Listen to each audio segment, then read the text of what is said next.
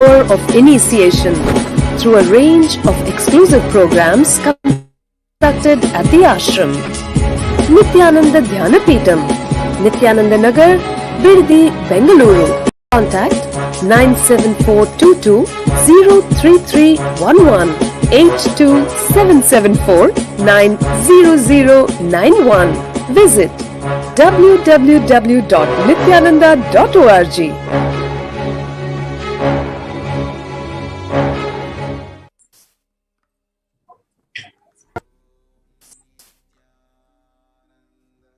That was a great introduction to what exactly Diksha is. And today all of you will be receiving that very exact Diksha when the eyes of the avatar fall upon you. The initiation happens just as that.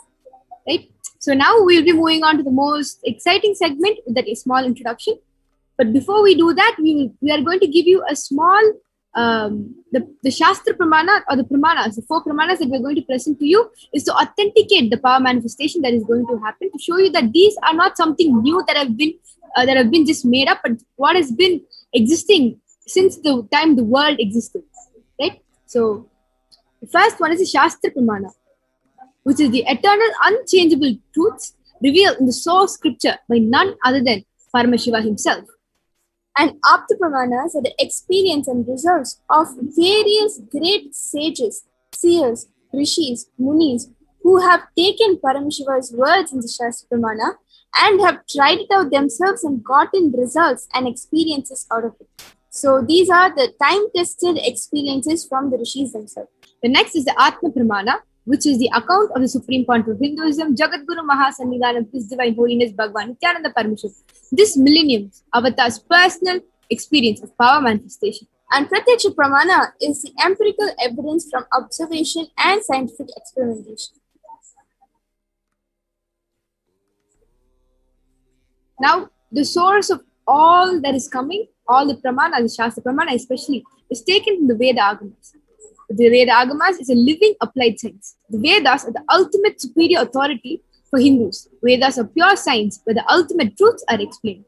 And Agamas are scriptures where the applied technology, the applied science is expanded. Vedas and Agamas, the Veda Agamas are given the status of Shruti as they are directly revealed by Paramashiva. They are the ultimate, eternal, unchangeable truths.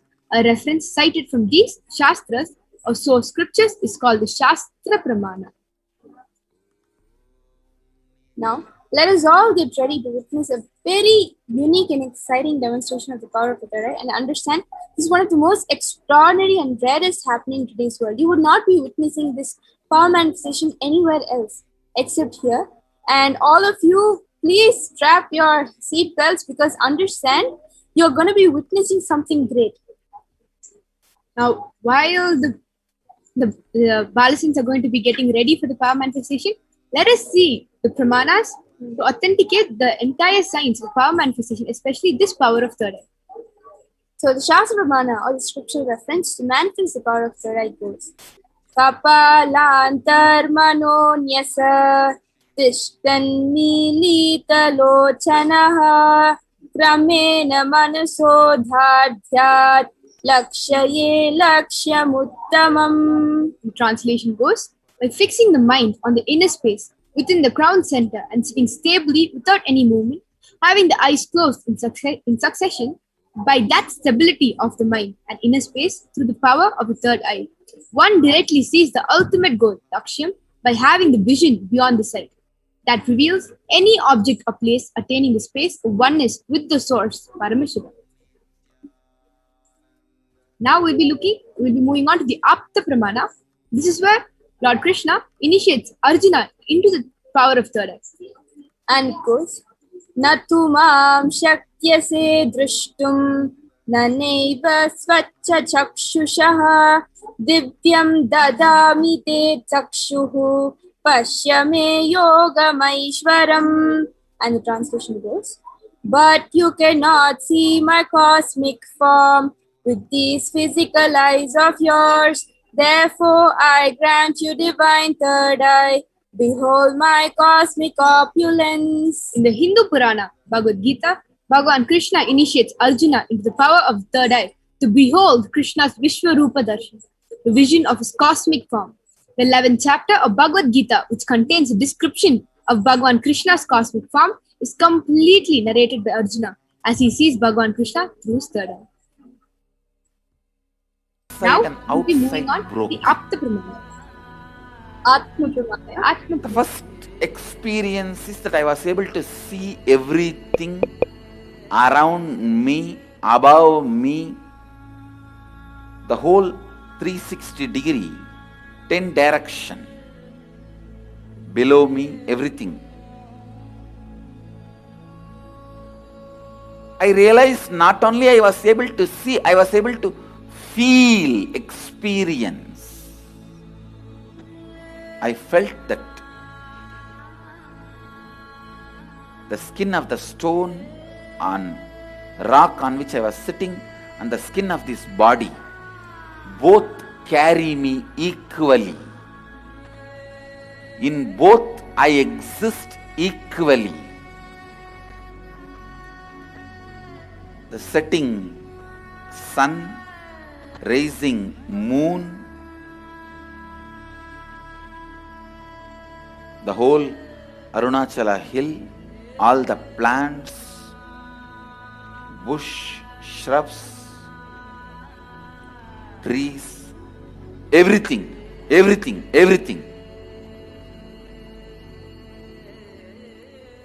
just became so alive. The idea, something is inside.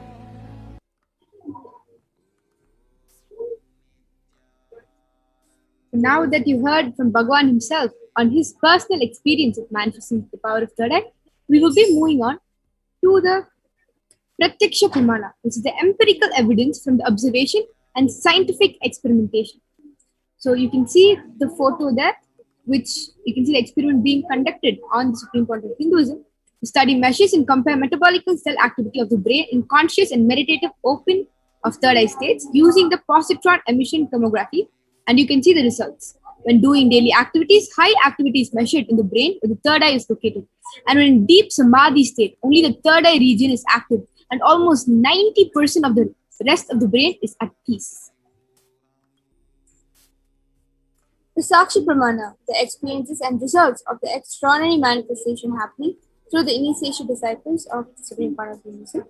This rare sacred science of third eye awakening is being made available to humanity for their ultimate enrichment and conscious evolution by the Supreme Pontiff of Hinduism, Jagat Guru Mahasannidhanam, His Divine Bhagavan Nithyananda.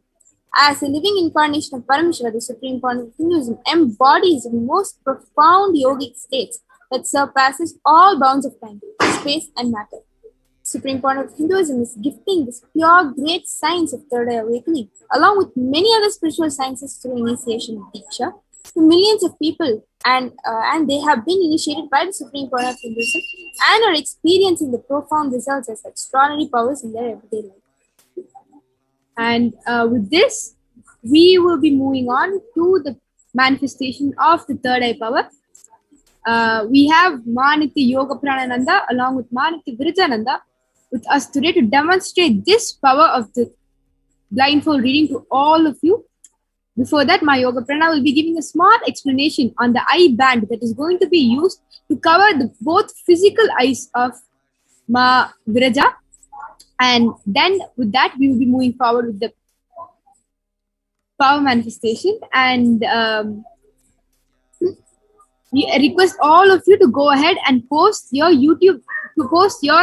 comments on the YouTube section of Kailasa's SPH Nithyananda YouTube channel. Go ahead and post your comments, and we will be doing a live comment reading with blindfolds. So we request Ma Yoga Prana as well as Ma Viraja to come and take the stage. Go ahead and demonstrate this power to the world and show them the possibility of the third eye.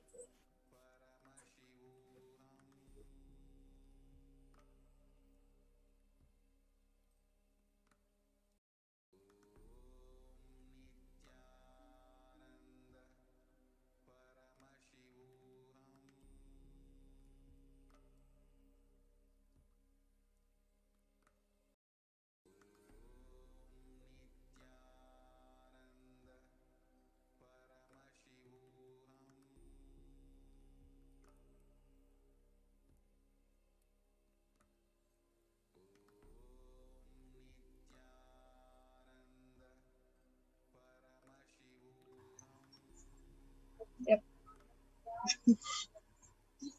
Yes.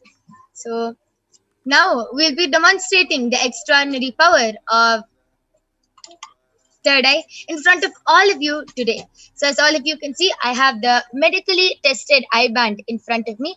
You can see in front is the complete opaque sheet and behind is a thick sponge.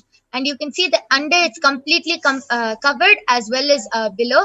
It is completely covered from all sides, and it is scientifically and medically tested and proven that no light can enter with the eyes open. Even with the eyes open in the eye band, no light can enter in this eye band. So this is the eye band which I'll be placing on Mavirija, and I'm going to be opening the eye band and placing it on Mavirija's eyes right in front of all of you. So you can see how we will not be doing any changes or making any changes to the eye band, and just as it is, we'll be placing the eye band on Mavirija's eyes.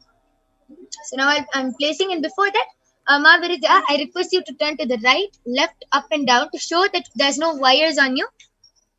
You can see there's no wires, there's nothing on Mavirija all around. So it is completely foolproof, and to make it even more foolproof, she is not going to be touching the eye band while we're manifesting. So the moment I place the eye band, she'll not be moving her hands anywhere near her face also.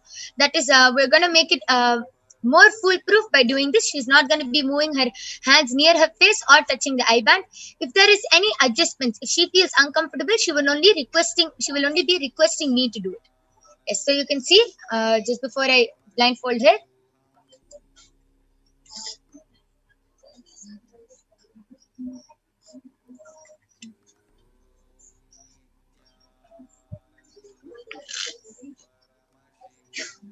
Yes. Mavirija, are you comfortable? Yeah. Yes, so Mavirija is comfortable. All of you can start posting any comments or emojis, any sentences, words, any medical terms, scientific terms. You can post anything in the Kailasa's SPH Nithyananda YouTube channel, and we'll be reading it out live for all of you. So, before we move ahead to the demonstration, I will like to show all of you that the eye band which my yoga practice put on me is completely intact to my face, where 100% light absolutely cannot pass through in the eye band. So I'll turn to my right, left, up, down, and all around. Yes, so you can see it's completely intact to her face, and yeah. So the latest comment which is posted in Kailasa's SPH Nithyananda YouTube channel is by Expressions of Me. I am has posted Nithyanandam and exclamatory mark.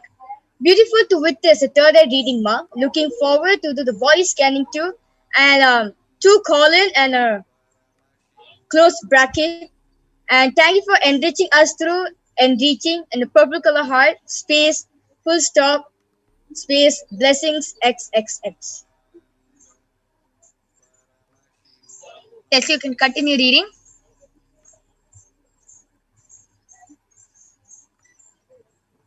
So before that, the previous comment is being posted by Learning Jainism was posted for Namaste emoji and for smiley emojis.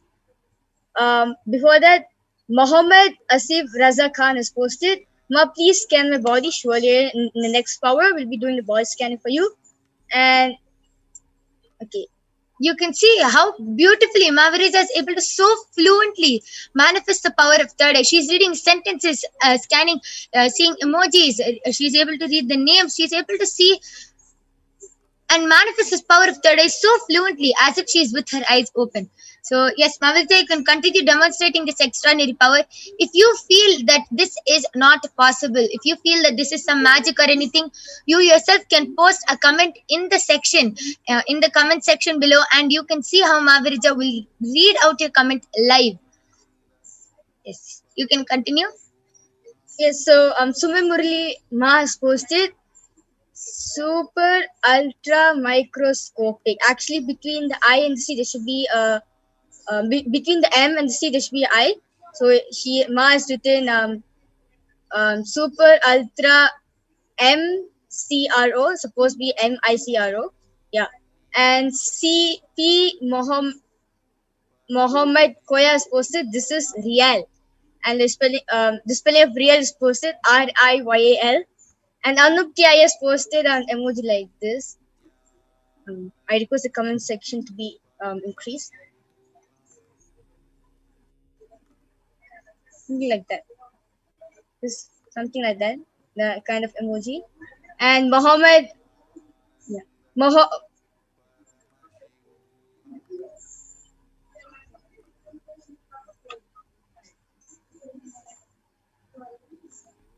yes, so Mohammed Aziz Zara Khan has posted a truly divine ma, and Valen Vasanta has posted how amazing. Crystal TV has posted 6 ohms, which has purple color background, and the ohm is written white in color. And expressions of me, I am posted yes, comma, ma is amazing at reading through her third eye and exclamation mark. Amazing. So beautiful how she is able to manifest the power of third eye, how fluently she is able to read your comments and even answer back and relate with all of you, and is able to answer all of your questions, is able to read your comments and show how this power of third eye can be manifested not only by the Balasins or not only by her, but by everyone. Each one of you can manifest this power just with the initiation from Swamiji. So yes, you can read a few more comments and then we'll be moving on to the next power. G. Kamal Kumar Botra has posted, hi, yes, Nithyananda Maya, I welcome you to this segment of where you experience the power manifestation, how the 463 plus powers of Parameshwar being manifested over here. And G. Kamal Kumar Botra has again posted good. And Crystal Stevie has posted like this. Something doubting emoji, like confusion emoji. Yeah. Okay, amazing. So we thank all of you for joining us and witnessing this extraordinary Shakti of third eye. Wait, Crystal's TV has again posted a monkey emoji. Okay, what is the monkey doing? It's holding a hammer. Yes, amazing. So beautiful. She's even able. Okay, what is the color of the monkey? Purple color. Okay, yes, amazing. So she's able to see colors, she's able to see emojis, she's able to read names, she's able to read sentences, everything so fluently just with the Diksha of Swamiji, just through the power of third eye. So she's showing, all we are trying to show you is that this power of third eye is possible not only for us, but for everyone. Each one of you can manifest this extraordinary power. And this is not the only power we'll be manifesting in this segment. We are also going to be moving on to the next power, which is the power of body scanning. So I request all of you to stay tuned. We'll be seeing the Shastra Pramana, the Apta Pramana, the Atma Pramana, and the Sakshi Pramana for the power of body scanning. Then you will be witnessing the power of body scanning being manifested. But before that, I'll be removing the eye band of Mahavirija.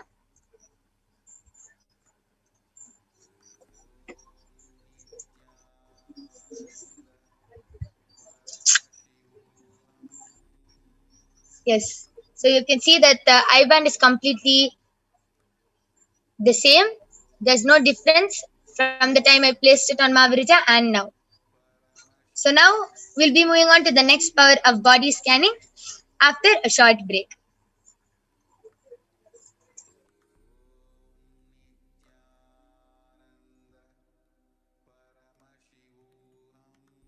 Just be alive for next 3 years. Don't die within next 3 years.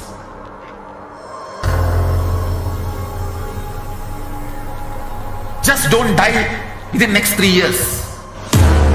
Be alive, somehow be alive. I'm working sincerely. I will reach you somehow. Somehow I will reach you.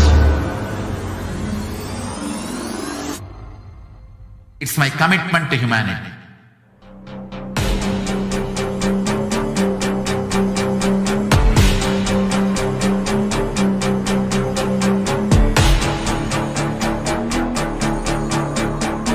Just don't die within next 3 years. I will reach you wherever you are, whichever corner of the world you may be. I will reach you with enlightenment. You manifesting the space, state, powers, being Paramashakti. It is possible, and it is possible for you.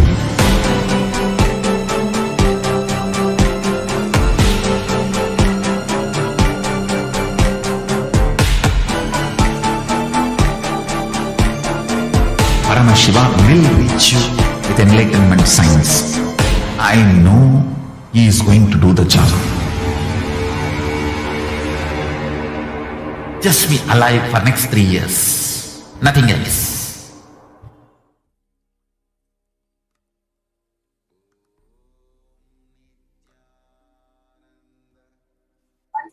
That was such a beautiful demonstration by Manati Virajananda that we Just witnessed. And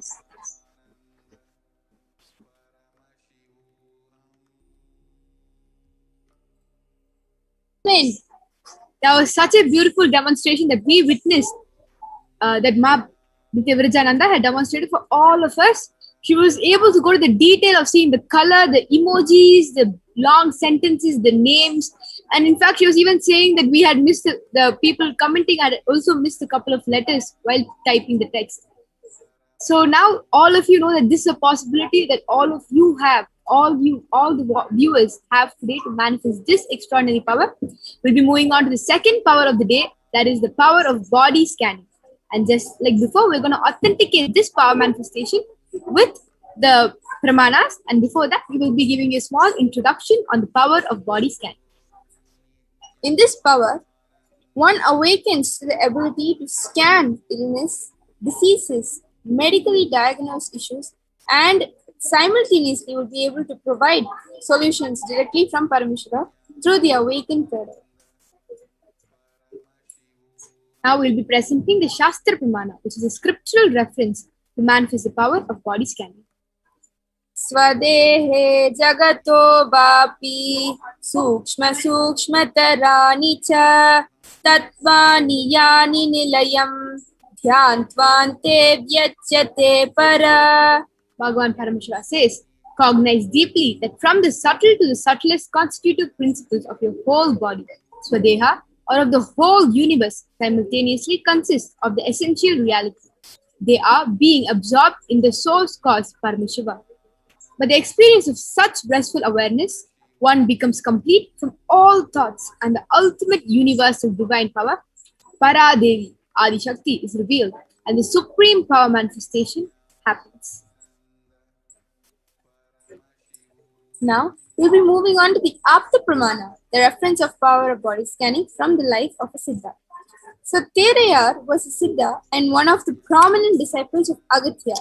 One day, a man suffering from severe headache comes to Agatya for healing, and Agatya uses the power of body scanning and identifies the root cause of the headache. He reveals that there is a small terai, a type of frog, sitting in the person's brain. Agatya immediately instructs Terayar, his disciple, to perform an open head surgery and remove the frog. After the surgery is completed successfully, the person is healed and cured of the headache. Thus, he gained the name Terayar.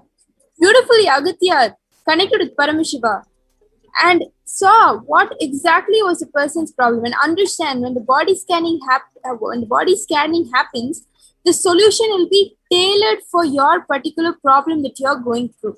And when you follow that with authenticity and integrity, you are bound to come out of whatever medical issue you're currently going through. Now, we'll be witnessing the Atma Pramana, which is the account from the supreme point of Hinduism's life.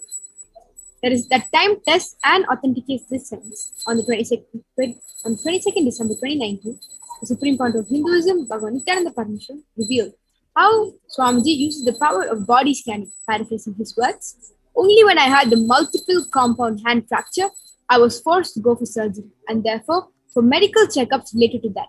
At that time, they detected heavy metal quantity in my different organs. It was revealed that I had been poisoned without our knowledge. I immediately used diagnostic methods instead of medical facilities to study the body condition.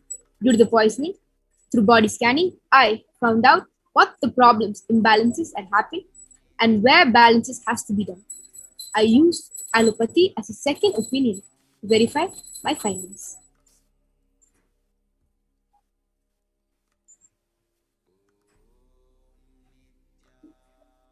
Yes.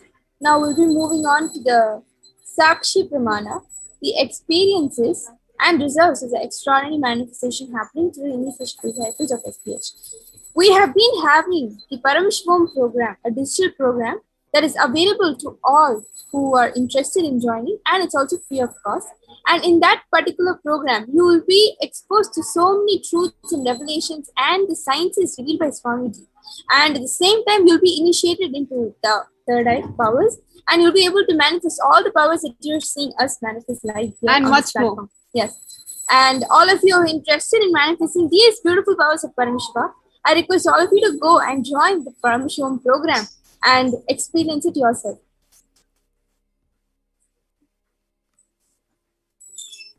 Now with this, we invite Ma Yoga Prana along with the Balasins and the Nithyananda yogis to come and take the stage to go ahead and present the power of body scan.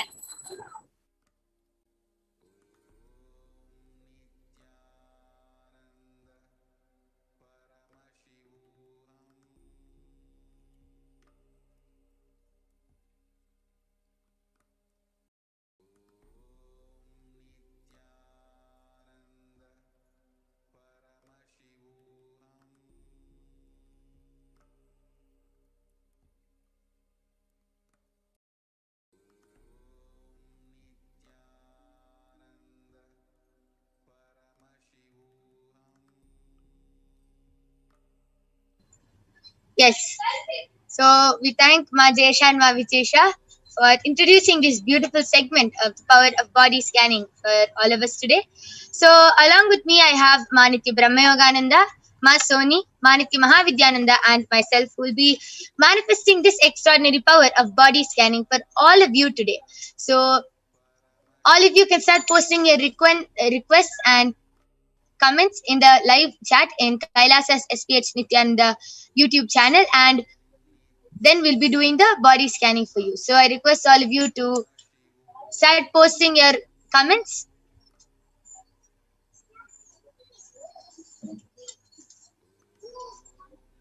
Yes. Ma Sumi Murali has posted, please scan my father and heal him urgent, Ma. I request you to just get the permission. Healing will immediately happen, Ma. I just request you to get the permission of your father, as it is our integrity to always have the permission of the person before scanning. And Indra VK has posted, my daughter's request for body scanning. She has given permission. Her name is Sheetal Sridhar. Yes, so Ma Brahmayoga, you can do the body scanning for Ma Indra's daughter, whose name is Sheetal. She has given her permission. Yes, and Mohammed Asif Raza Khan has requested for a body scanning. So Ma Soni, you can do a body scanning for Mohammed Aya.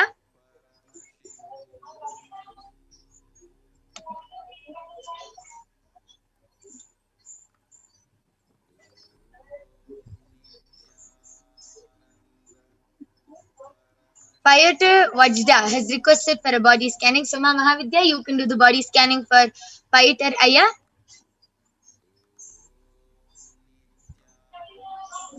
Yes, I can see many people requesting for a body scanning. I request all of you to, if you're requesting for a body scanning for one of your friends or family members, I request you to get their permission and also post their names while you're requesting.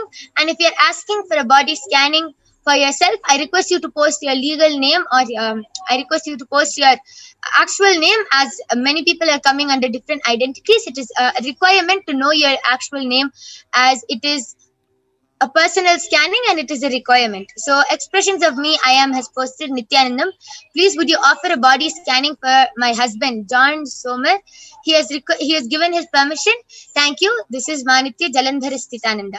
Yes, Ma Jalandharistita, Ma Mahajalandharistita will be doing the body scanning for your husband. So I'll be doing the body scanning. And if any one of the Nithyananda yogis or Balasins are ready, you can go ahead and reveal what you were able to see through your third eye.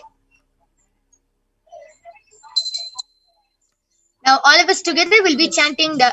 Oh, yes, you can go ahead. So, this is a body scan for Peter Bajdaya, yeah, your body is actually starting to develop a little bit of a gas. So immediately, please reduce the quantity of any flour you take. By flour, I mean anything that's used to make pizzas or pasta or any of that kind of food, and go more to the side of maybe rice and vegetables. Okay. So that was a scanning for Peter Vajda. So Pirater Vajda Aya, yes. So this is a scanning for you, Aya. I request you to get back in the chat section.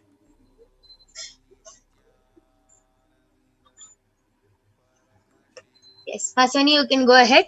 Nithyanam, I did the body scanning for Muhammad Ayya. Ayya Paramashiva revealed that your health is completely fine, but you have marks on your face, especially on this on cheek area. So Paramashiva revealed the solution as to heal those marks. You should apply neem paste every day, and you can apply castor oil also. Yes, so this is a scanning for Muhammad Ayya. So yes, so Muhammad Ayya and Pirater Ayya, I request you to get back in the chat section and reveal whether you were able to relate with what Paramashiva has revealed. Okay, so I have done the body scanning for Indra VK's daughter Sheetal, and what Parameshwar revealed to me is that you have a lot of mucus in your body. Your body is a mucus body, and for that you should start taking a lot of strawberries and a lot of green leaves. You should start eating a lot of green leaves and strawberries, and that will really help you, because the mucus in your body is even causing headaches. Like you're getting really bad headaches in the night. So if you just have a lot of strawberries and green leaves every day, the mucus will start reducing and your headaches will also heal. Yes. So Muhammad Ayya has gotten back telling, thank you so much, Ma. Yes, Ayya, just follow the solution which Paramashiva has revealed and you will be completely healed. And Fighter Vajda Ayya has also gotten back telling, yes, Ma, thank you very much. Yes. And Ma Sumi Murali has posted that he has given permission. Please scan his prostate and heal him, Ma. Yes, so Ma Mahavidya, you can do the body scanning for Ma Sumi Murali's father. Fighter Vajda Ayya has also gotten back telling, yes, all is correct. And Thiagarajan S has gotten back has requested for a body scanning. So Ma Soni, you can do the body scanning for Thiagarajan Ayya. And Anup K has also requested for a body scanning. So Ma Brahma Yoga, you can do the body scanning for Anup K Ayya. And I did the scanning for Ma Mahajalandhara Sthitananda's husband, John Ayya. So what Paramashiva revealed was that from past few days you've been having trouble in breathing, and that is because Paramashiva revealed first thing is you're stuffing yourself too much while eating. So you have found it really hard to breathe. You're unconsciously doing that, continuously stuffing yourself. You're unconsciously doing that, so you're finding it hard to breathe, and you've been having chest pain because of that. So Paramashiva has revealed that you should every night before sleeping, you should apply a tulsi paste, or you should take the steaming every day. Either apply the tulsi paste before sleeping or put tulsi and water and do the steaming. Your chest pain will heal. And Paramashiva revealed because of stuffing food a lot in your stomach, your stuffing food a lot, you have started building up a lot of fat and pitta. A whole pitta layer has started to form. So you should every day without fail, you should take castor oil according to your body size and everything. You should take castor oil and start fully detoxing your body and eat a proper amount of food, do yoga, and castor oil is a must. So this is what Paramashiva has revealed, Ma Jalandhara Sthita, and so I request you to get back. And one more thing is that there's a lot of toxins and heat. So before sleeping, just apply turmeric with a lot, like a big kumkum on the forehead, and Ayya will be completely healed. So Ma Mahajalandhara Sthita, I request you to get back. Yes, I have done the body scanning for Anup K. So what Parameshwar revealed to me is that you have you don't have enough of blood in your body, and also your food is not getting digested properly. Your stomach is really tight and a lot of food is stuck over there. So for you to get more blood in your body, you should start having a lot of black dates, and also you should apply turmeric over here in your chest area, and also for your food to get digested, you should take 3 spoons of haritaki in the night, and in the morning the moment you get up, you should take castor oil, and these two solutions will really help you in healing, in giving you more blood and healing your digestion problem. Yes. So my Indira VK has gotten back telling she has some. Yes, my request you to just elaborate more on how you are able to relate with the body scanning. Yes, you can go ahead. Okay, Sumi Murli, Ma, this is for your father, right? So, Ma, Paramashiva is revealing that healing has started for him. The pain that he's experiencing, you can apply some bhasma on that region, and you have your Atmalinga. So, have your Atmalinga placed over there and be holding it in that area. Please tell him to continuously chant the Mahavakya as he goes to the hospital today, and he's there while he's getting his diagnostic and operation. Yes. So Masumi Murali, that was a scanning for your father. Masoni, you can go ahead. Nithyanam Tyagarajanaya, Paramashiva revealed that you have been having problem in your throat region. So and it's due to eating oily food. So the solution is you should to clean this throat region. Take castor oil every day. It will get clean in 3 days a year. Yes, so this is for Tyagarajan Ayya. So I request you to get back and reveal whether you were able to relate with the scanning. Ma Mahajalandhara Sthita has gotten back telling, yes, Ma, you are right, very much so. He does eat too fast and he is generally pitta imbalance, incredibly hot, so much that his body feels like a ball of fire. Yes, Ma, just do what Paramashiva has revealed, and he will be completely healed. And one more solution for the heat is that he should put because of the heat, and a lot of he gets very stressed out, so he should put a wet cloth on his head every night before sleeping on top of the turmeric. He will be completely healed, Ma. Yes. And Kailasa Santosaya has requested, I would like to request for a body scanning for my father. He has given permission. His name is Antonio Santos. He is suffering with cataracts. So go ahead. Yes.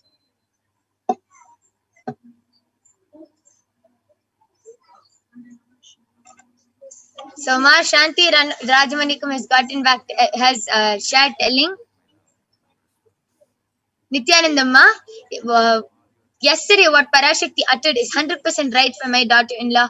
Deep gratitude, Parashakti. Please heal her. Yes, Ma. Just follow whatever Paramashiva has revealed. She will be completely healed. Tyagarajanaya has gotten back telling, thank you so much. Om Namah Shivaya. And Ma Jalandhara Sthita has gotten back telling, okay, Ma, thank you. Edson Monterio Aya has requested for a scanning for his son, Miguel. Aya, I request you to get the permission of your son.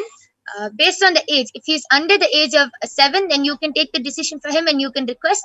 Otherwise, if he is old enough to take decisions for himself, I request you to get his permission and then request for a scanning, and we'll definitely be doing the body scanning. Sudha Katir has shared telling, my grandmother Sushila has high blood pressure and cholesterol. Please do body scanning and bless her to get rid of it. I got permission with her. Yes, so you can do the body scanning for Ma Sudha's grandmother Sushila.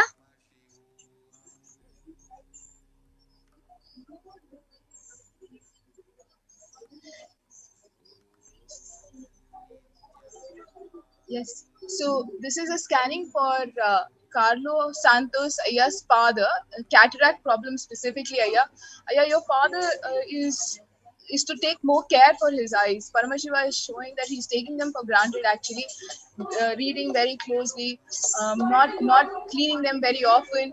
Please tell, or maybe you can enable, please make sure that he is taking care of his eyes, washing his eyes a few times, rose water, a few drops every day in both the eyes of your father will help. If you can do it once or twice during the day as like eye drops, that will help. And please add more greens in his diet of the day. Yes, so that was a scanning for Carlos Santos Aya's father, whose name is Antonio Aya. So, Kailasa Aya, I request you to get back and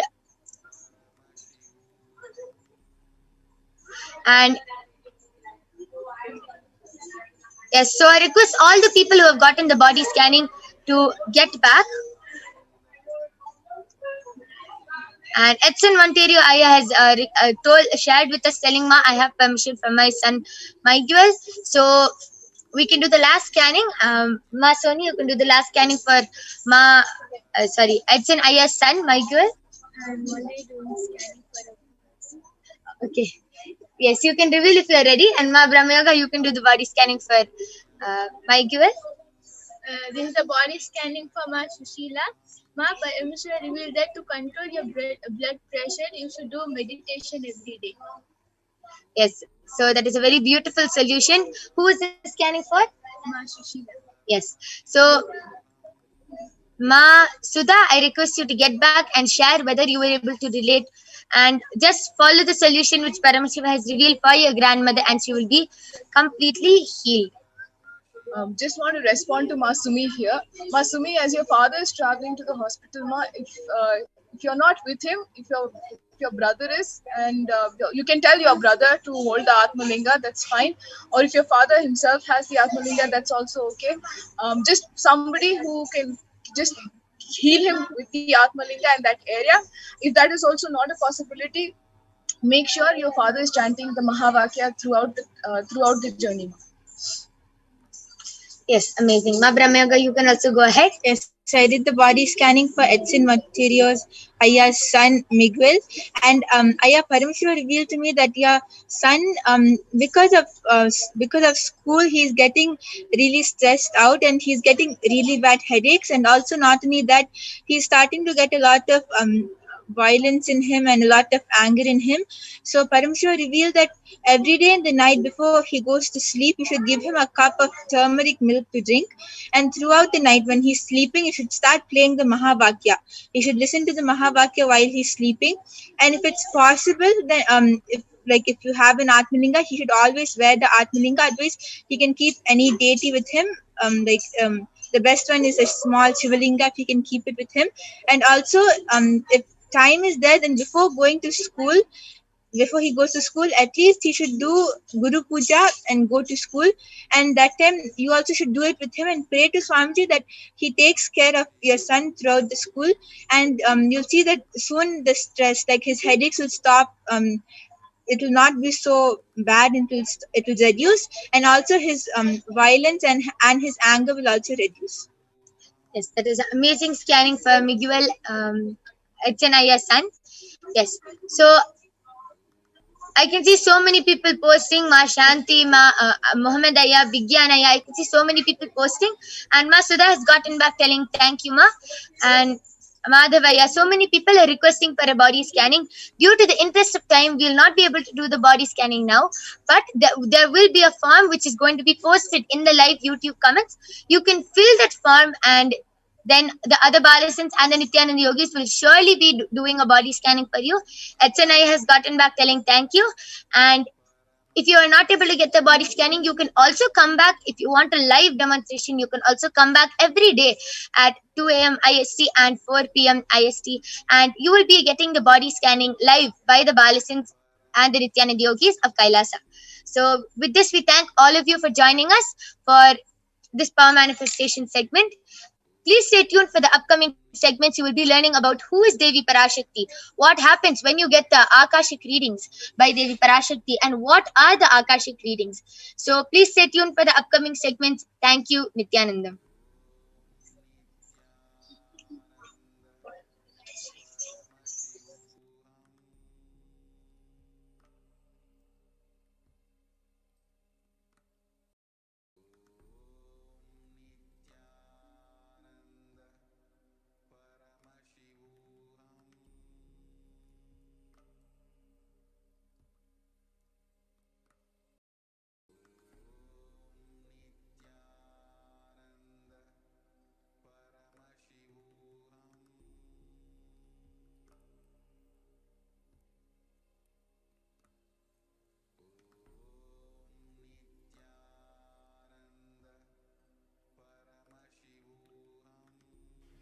Yes, Nithyananda, everyone, welcome back. We'll now move on to the next segment of this program, knowing more about who is Devi Parashakti, the divine feminine consciousness. So let us invoke Parashakti by chanting the verse from the Lalita Sahasranama. Sindhuraruna vigraham trinayanam manikya mauli spurat taranayaka shekaram smitamuki mapinavakshoruham panibhyamalipurna ratna chasakam raktotphalam bibhratim saumyam ratnakatastha raktacharanam dhyayet paramambika.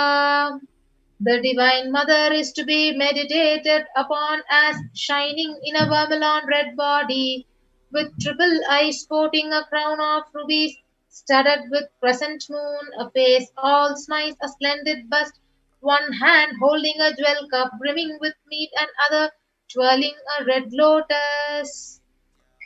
We move on to the next Shastra Pramana.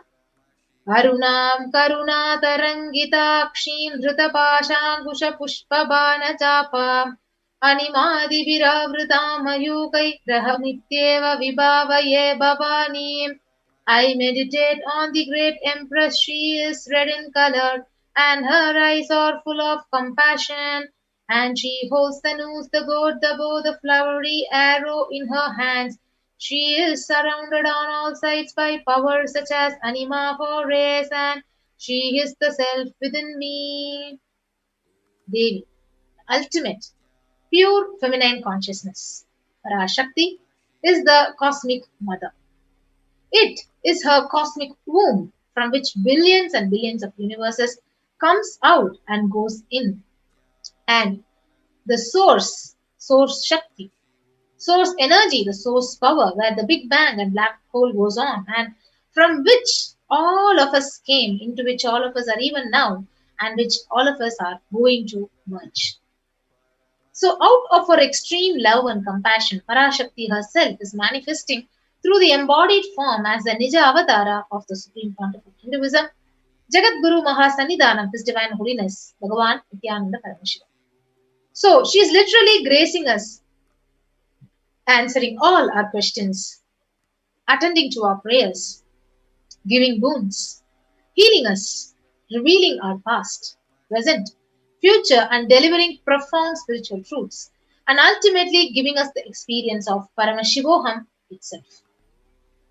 So, in the words of Devi Parashakti herself from the Devi Arulvaku, which was actually revealed on the 12th of May 2021, she says, rising as Omkara, expressing as Vedas and Agamas, blossomed as Hrimkara, filled as Parashodasi, living in 40 triangles, the Kailasa Swamini, who is in Kailasa Sripura Chintamani, Parashodasi, sitting as a part of Paramashiva, Parameshwari, who rules the world, Paramashakti, Manonmani, Meenakshi.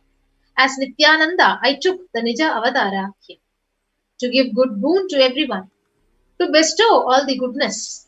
Hiranyagarbha Swarupini, Brahmanda Yoni, Shami, Chandramauli, Rapala, Aparna, Uma Parvati, Savitri, Navayavana, Samraja Lakshmi, Parameshwari, Parashodasi, Meenakshi, taking the form of Nithyananda. I came here as Nija Avatara with great compassion.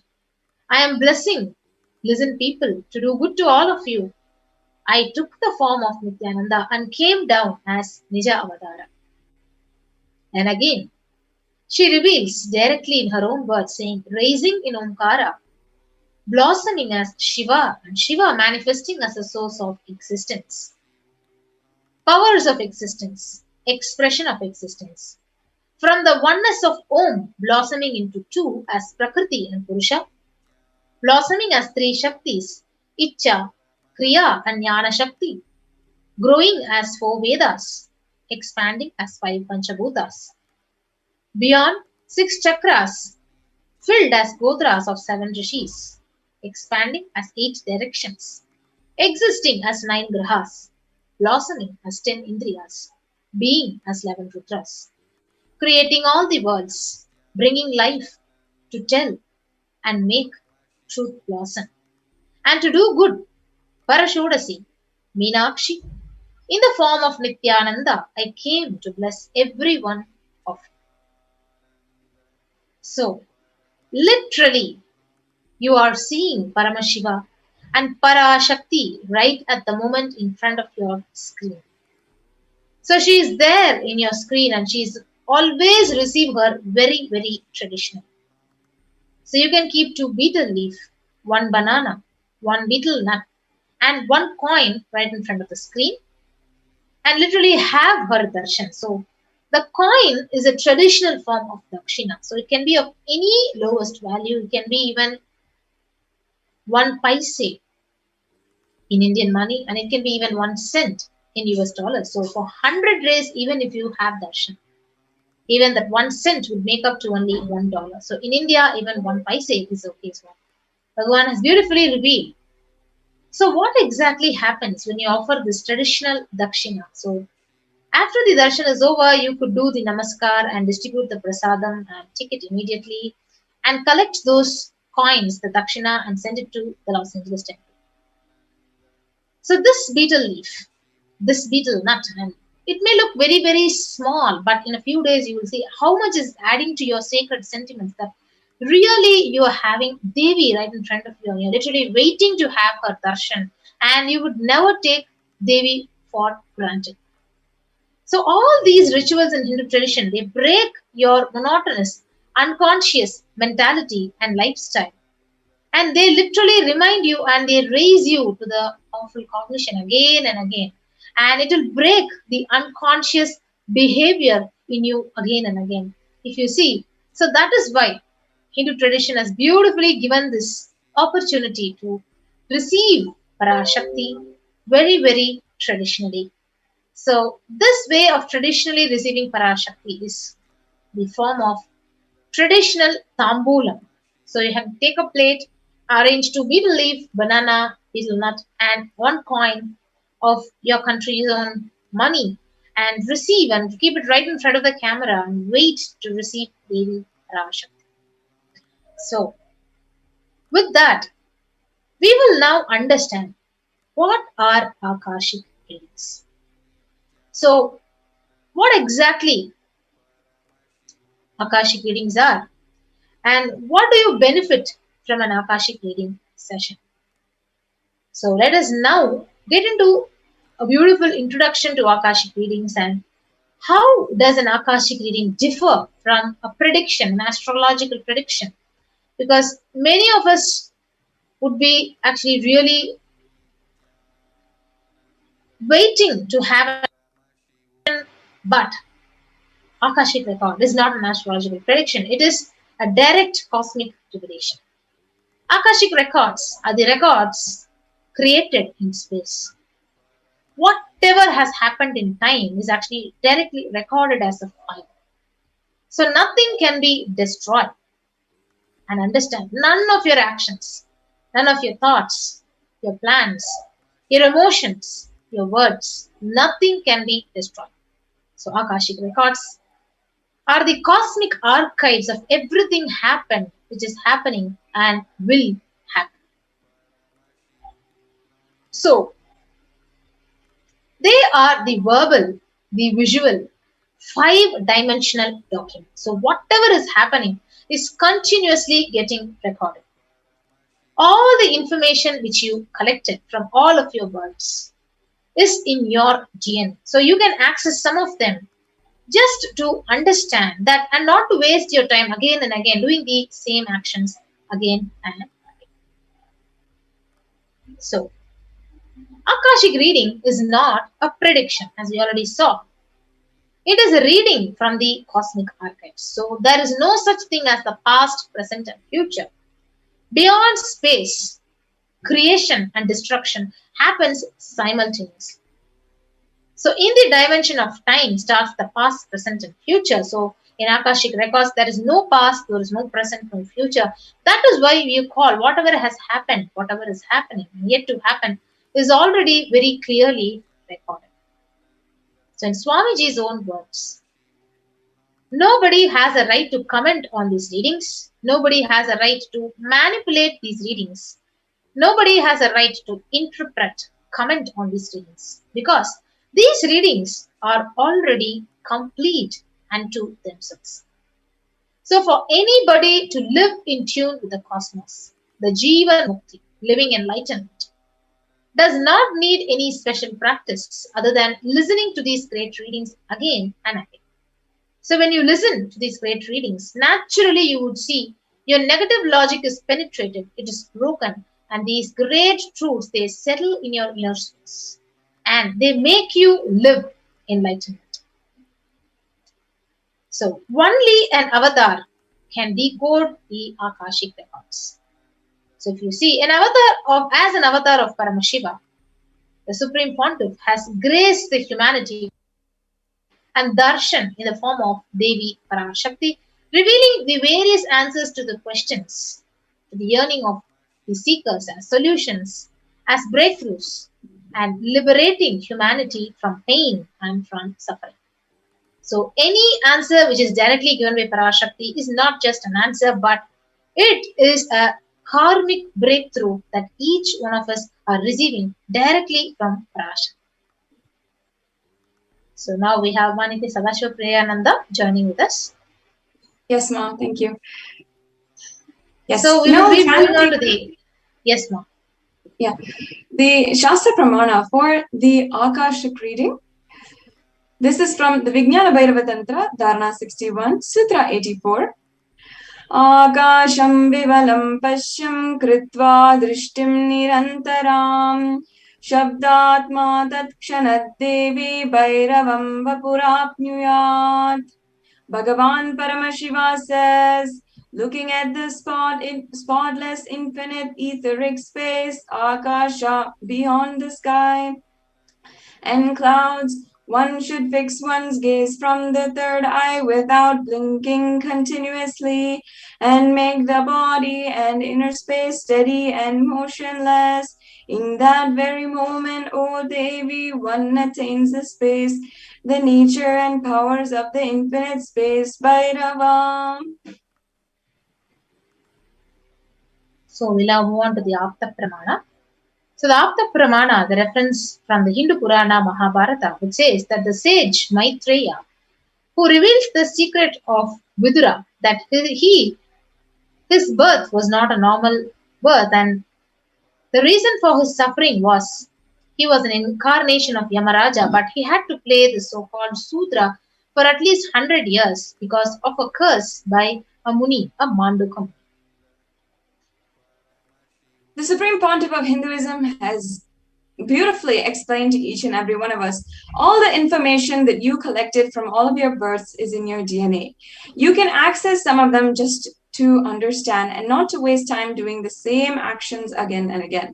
Accessing the DNA code and reading the Akashic records will be useful for you to be liberated from your default future, bringing an end to all your binding conditions, known and unknown suffering, leading you to experience enlightenment. Yes. So, only an avatar can alter, upgrade, change your Akashic records. So, can view the Akashic records, but only an avatar can edit, alter, and upgrade the Akashic records.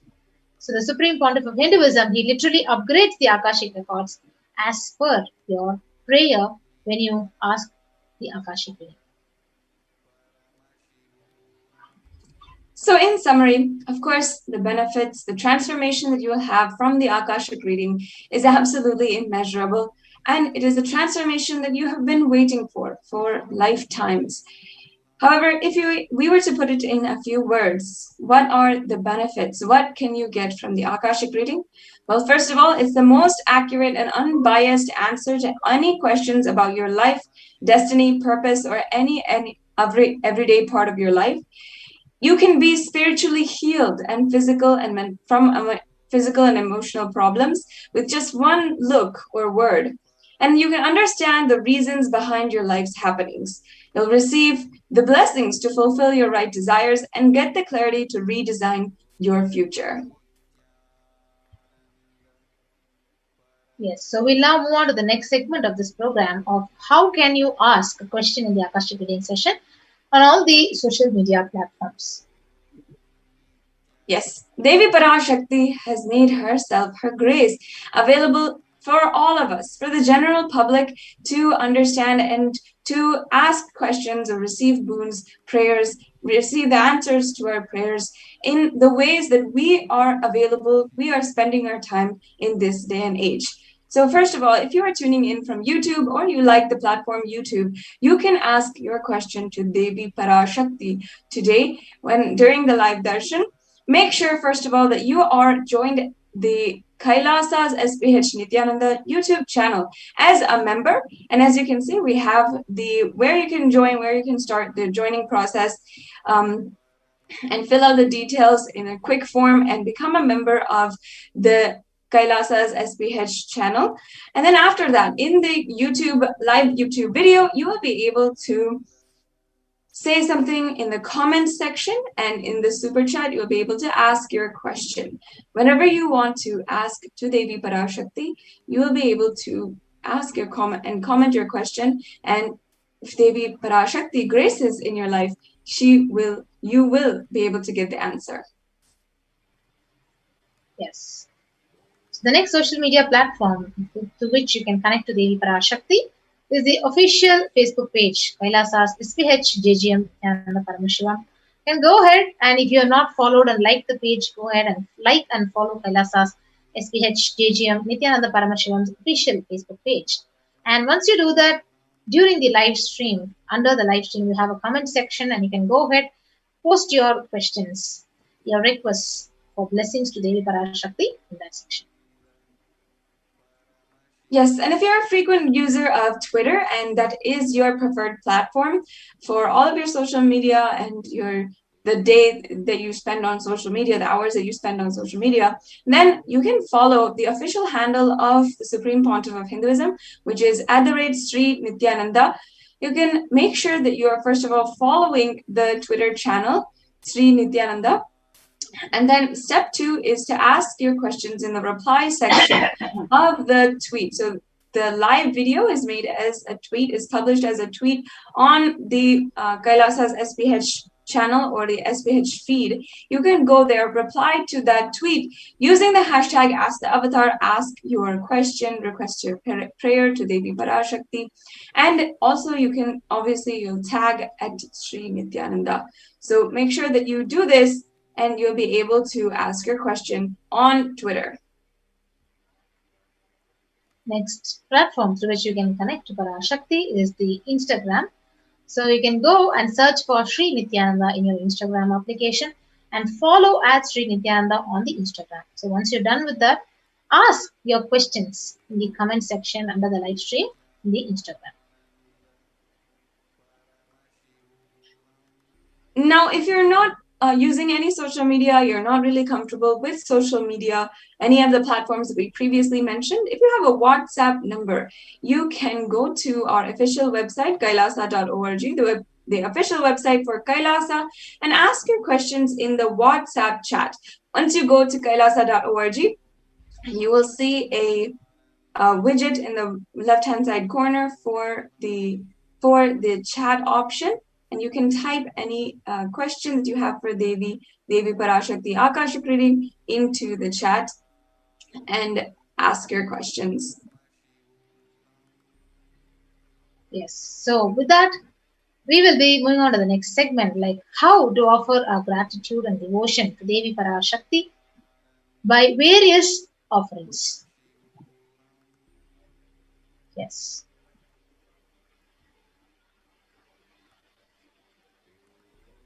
Yes, so first of all, let us understand the significance of offering.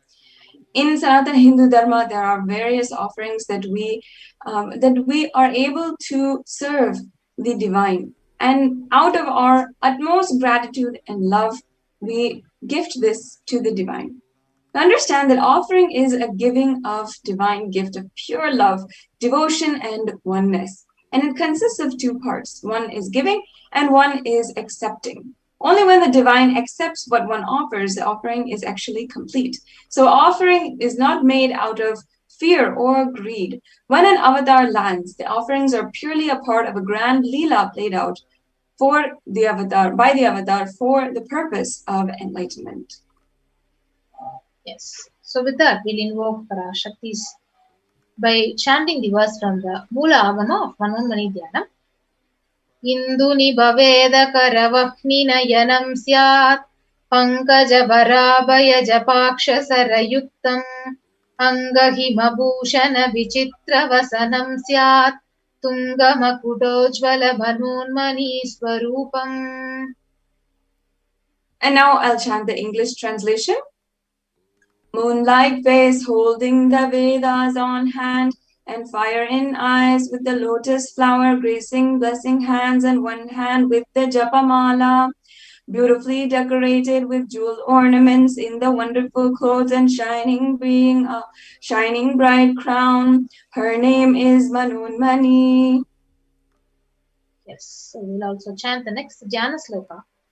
Dhyaye Devim Trinetram Sashini Bhavadanam Vedanam Savye Padmam Varadamapare Chabhayam Chakshamalam Divyairabharanai Vibhushita Tanum Brahmadi Vipujita Devimeva Manonmani Pratidinam Kamarta Datrim Shubham.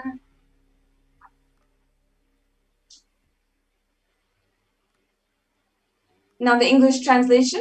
I meditate on Devi with 3 eyes glowing like a moon and holding the Vedas, lotus gracing, then blessing, gracing hands. She is wearing beautiful ornaments and she is worshipped by Brahma and other gods and showers auspicious boons for all actions every day. Yes. So what is the significance of the divine element gold in Hindu tradition? So the Tredajutam janmanedam hiranyam agnerakam priyatamam babuva somasyaikam insitasya parapatada apamekam veda samreta ahuttatte hiranyam trividasva vishe. The English translation. Triply born by birth is this gold from the atoms of Agni is one. It becomes dearest to Agni. One fell away from Soma when it was hurt. One they call the seed of virtuous, powerful Apaha. Let that triple gold be your long life. Gold is actually a divine element and it purifies anything that it touches. It is an element of spiritual significance and a great spiritual power, healing and enlightening energy. The vibration of gold has the power to infuse sattva energy and positive thought currents in anyone who wears and anyone who sees or operates in its vicinity. Yes. So gold is present in all the scriptures like the Agamas, the Vedas, the Shrutis, the Smritis, Itihasas, Puranas. In all Hindu scriptures, it is abundantly displayed that gold is the most auspicious and the purest metal, which purifies our very being. In Hindu civilization, everything was built in gold, exchanged in gold, and ritual feasts were offered in golden plates. When one was to be saved from life-threatening illnesses, gold was offered as a ritual fee. Gold was in abundance, and it was used for weighing equivalent amounts of commodities, including cows. Kingdoms were built with huge doors of gold. Streets would have huge columns, huge archways made of gold. Horses, cows were dressed up in gold. In the Hindu civilization thrived on the banks of rivers of gold. The Indus river was called the Hiranmaya, the river of gold in the Rig Veda, and the river Saraswati was called the Hiranyavartani, and in the Atharva Veda. Gold is the supreme element for offering gifts to the ones you love and revere. Temples are constructed paved in gold. Deities are made in gold and decked and adorned in gold because it preserves the enlightenment energy for thousands of years. Literally, it lasts forever. Yes, so with that, we move to the first offering to Devi Parashakti, the E-Hundi offering. So we chant the verse, Bhakti Priya, Bhakti Gamya, Bhakti Vashya, Bhayapaha, Shambhavi Sharada Radhya, Sharvani Sharmadayini. And the English translation: Devi is fond of true devotion, and it is realized through true devotion. She can be won over through true devotion, and she removes all fear. If there is any fear in the minds of the devotee, Devi is sure to remove that fear. It is stated that Devi likes to be worshipped in autumn. Here it is meant that autumn of our lives, when thoughts turn more and more inwards, the role of the divine is known and understood clearly. The need for Devi worship becomes strong. So you can offer this e-hundi offering at your own capacity as a token of deep love and devotion in the super chat and the super sticker option in the YouTube comment section. And your names would be chanted when the puja is offered to Parashakti. The next offering is the offering of Sankalpa chanting. So the chapter 12 verse 34 from Devi Mahatmyam, it says, Tayaitan mohyate vishwam saiva vishwam prasuyate saya chitta cha vijanam tushta rudim prayaschati. The goddess enchants this universe, and she herself gives birth to this universe. That goddess, being prayed without interest in anything, gives that knowledge that leads to salvation and gives wealth in the materialistic sense. Now, offering this sankalpa, or the conscious resolution, blesses the person offering with all fruition and of the desires and wishes that he is yearning for deeply. The next offering, so the Sankalpa chanting can offer $1. The next offering is the offering of Sahasranama Swarana Kasha. Nama Parayana Prita. So she who likes the repetition of various names, so Sulita Sahasranama says. So this is an offering of 1008 names of Devi Parashakti. So it's a very special and unique archana is offered to the Mahameru of Devi Parashakti. So you can offer a gold coin inscribed with each of these 1008 names and receive blessings for all the Ananta Kalyana Gunas, all the divine qualities of Devi Parashakti. You can offer it at $75, $151, or $251. The next offering is the offering of. So the Meenakshi Pancharatnam, it says, Muktahara Rasat Kirita Ruchiram Purnendu Prabham Shinjannu Purakinkini Manidaram Padma Prabhabasuram Sarvabhishta Falapradam Girisutam Vanirama Sevitam Meenakshim Pranatosmi Santatamaham Karunya Varamidhim. The English translation: I bow down to the goddess Meenakshi, whose crown has garlands of pearls and face shining like a full moon, who wears anklets that are studded with gemstones and has small bells, and who is shining like the splendor of lotus, who grants all the wishes, the daughter of the mountain, who is worshipped by goddess Vani and Rama. I remain ever bowing to the goddess Meenakshi, the ocean of compassion. So you can offer the finger ring with a pearl, the Mukta Anguti, to Devi Parashakti and receive the blessings to be showered by her compassion and pure love in all your business endeavors. So the Mukta Anguti is available at $251, $1 and $750. The next offering is offering of Swarna Padma Pushpam, the golden lotus.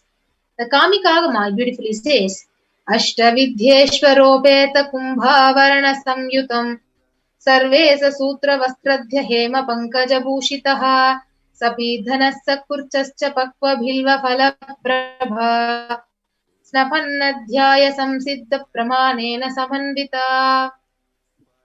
And the English translation: all the kalasas should be wound around with suitable thread and covered with new cloth. They should be adorned with lotus flower made of gold. So there are hundreds of scriptural references.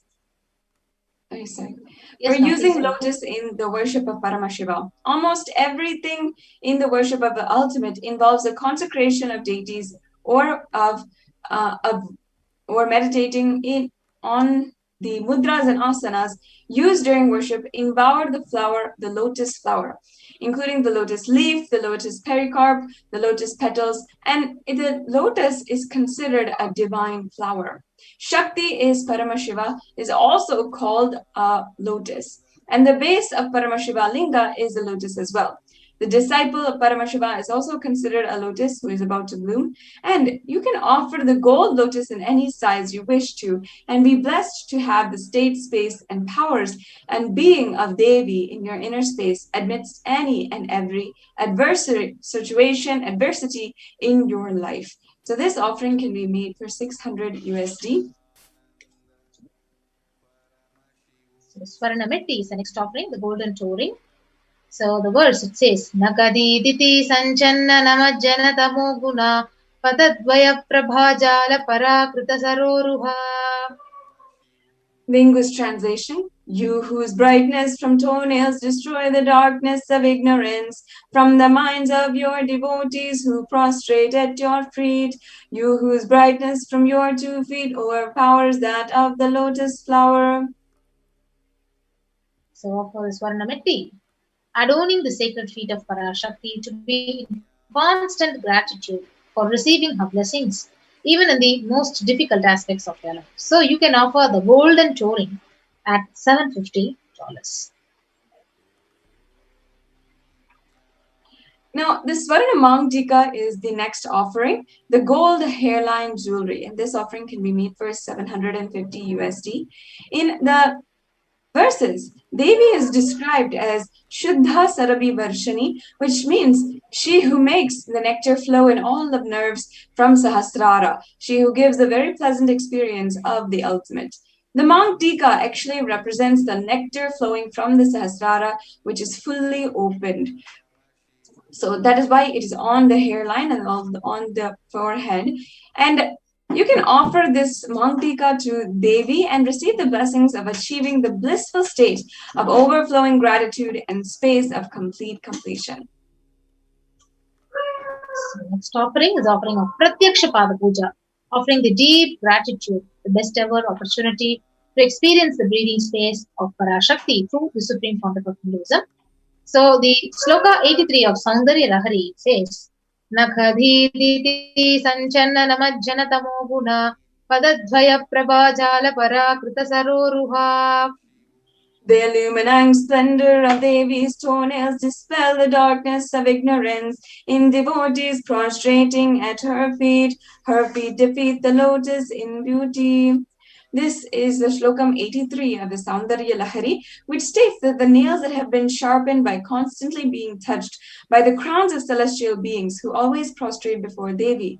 Tamoguna is darkness in the stotram, and tamas is indicative of ignorance in the minds of devotees, and by constantly prostrating before Devi, their ignorance is removed and they attain knowledge. Offering the Pratyakshavad Puja blesses the Yajaman with all the auspiciousness and blessings of the Supreme Pontiff of Hinduism. And of course, throughout Kailasa, the Pratyakshavad Puja is the very important, beloved offering to make to Devi Parashakti herself and at the feet of the Supreme Pontiff of Hinduism. As well, you can offer the Vastra Seva. Offering this Vastra Seva blesses once again the Yajaman with the auspiciousness and blessings of the Supreme Pontiff of Hinduism. This is also another offering that you can make. It is the offering of the sacred cloth that adorns the deity and also adorns the Supreme Pontiff of Hinduism. And you can make this offering for 1,008 USD.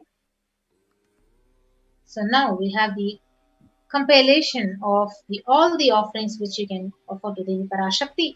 The E-Hundi offering at any amount at your own capacity. The Sankalpa chanting, where your names would be chanted when the puja is offered to Devi Parashakti at $1 only.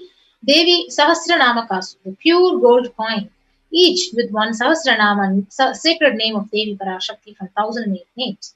At $75, $157, and $251. The Mukta Anguti, the pearl finger ring at $251, $501, $750. Swarna Padma Pushpa, the golden lotus flower at $600, $1,200, $1,800. Swarnametti, the golden touring for lotus feet of Devi Parashakti at $750. Swarna Mantika, the golden hairline jewelry at $750. Pratyaksha Pada Puja, offering the gratitude to Supreme Pontiff along with the Vastra Seva at $1,008. You can offer all these offerings at tiny.cc/Devi-offerings. Yes, in the registration form that you can go to, there are two options. One is if you are ready to offer today, and or if you are having the intention to offer specific sevas. So in the registration form, you can fill out if you are interested in offering, you need help in manifesting. Perhaps you feel that you really want to offer this, but you're not ready yet in some way or form. Then you can get the help needed to manifest this offering in your life, because surely they should not ever be missed. And also you can fill out this registration form if you're requesting for more details, or if you'd like to see the more details that are provided for you in this form. So if you are in this category, make sure that you go to tiny.cc/Baba Samadhi, and you can have all of the information needed. You can get the help needed in manifesting, and you'll be on your way towards manifesting these beautiful offerings to Devi Parashakti. Establish the most beautiful, most impactful relationship with the Divine Cosmic Mother herself. And if you are ready to make a payment today, if you are ready to offer these today, then you can go to the second link, tiny.cc/Devi offerings, and you can start to fill out the details for your online payment. And then after the payment, make sure that you are submitting all of your details that will be chanted during the puja. During the puja, we ask for your name and certain other details that are required simply for chanting, so that all of the auspiciousness is bestowed upon you during the ritual. So you can fill out that form after you make the payment at tiny.cc/Sankalpa2021. Yes, so we'll now be taking you quickly through a walkthrough of how to offer these various sevas by making an online payment. So when you go to the tiny.cc link, you will be guided to this page of Parashakti Bhavasanadi Darshan donations. Go ahead and choose an option. So for example, you're choosing the Swarna Mantika, which is $750, and you can add it to the cart. So once you click on to add to the cart, you'll be guided to the next page where you can proceed to check out to make your payment, and click on to proceed to checkout. So once you proceed to checkout, you'll be guided on to various billing details which will be required, your name, your country, and you can place your order after making the payment and place your order here. So with that, you are offering the seva and making an online payment. So after you do that, you can go ahead to the next link, the Sankalpa link, which was already projected, and click on to the next. Fill out all the names of your family, your loved ones, whoever you want to offer this puja, when during the puja is offered to Parashakti. Fill out these details and select Devi Bhava Samadhi Darshan. Click on next, and all your names will be blessed by Parashakti when the chanting is done to Devi Parashakti. Now, if you could see the live YouTube live stream here, under the comment section, you can go ahead and click on to the super chat and the super sticker option. Once you click on here, you will be able to offer your e-hundi donation to Devi Parashakti at your own capacity and receive her blessings. So with that, we come to the conclusion of this segment of the program, and we'll be moving on to the next segment of this program after a short break. Thank you.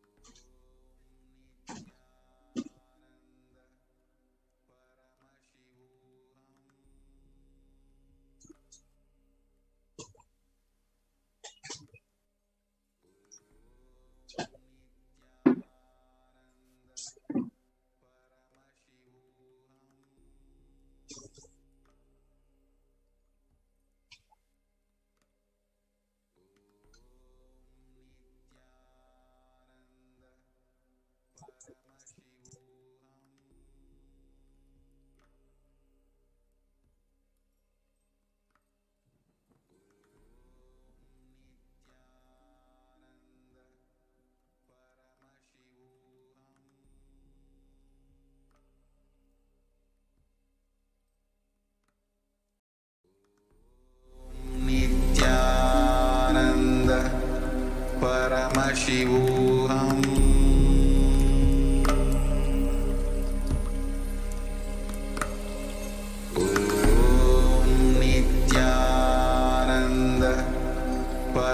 Paramashivoham.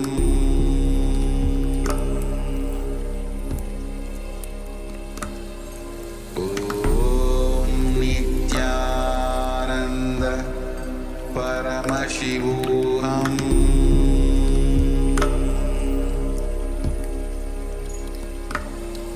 Om Nithyananda Paramashivoham.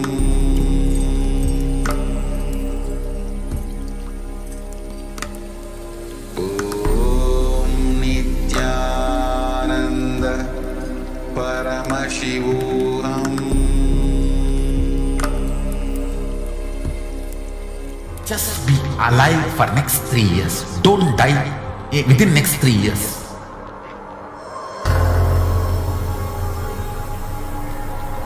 Just don't die within next 3 years. Be alive, somehow be alive. I'm working sincerely. I will reach you somehow. Somehow I will reach you. It's my commitment to humanity.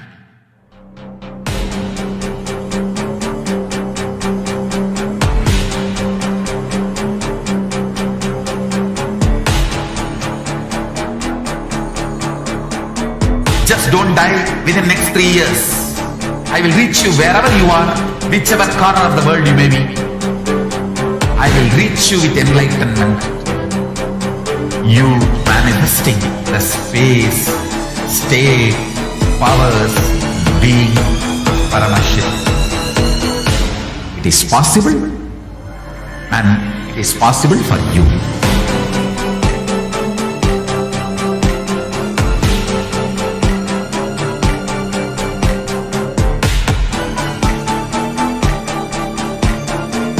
Paramashiva will reach you with enlightenment science.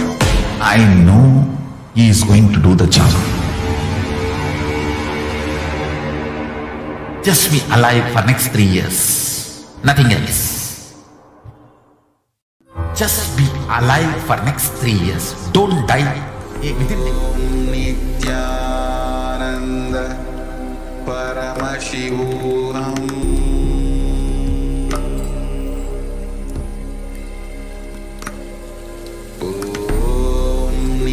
Nithyananda Paramashivoham.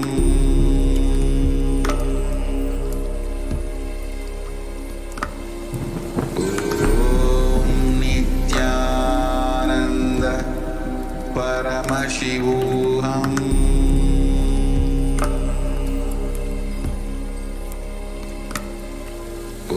Om Nithyananda Paramashivoham. Om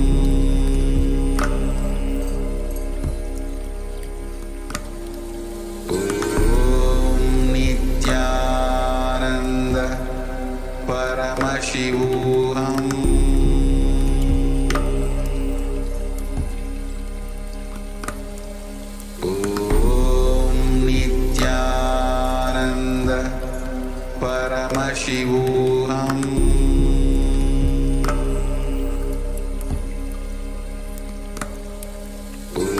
Om Nithyananda Paramashivoham.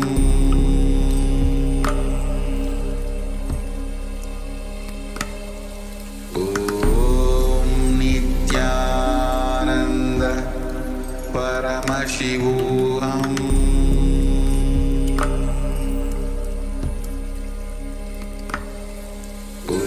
Om Nithyananda Paramashivoham. Nithyananda, welcome back, dear viewers. Now we will be entering into the next segment where we will learn about some of the revelations from Devi Parashakti herself.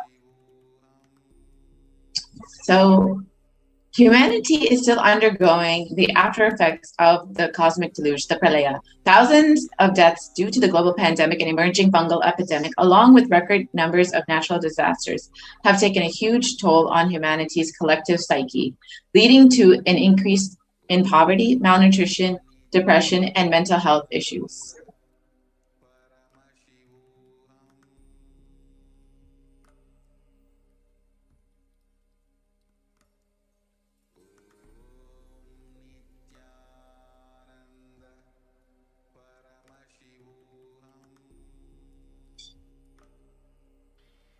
Yes. So, what has caused this?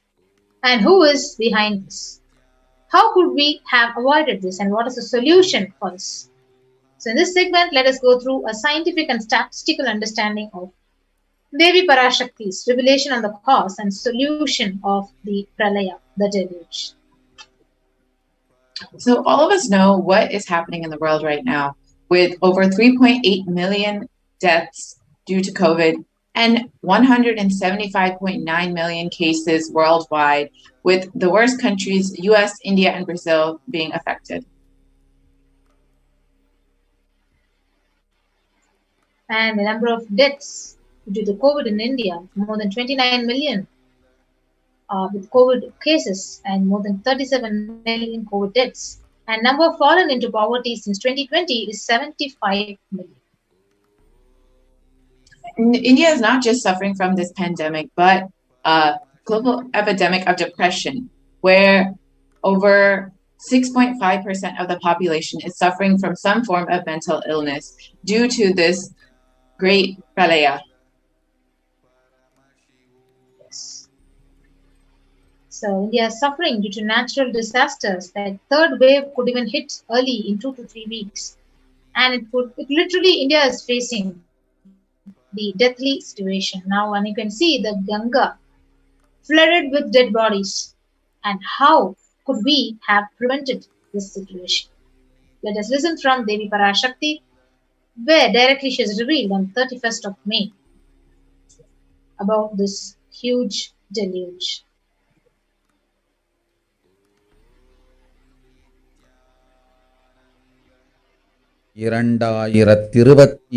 வரை India செல்ல வேண்டாமா என்று கேட்கின்றாய். நன்றாய் தெரிந்துகொள், சொல்வதைப் புரிந்துகொள். இந்த பெருநரகமான கிருமி போஜனம் இந்தியாவிற்குள் வரக்கூடாது என்பதற்காக 2020 பாரதம் முழுவதும் 12 ஜோதிர்லிங்கமும் பாத யாத்திரை செய்திடவே என் மகன் மூலமாய் திட்டமிட்டிருந்தேன். படுபாவிகள் ஓடத்தின் மாலுமியை ஊர்விட்டு துரத்தினார்கள். என்ன நடக்கிறதென்று பார்.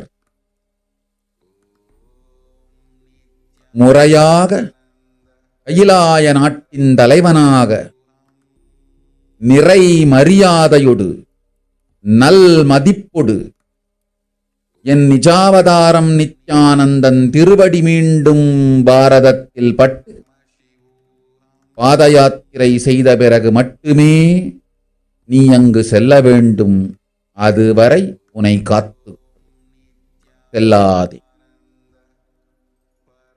ஓம் ஓம் ஓம்.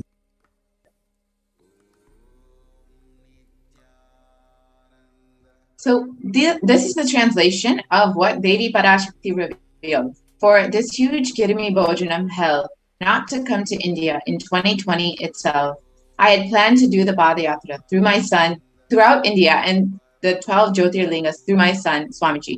They chased the captain out of the ship, out of the country. See what is happening now.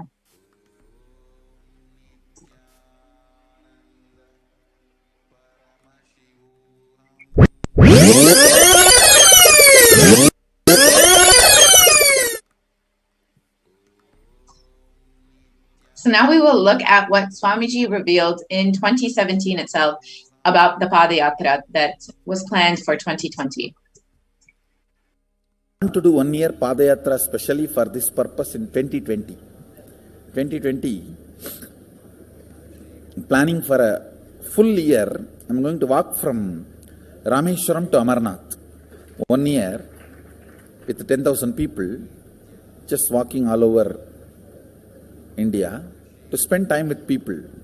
2020 there will not be any program other than Padayatra and just spending time with people. Just walking. Of course, 10,000 people will be walking with me. Maybe 200 vehicles to carry our food and all the other items, transportation. enjoying the river banks, forests, and time with nature. 10,000 people manifesting powers, walking from village to village. What do you think will happen?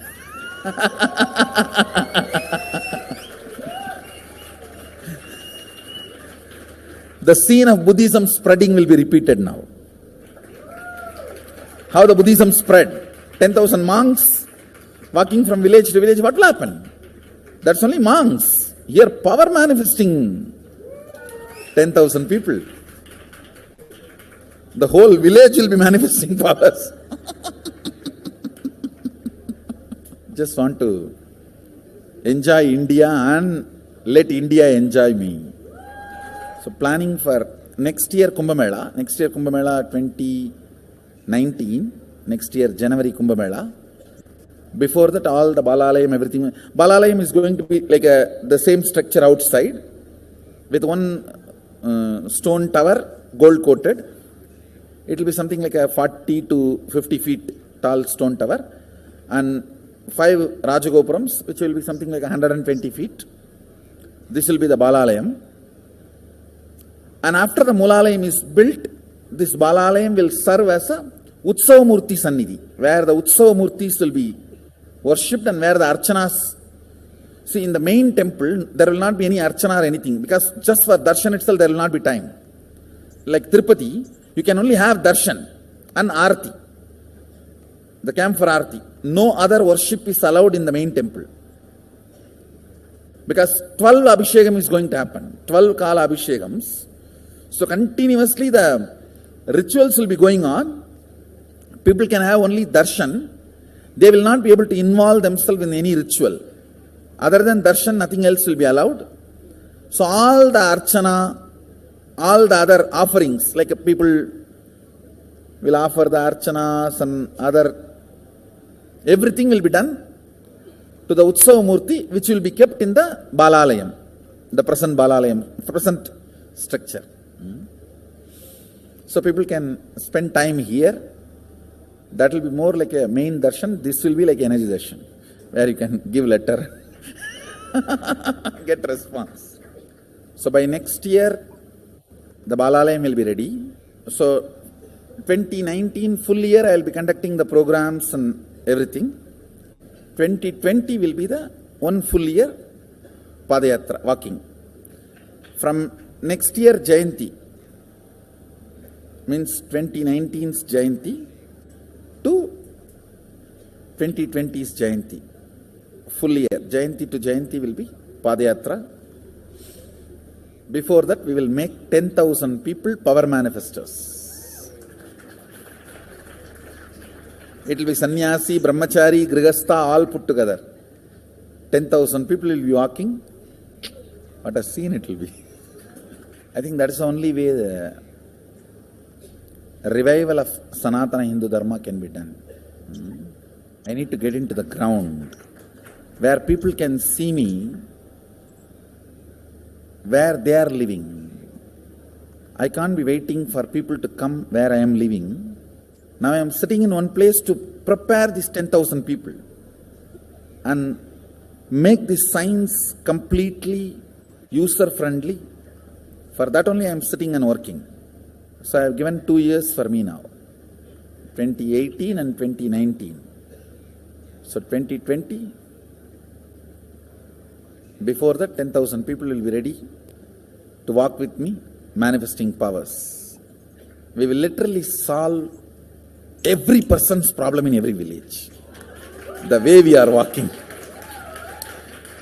the path, route we are taking, physical healing or mental healing, or it's a too big visualization. How will you visualize? What will happen if 10,000 power manifestors enter into a village and ask people, tell me your problem now, come on, let's sort it out. Understand 1,200 years before in Tiruvannamalai temple carvings, how the baby will be in the womb in 2nd month, 3rd month, all that is detailed way carved, it is there. Which scanning machine was there in those days other than the third eye?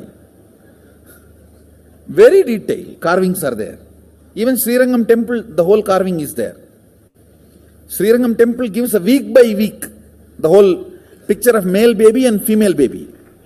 Any of you have seen that? Srirangam Rangaraja Mandapam, it very clearly portrays. There will be one Rangaranga Gopuram. In that next to Rangaranga Gopuram, there is a Rangaraja Mandapam. We have already collected some chunk of 80-90 to be displayed in this Balalayam. Work is going on all of that. We are also going to tell you the science of temple building story as per Agama and as per practical village level, ground level, all that. In those days, 2000 years before, when this Cambodia and all these civilizations were flourishing, two community from India moved. One is agriculture community, another one is business community. These two community only traveled and installed civilization. Of course, kings went, that is different. But the common civilian, these two community only went.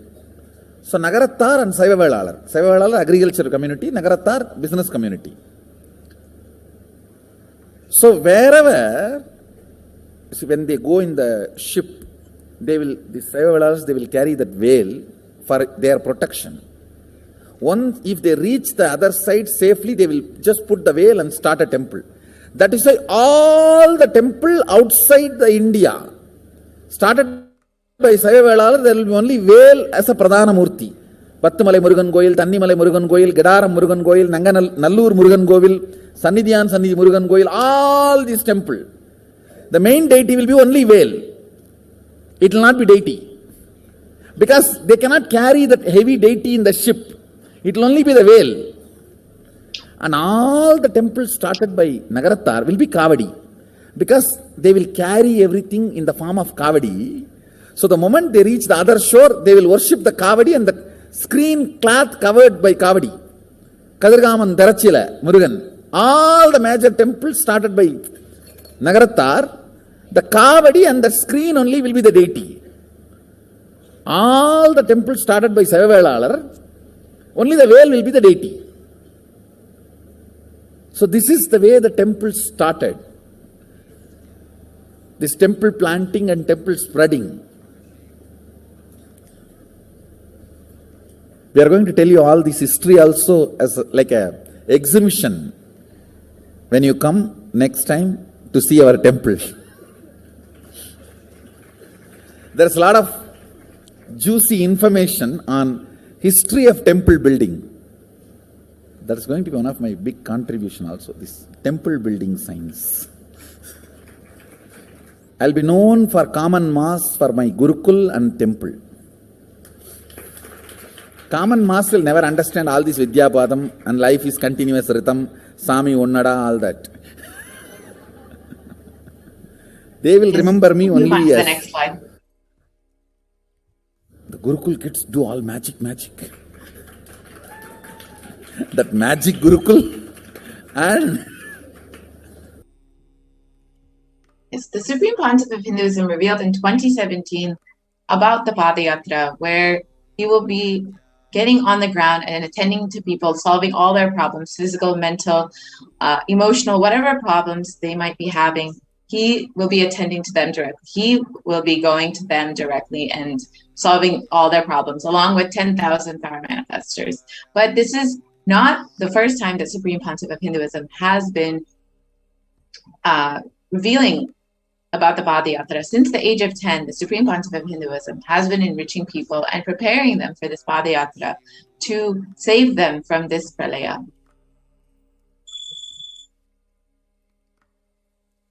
And from that age, the Supreme Pontiff of Hinduism has been enriching and initiating the masses into enlightenment through powerful discourses, initiations, and darshans. And here are just some examples of those programs.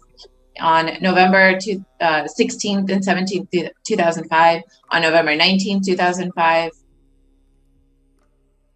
where the Supreme Pontiff of Hinduism initiated thousands of people into the science of enlightenment. on the 21st of November 2005. As you can see, thousands of people. Again in 2005 in Namakkal. And in the 24th to the 27th November 2005, where the Supreme Pontiff of Hinduism himself is serving the masses, serving people on Nidan and doing rituals, performing different rituals and initiating people. Again, Nithyananda program.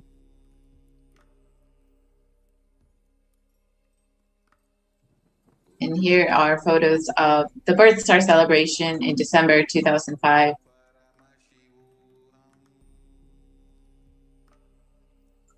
And January 1st, 2005 in Adi Kailasa Sarvanyapita, Jayanti celebrations.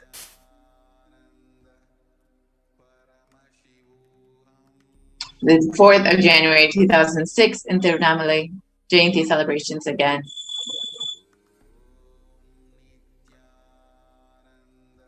January 25th through the 28th in Chennai, 2006, Nithyananda Spurna program. July 11th, 2006 in Adi Kailasa Sarvanyapita, the Guru Purnima celebrations. And Bhakti Spurna program, where you can see how many people have been touched and enriched by the Supreme Pontiff of Hinduism and his teachings. Yeah, Dhyana Spurna program, Little Ananda's program, the Saptayagam in July 2006 in Salem. More photos of the Saptayagam where 1,008 homas were performed. And the Supreme Pontiff of Hinduism himself performing the homa. More photos of the Saptayagam in 2006. And here are more photos of this Nithyananda Spurna program in Adi Kailasa Sarvanyapita in July 2006. And Nithyananda Spurna program again in Salem in 2006. And you can see how many people are receiving his initiations and discourses. However, the anti-Hindu elements have made it nearly impossible for the Supreme Pontiff of Hinduism to be doing the re-energizing process by driving the Supreme Pontiff of Hinduism out of India. So what is the solution for this? Devi herself revealed the solution on the 31st of May 2021.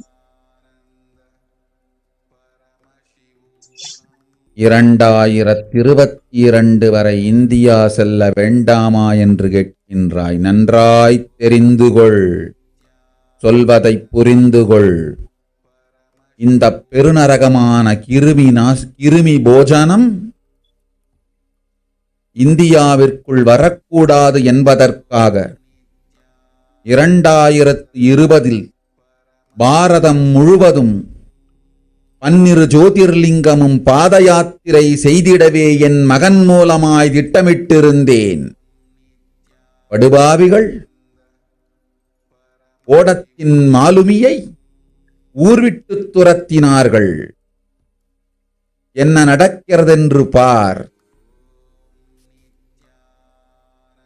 முறையாக கைலாய நாட்டின் தலைவனாக நிறை மரியாதையொடு நல் மதிப்பொடு என் நிஜாவதாரம் நித்யானந்தன் திருவடி மீண்டும் பாரதத்தில் பட்டு பாத யாத்திரை செய்த பிறகு மட்டுமே நீ அங்கு செல்ல வேண்டும். அதுவரை உன்னை காத்து செல்லாதே. ஓம் ஓம் ஓம்.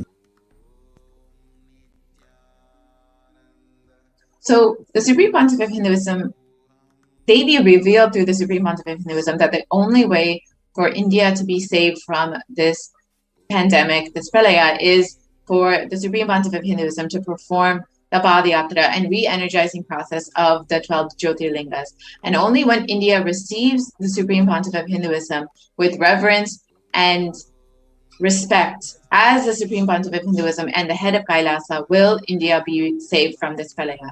So what is happening right now is considered the Kali Yuga, and Kali Yuga is the worst of all the 4 yugas, where man will be his worst enemy. And here is one of the Pramanas from the Kurma Purana. So Sage Vyasa, he says, Idam Kaliyugam Goram Sampraptam Pandunandana Tato Gacchami Devasya Varanasim Mahapurim Asmin Kaliyuge Gore Loka Papa Nuvartinaha Bhavishyanti Mahapapa Varnashrama Vivarjitaha Nanyat Pashyami Jantuna Muktva Varanasim Purim Sarva Papa Prasamanam Prayaschittam Kalau Yuge. And the translation goes, this Kali Yuga is the worst of the 4 yugas, the ages, in all of the worlds. People are sinful and forget the dharma of the 4 varnas and the 4 ashramas. In fact, men are so sinful that no prescribed penance atones for their great sins. The only place which is free from such sins is the great city of Varanasi, the Mahapuri. So we have the Kurma Purana, which again states, Brahma Krita Yuge Devastretayam Bhagavan Ravihi Dwapare Daivatam Vishnu Kalau Rudro Maheshwaraha. Brahma is the presiding divinity or lord of Krita Yuga. In Treta Yuga, it is Bhagavan Ravi, which is Surya, in which appeared the Sri Rama. In Dwapara Yuga, the presiding divinity is Vishnu. And Kali Yuga, the current age, the presiding divinity, the avatara, is Rudra, who is Lord Maheshwara, Maha Sadashiva. So, out of his deepest compassion, Paramashiva himself took the form of the Supreme Pontiff of Hinduism, Jagat Guru Mahasannidhanam, His Divine Holiness Bhagavan Nithyananda Paramashiva, on January 2nd, 1978. And the Supreme Pontiff of Hinduism has revealed that if he had taken birth 1 year later, it would have been too late. 1979 would have been too late. So let us hear the words of the Supreme Pontiff of Hinduism directly. And I tell you, O Hindus, don't be afraid. I am back with the same signs. We are going to be rich.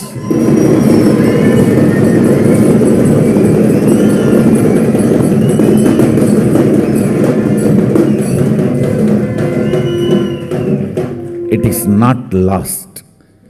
Just the last minute climax. Before it was going to be put off, have happened.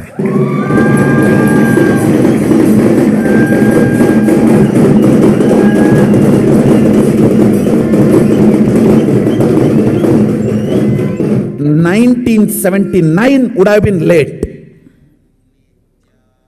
1979 would have been late. If I had time, I would have sent only ambassadors. Because no time, I have to get up and come directly.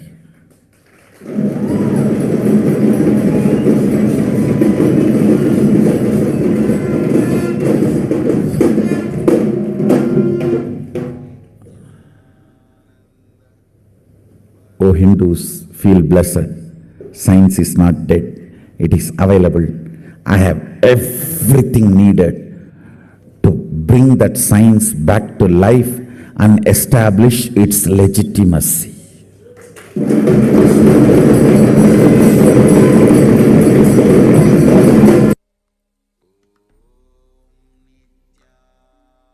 So the Avatar's advent on planet Earth was to protect the world from this great cosmic deluge and bring them to the new age, the Satyuga, and give them the superconscious breakthrough.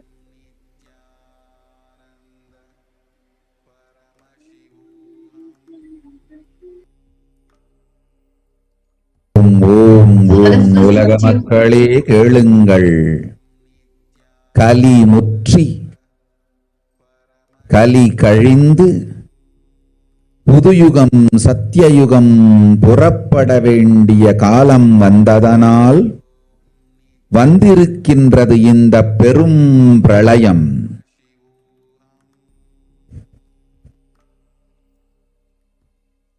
கவலை வேண்டாம் மக்களே,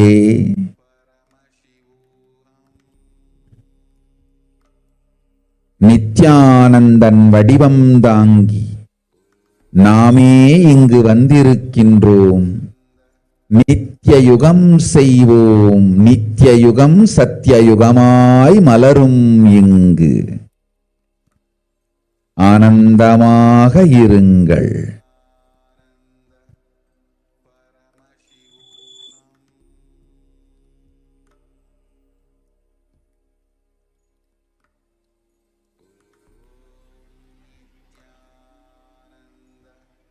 Yes, we'll now go to the translation of what Parashakti revealed. For this huge hell, Kirimi Bhojanam, not to come to India, 2020, I had planned to do Padayatra throughout India in 12 Jyotirlingas through my son Swamiji. And in order to prepare for this, the avatar began the Padayatra at the mere age of 10. So you can see the Supreme Pontiff began enriching people the various truths from sacred scriptures on living enlightenment, and you can see through all these pictures. Even as the Supreme Pontiff of Hinduism was just 14, 15 years old, his classmates recalled the yatras that he would take them on, where the Supreme Pontiff of Hinduism led them from Gudiyattam in Tamil Nadu to Tiruvannamalai, his birthplace, and a huge spiritual pilgrimage site. So this is when he was around 19 years of age in the Ramakrishna Math, where he recalls the yatra from Tamil Nadu to Tiruvannamalai, Chennai, his unforgettable pilgrimage trip.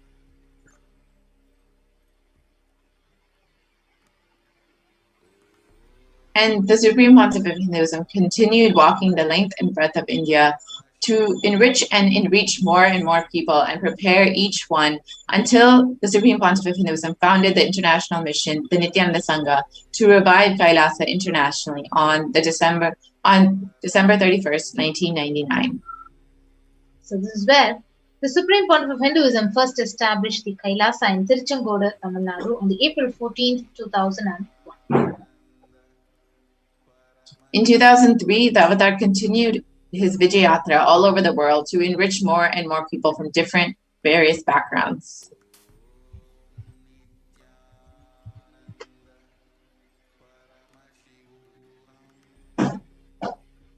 And with the Supreme Pontiff of Hinduism's intensity and dedication for the people, even among crowds of thousands who did not know English, the Supreme Pontiff of Hinduism's voice resonated deeply and his presence moved people to tears.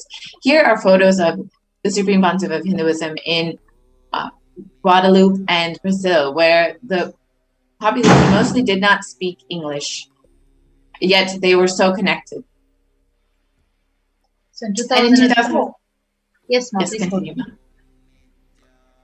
Yes, you can go ahead. In 2004, the Avatar led his disciples on the first Himalayan Yatra, where they visited temples, and the Supreme Pontiff of Hinduism delivered satsangs and initiated them into the superconscious breakthrough. So subsequently, the Avatar personally organized and led yatras yearly and guided individual souls, not just to physical spiritual sites, but supernal spiritual realms. In 2006, the Padayatras were taken to the next level, where the Supreme Pontiff of Hinduism started the Kodikan Radha Yatra, with crores participating and impacted by Nithyanandeshwara and Nithyanandeshwari, who traveled from city to city. So now we'll be watching the clip from Kodikan Radha Yatra, which Supreme Pontiff himself had led.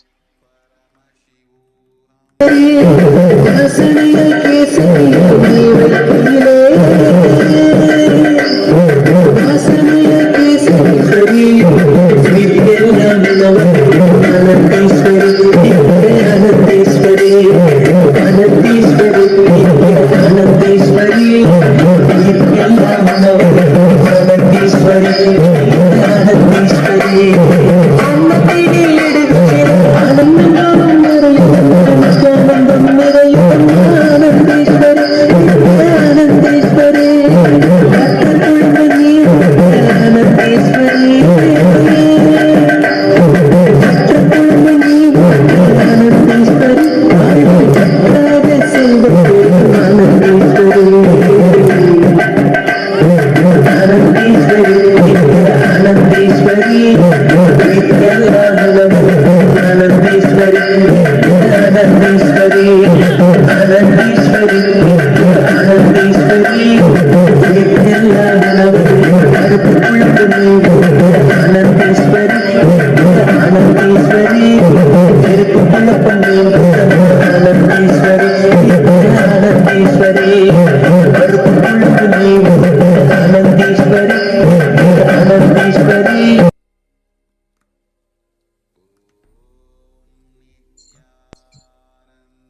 the Kodikan Ratha Yatra culminated with the consecration and inauguration of the Garba there for Nithyanandeshwara Paramashiva, Nithyanandeshwari Parashakti, and the Swayambhulinga in Adi Kailasa Sarvanyapita in Bangalore.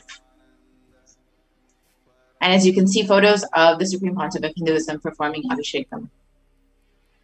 So you can also see the deities were energized as Archavataras to radiate the energy of Paramashiva, Parashakti, to create the Adi Kailasa Sarvanyapitam as a ship to save humanity from the upcoming Pralaya.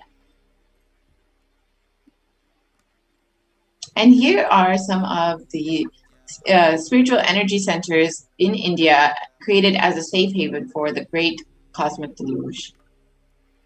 Kailasa in Tirchangood, Adi Kailasa Sarvanyapita, and Kailasa in Hyderabad. So now in 2008, the Avatar created the ship, the Nithyananda Vaidya Sarovar, the Anandalinga. And now we can watch the video clip how Supreme Pontiff himself is conducting the Rudrabhishekam.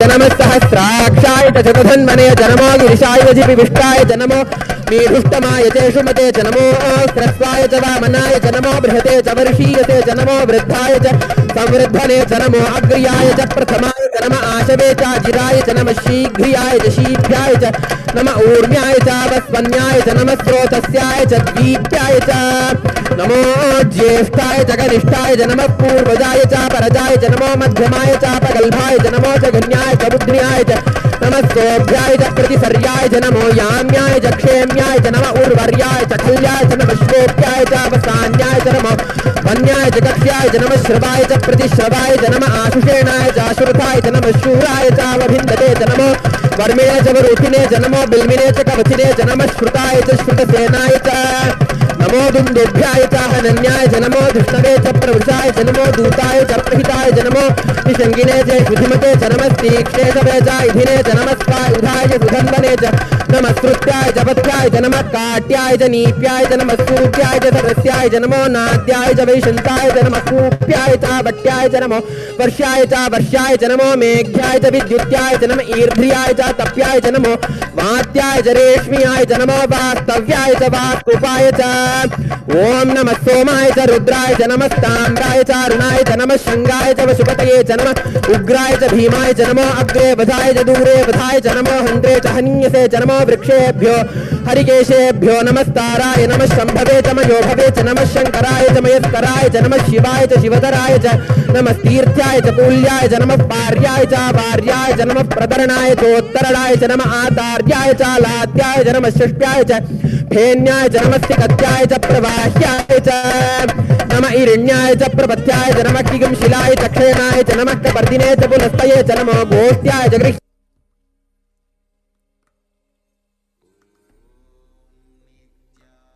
And in 2009, the Avatar held another Gaudiya Ratha Yatra and garnered international attention, creating movements where lakhs of Hindus once again embraced Hinduism. And here's a short clip from that. போல நின்பதம் கண்ட என் மனோ நித்ய சத்குரு நித்ய சத்குரு நித்ய சத்குரு நித்யனே நித்ய சத்குரு நித்ய சத்குரு நித்ய சத்குரு நித்யனே நின்முகம் நீ இணைந்து இங்கு நிர்மலமாகவே ஆனதே இதய சக்கரம் அனகதமும் இனிமையோடு திறந்ததே நித்ய சத்குரு நித்ய சத்குரு நித்ய சத்குரு நித்யனே நித்ய சத்குரு நித்ய சத்குரு நித்ய சத்குரு நித்யனே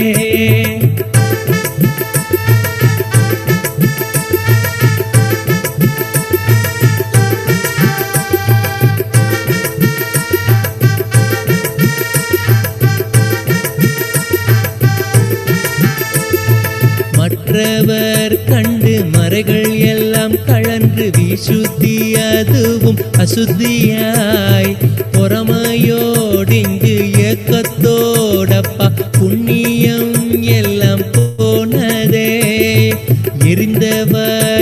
வேதனையும் ஏக்கமும் சேர்த்து விசுத்தி அசுத்தியானதே. விசுத்தியை தீர்க்க விமலனின் பதம் விரைந்து இங்கு வரவேணுமே. நித்ய சத்குரு நித்ய சத்குரு நித்ய சத்குரு நித்யனே. நித்ய சத்குரு நித்ய சத்குரு நித்ய சத்குரு நித்யனே. ஆமை பூகுந்த எண்ணகந்தினை பொறாமை பூகாது காக்கவே.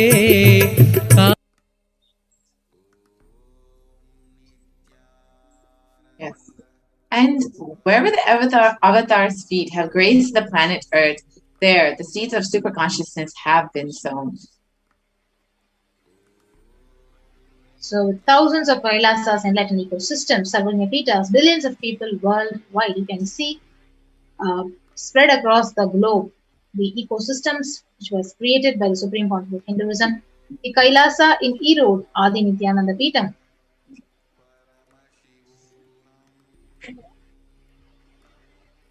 The Adi Kailasa Sarvajna Peetham in Bangalore in India. You can see Kailasa in Tiruvannamalai, Kailasa in Columbus, Ohio, which was installed on the 14th of April 2007 by the Supreme Pontiff of Hinduism.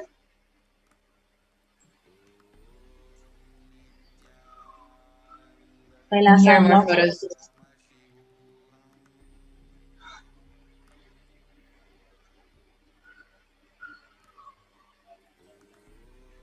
And Kailasa in Los Angeles again, which was directly energized by the Supreme Pontiff of Hinduism.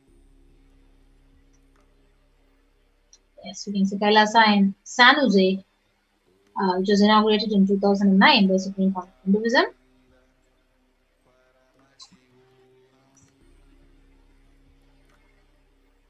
Kailasa in Seattle, Washington, which was also directly energized by the Supreme Pontiff of Hinduism.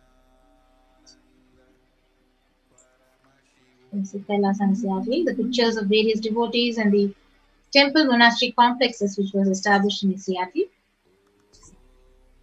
In Houston, Texas, which was also energized by the Supreme Pontiff of Hinduism. Kailasa in Houston, Texas, where these various devotees enjoying the ecosystem. And Kailasa in Charlotte, North Carolina. You can see Kailasa in New York. Kailasa in Washington, D.C. Kailasa in Toronto, Canada, which was personally energized by Swamiji, the Supreme Pontiff of Hinduism. Here are more photos of Kailasa in Toronto. So Kailasa in Oklahoma City, the UK.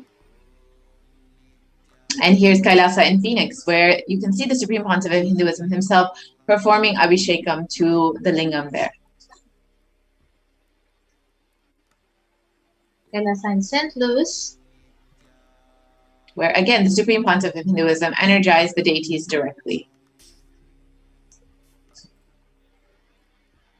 And see Kailasa in Omanadinam. And Kailasa in Dubai. Kailasa in London, UK. And Kailasa in Scotland, UK. Kailasa in Netherlands. And Kailasa in Slovakia.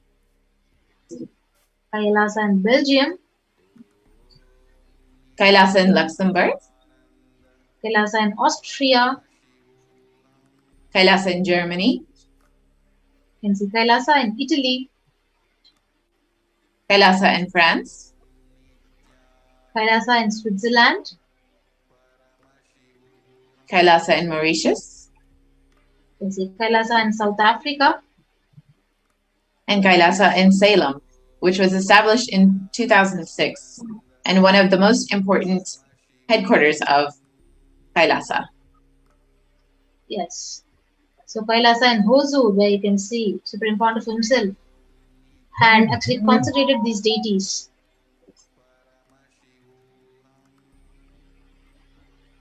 And Kailasa in Patnam? You can see Kailasa in Varanasi, Kailasa in Rajapalayam, one of the most important ecosystems in Tamil Nadu. The Supreme Pontiff himself is conducting the various sessions, enriching people, healing people, and doing the fire rituals by himself. And Kailasa in Hyderabad.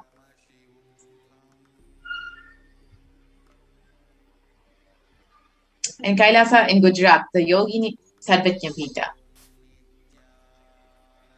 And then so see Kailasa in Thiruvanmiyur, Chennai, Kailasa in Alangulam, Kailasa in Chennai, Tambaram, Kailasa in Chennai, Avadi, and Kailasa in Chennai, Avadi again, and Kailasa in Melbourne, Australia.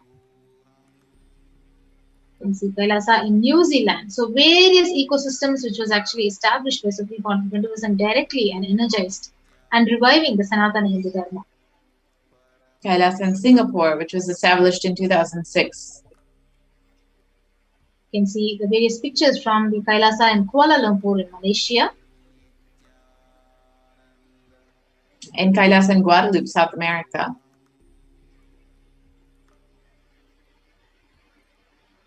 Yes, so the Supreme Pontiff of Hinduism created the sovereign order of Kailasa with thousands of sannyasis with no discrimination against caste, creed, and religion. And the Supreme Pontiff of Hinduism has initiated and healed thousands of people and given them the initiation of spiritual healing to actively heal people around the world.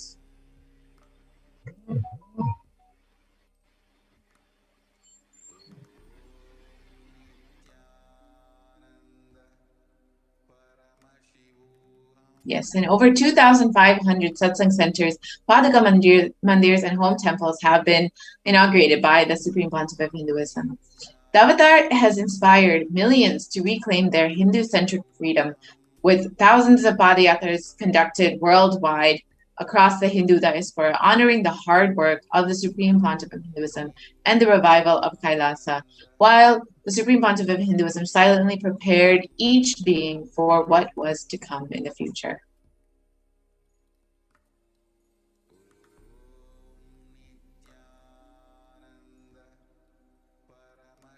In 2017, the devotees in Malaysia planned a Padayatra and executed it successfully, with thousands participating and the Hindu population in Malaysia being reinvigorated.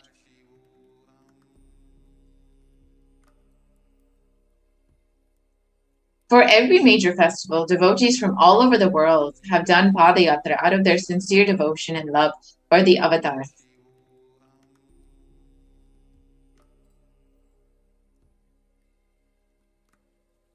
So over the past 2 decades, the Supreme Pontiff of Hinduism has contributed to humanity in various ways, with over 1 billion people enriched and over 26 years of humanitarian work and 1 billion free organic nutritious meals served to humanity, and over 347 cities in 197 countries across 6 continents being enriched and enriched by the Supreme Pontiff of Hinduism, and the largest Hindu university established in the US, Canada, UK, Slovakia, Switzerland, and France. Yes.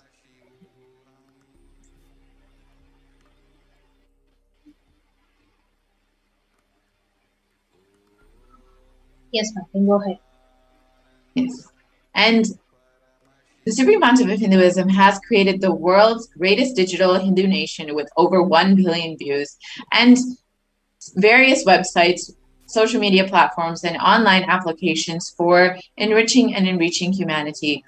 The Supreme Pontiff of Hinduism is available on Twitter, Facebook, YouTube, Instagram, and various websites, and the Enlighten app, as well as SoundCloud. So 1 billion e-citizens in over 100 countries have been created with the most successful communities across the globe. You can see in the map where the various ecosystems and e-citizens have been created across the globe by the Supreme Pontiff of Hinduism.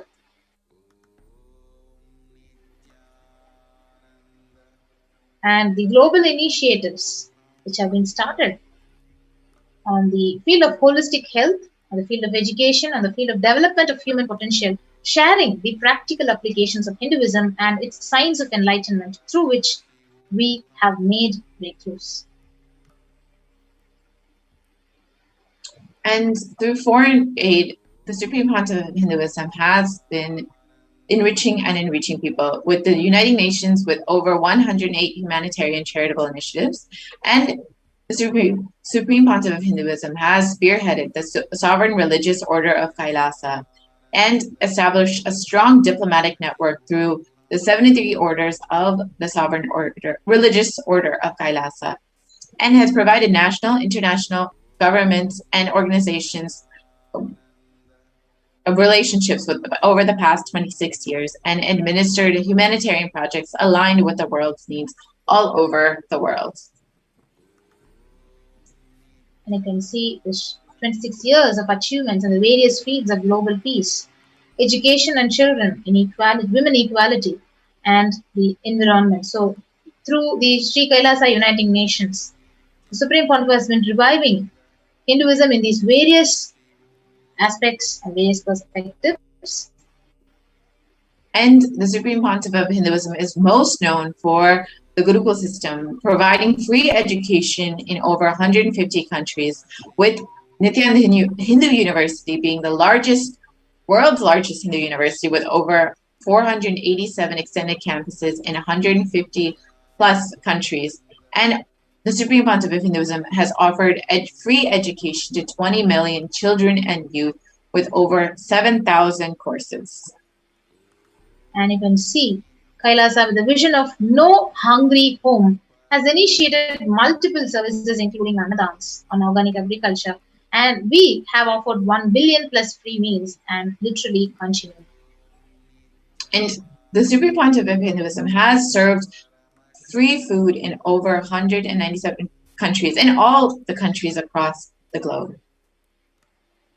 Yes, so you see 5 out of 10, so 3.5 billion people don't have access to safe medical care. So Kailasa has availed free medical services for millions of people through free medical camps with high quality medicines and professional doctors. 108 kriyas, the yogic techniques offered for free for care and cure of various disorders and diseases. In pregnancy, a program launched to help women in having safe, painless pregnancy and enlightened child. Spiritual healing services offered in 1,008 plus Kailasas across the globe. And the Supreme Pontiff of Hinduism is the world Guinness record holder in multiple records, including yoga and rope yoga and Shivastamba yoga, with over 1,000 scriptural references mapped for yogic asanas, kriyas, and pranayamas, and the over 6,000 plus hours of courses on yoga, detoxification, and health.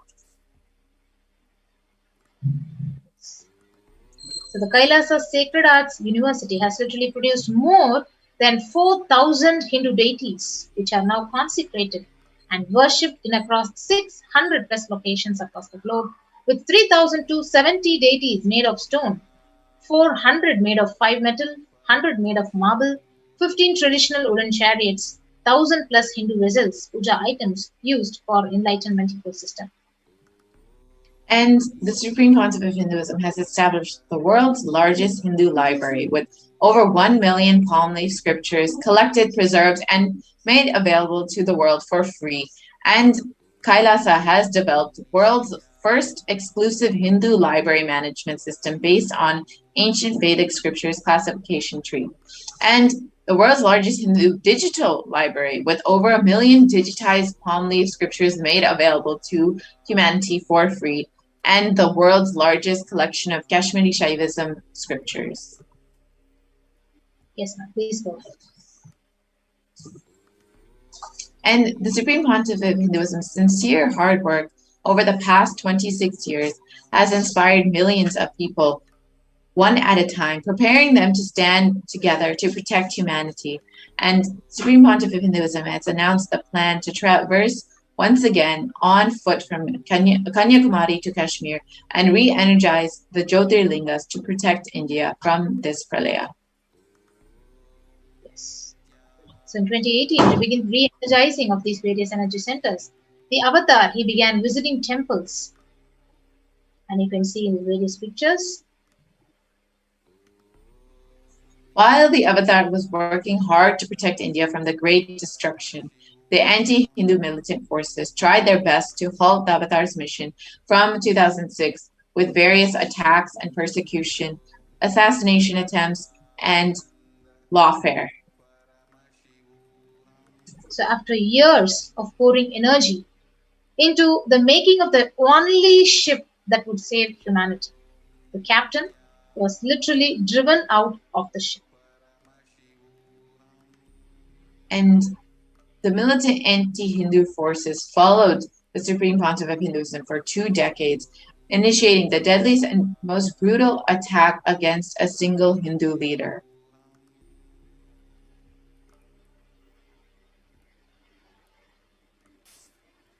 Yes. So since 2009, the Supreme Pontiff has survived over various assassination attempts, incessant lawfare against him and his disciples. You can see the brutal attacks on the disciples of the Supreme Pontiff of Hinduism in the pictures. And the media, entirely owned by the anti-Hindu nexus, have never given a chance for the truth to come out, and caused the illegal arrest and third-degree torture in the hands of the police for the Supreme Pontiff of Hinduism. So literally 14,000 hours of hate speech flooded in the media, broadcasted to incite hate and assassinated the Supreme Pontiff of Hinduism. So you can see how His Divine Holiness was forced to go through the potency test, and defamation of character continues. And anti-Hindu leads the paid media, it attempts to mislead humanity. And fabricated false cases were filed against the Supreme Pontiff of Hinduism to meekly justify his illegal arrest and execute the state-sponsored plan to eliminate the Supreme Pontiff of Hinduism. And here you can see some of these false headlines that have been filed against the Supreme Pontiff of Hinduism. Yes. So now, we will be moving on to the next segment of this program after a short break.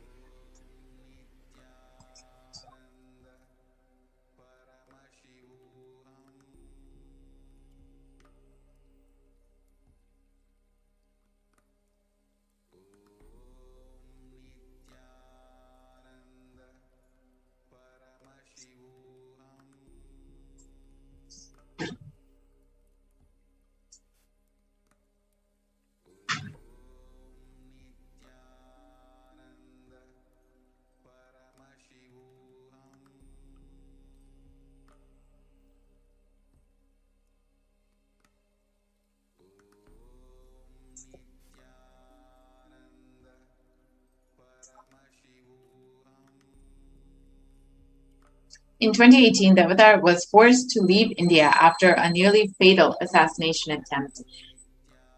And due to this, the 2020 Padayatra was never able to be done. The re-energizing process of the 12 Jyotirlingas was never able to happen. And due to this, the pandemic has taken full force in India, and India is suffering from this great pralaya.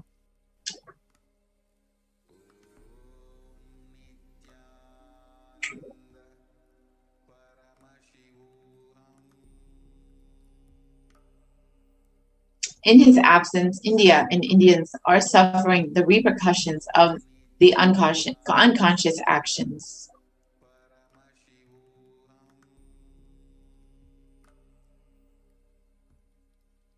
In the Puranic age, the whole kingdom of Ayodhya suffered with the economic meltdown, death of cattle and crops, and the inconsolable depression when Lord Rama left for 14 years in exile.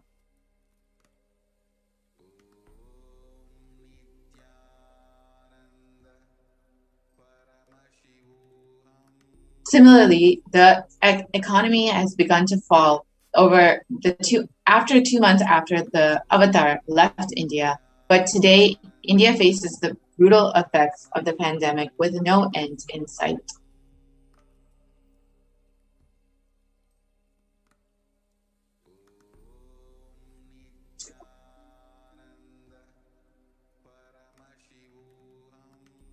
And despite being driven out of the country, the Supreme Pontiff of Hinduism continues to be the last hope for humanity and India by continuously enriching, healing, initiating, blessing, and giving boons to the people.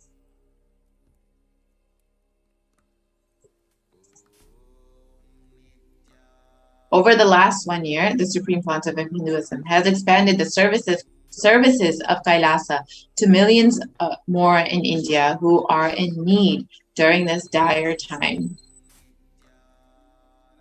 And here you can see some of the photos of the Annadan and free services being provided. With back-to-back programs, darshans, and satsangs, the Avatar has made humanity physically, mentally, emotionally, and psychologically sail through this pralaya.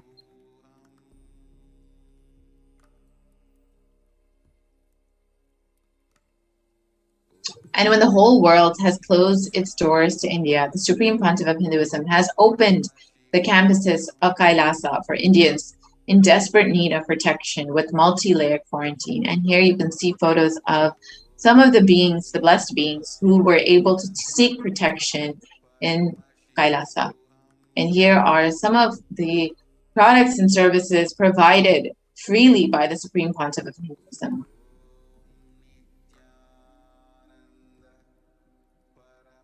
And here are photos of the homegrown food that the Supreme Pontiff of Hinduism is providing for the people of Kailasa.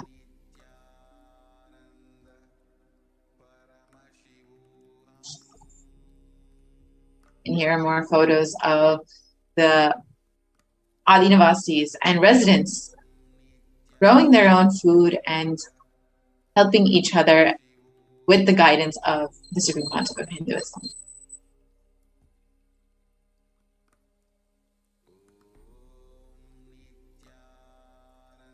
And as shared in the Guru Gita, salutations to the Guru, whose 2 lotus feet remove the pain of duality and who always protects one from calamities.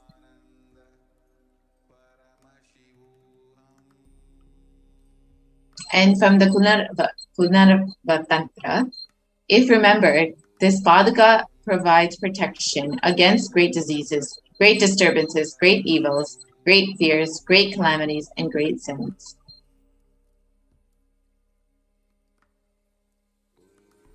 There comes death in forsaking.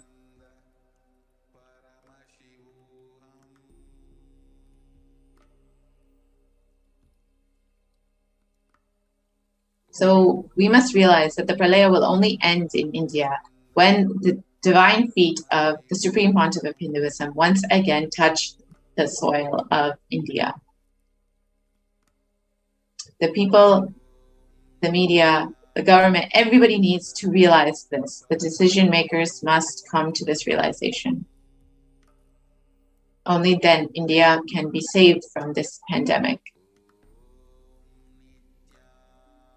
We must realize that the pralaya will end in India only when the divine feet again touch the soil of Bharat.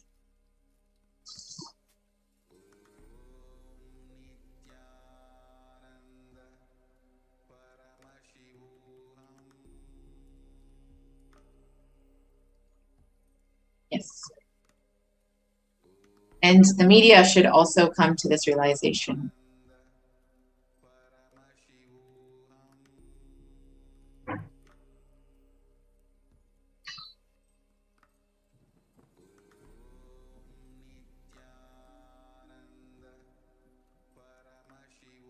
And every citizen should come to this realization. Only then the pralaya will end.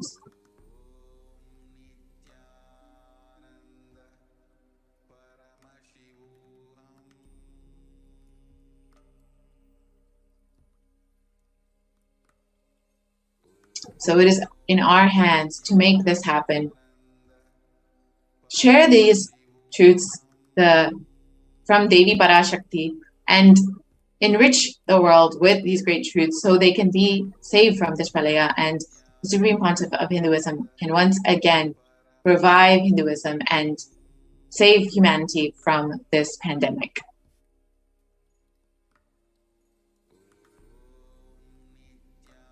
Now, we will take a short break and return for the next segment in a few moments.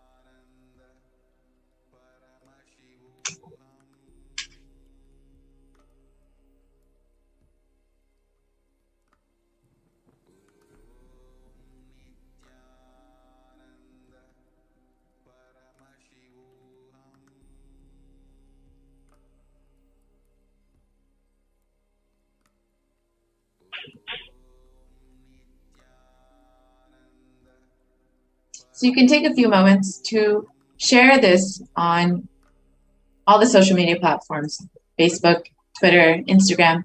You can share with humanity that the Supreme Pontiff of Hinduism is directly attending them through the Devi Parashakti Akasha meetings, satsangs, and even the Paramashivam program conducted every 14 days. You can share this on Twitter, Facebook, Instagram, YouTube. You can leave your comments in the comment section to share your understanding of Devi Parashakti's revelations, and share with the world what you feel about what the Supreme Pontiff of Hinduism is providing to humanity.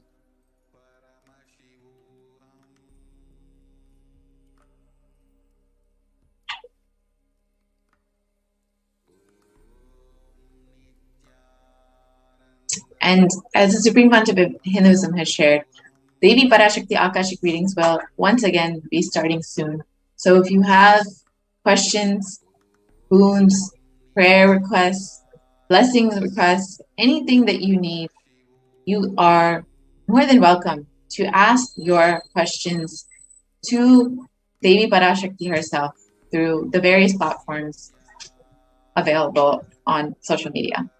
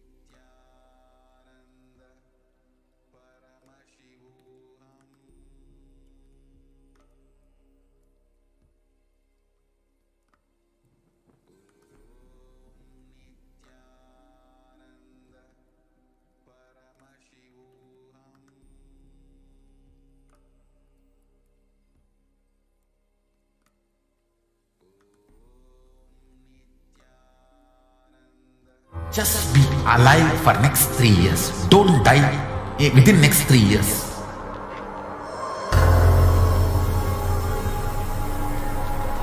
Just don't die within next 3 years. Be alive, somehow be alive. I'm working sincerely. I will reach you somehow. Somehow I will reach you. It's my commitment to humanity.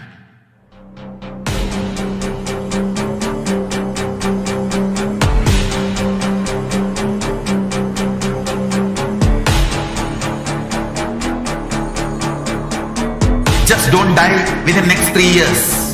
I will reach you wherever you are, whichever corner of the world you may be. I will reach you with enlightenment. You manifesting the space, state, powers, being, Parashakti. It is possible, and it is possible for you.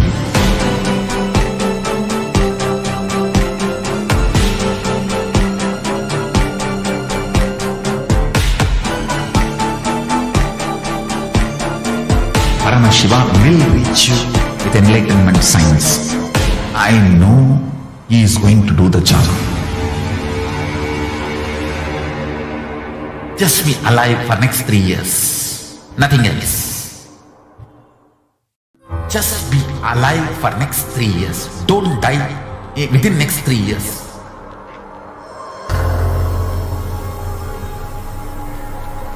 Just don't die within next 3 years. Be alive, somehow be alive. I'm working sincerely. I will reach you somehow. Somehow I will reach you. It's my commitment to humanity.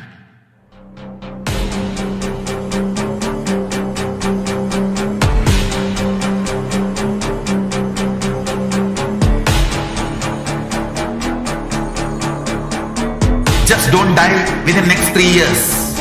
I will reach you wherever you are, whichever corner of the world you may be. I will reach you with enlightenment. You manifesting the space, state, powers, being, Parashakti. It is possible, and it is possible for you.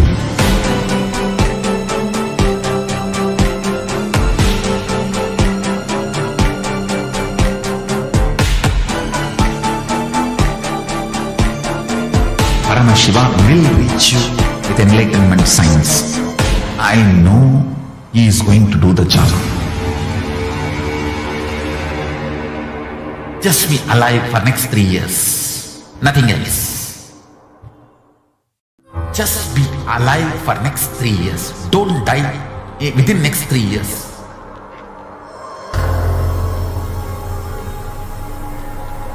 Just don't die within next 3 years. Be alive, somehow be alive. I'm working sincerely. I will reach you somehow. Somehow I will reach you. It's my commitment to humanity.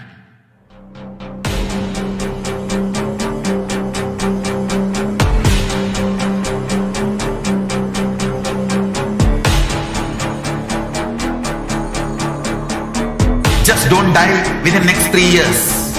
I will reach you wherever you are, whichever corner of the world you may be. I will reach you with enlightenment.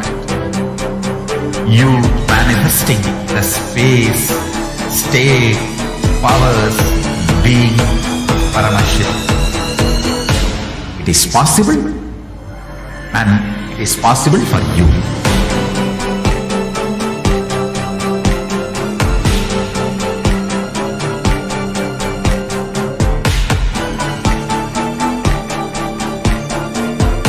Shiva will reach you with enlightenment science. I know he is going to do the job. Just be alive for next 3 years. Nothing else. Just be alive for next 3 years. Don't die within next 3 years.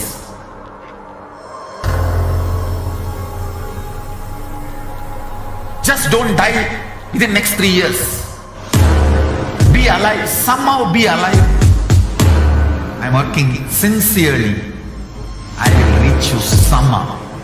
Somehow I will reach you. It's my commitment to humanity.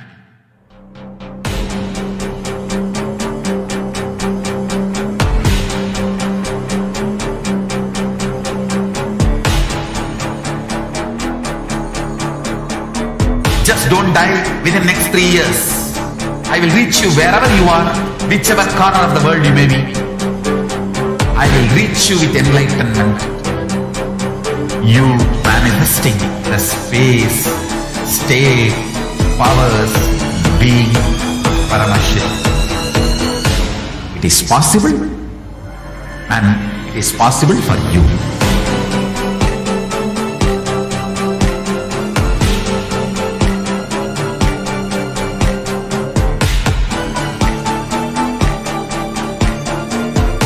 Shiva will reach you with enlightenment science.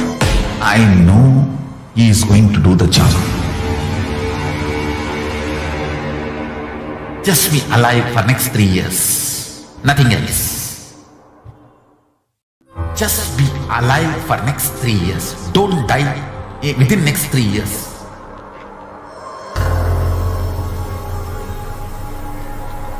Just don't die within next 3 years. Be alive, somehow be alive. I'm working sincerely. I will reach you somehow. Somehow I will reach you. It's my commitment to humanity.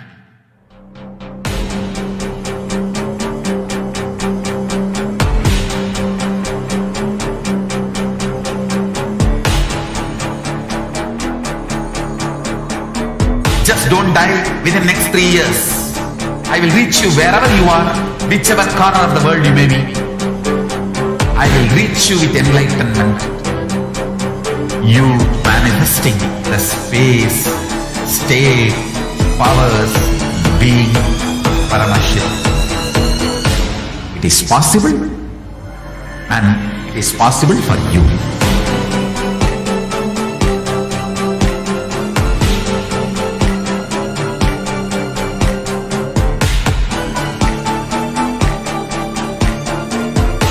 Shiva will reach you with enlightenment science. I know he is going to do the job. Just be alive for next 3 years. Nothing else. Just be alive for next 3 years. Don't die within next 3 years.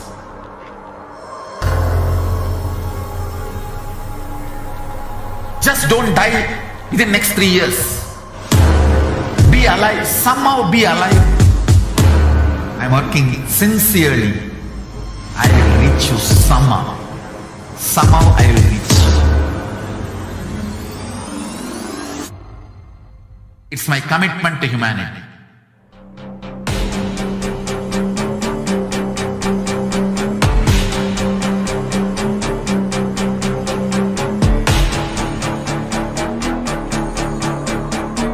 Just don't die within next 3 years. I will reach you wherever you are, whichever corner of the world you may be. I will reach you with enlightenment. You manifesting the space, state, powers, being, Parashakti. It is possible, and it is possible for you.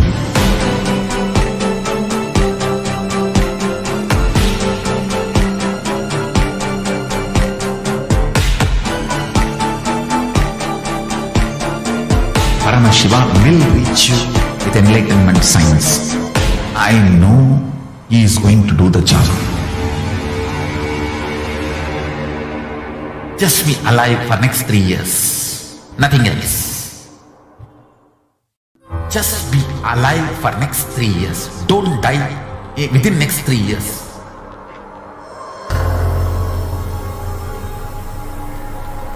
Just don't die within next 3 years.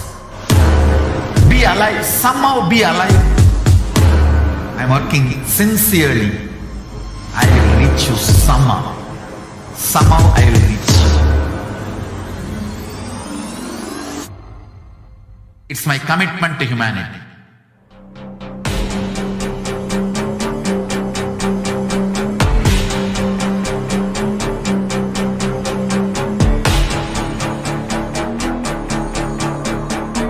Just don't die within next 3 years. I will reach you wherever you are, whichever corner of the world you may be. I will reach you with enlightenment. You manifesting the space, state, powers, being, Paramashakti. It is possible, and it is possible for you.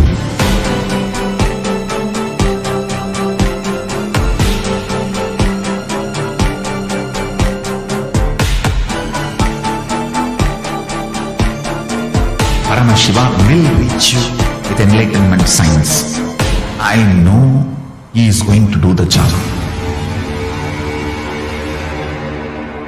Just be alive for next 3 years. Nothing else. Just be alive for next 3 years. Don't die within next 3 years.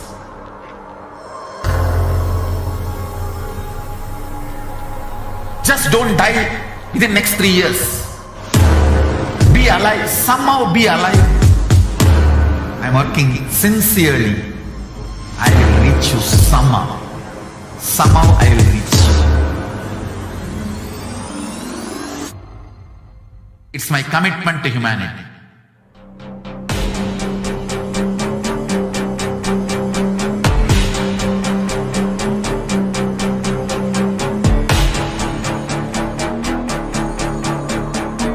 Just don't die within next 3 years. I will reach you wherever you are, whichever corner of the world you may be. I will reach you with enlightenment. You manifesting the space, state, powers, being, Paramashakti. It is possible, and it is possible for you.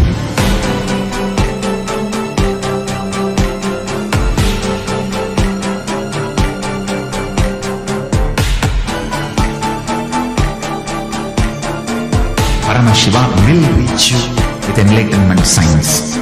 I know he is going to do the job. Just be alive for next 3 years. Nothing else.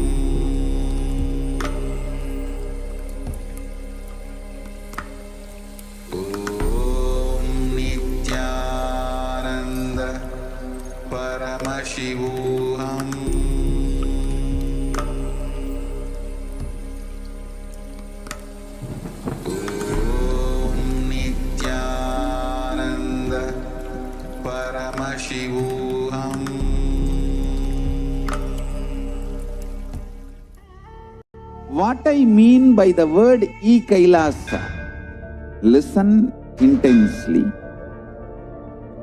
Enlightenment ecosystem, literally enlightenment itself, in your own home, wherever you are.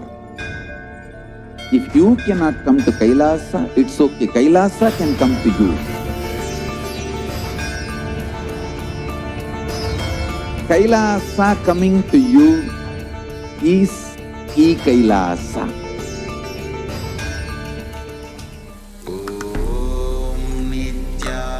Nithyanandam,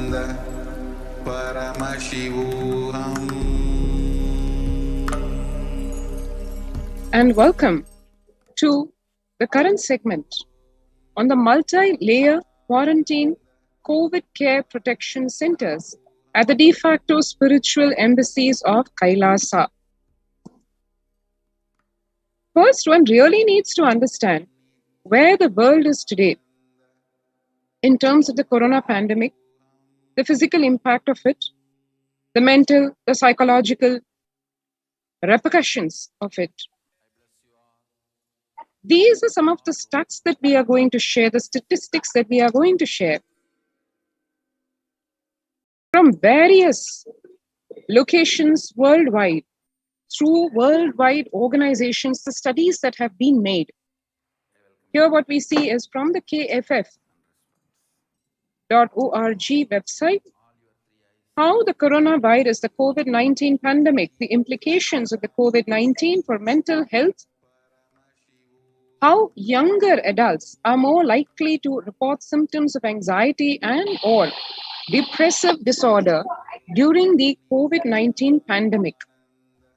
As one can see in the graph below, the age group from 18 to 24, a very concerning 56% of the youth undergoing anxiety and or depressive disorder. We have to note here, it is not the corona infection, it is not the pandemic directly, but the ripple effects of it on a massive scale that is affecting humanity, where 56% of the youth in the age group 18 to 24 is experiencing either anxiety and or depression. Ages 25 to 49 not far behind at almost 50%. 50 to 64, the so-called more mature group, not far behind at almost 40%, and the elderly population, the so-called wise people, at almost 30%. So one can see more than 30% of the entire world's population is being affected by anxiety and or depression because of the corona pandemic, and a whopping over 50% of the youth are reporting symptoms of the same, which is very concerning, because that is pretty much that age group which is supposed to be combating this pandemic, coming up with ways how to combat this pandemic, and that group itself so badly affected mentally by this COVID-19 pandemic. One can see here the NHIS and the Household Pulse Survey across 2 years, 2019 versus 2021. The average share of adults reporting symptoms of anxiety disorder and or the depressive disorder, 2019, the numbers are at 11%. And just 2 years later, after the onset of the corona pandemic, it is increased almost 4 times, almost touching 50% at 41.1%. And these percentages are based on responses to the surveys that have been done. And the source of this data is the NHIS, the early program, and the US Census Bureau Household Pulse Survey. So one can see very systematic tests that have been conducted, surveys that have been conducted. And so these numbers are not something which has been taken from a very small sample space, but a very large sample space, because it is directly from the US Census Bureau. Similarly, over here, one can see again the share of the adults facing mental issues, and one can see from the HR perspective, when the company's HRexecutive.com has published this, where a survey has been conducted about how employees feel more than half the time at work.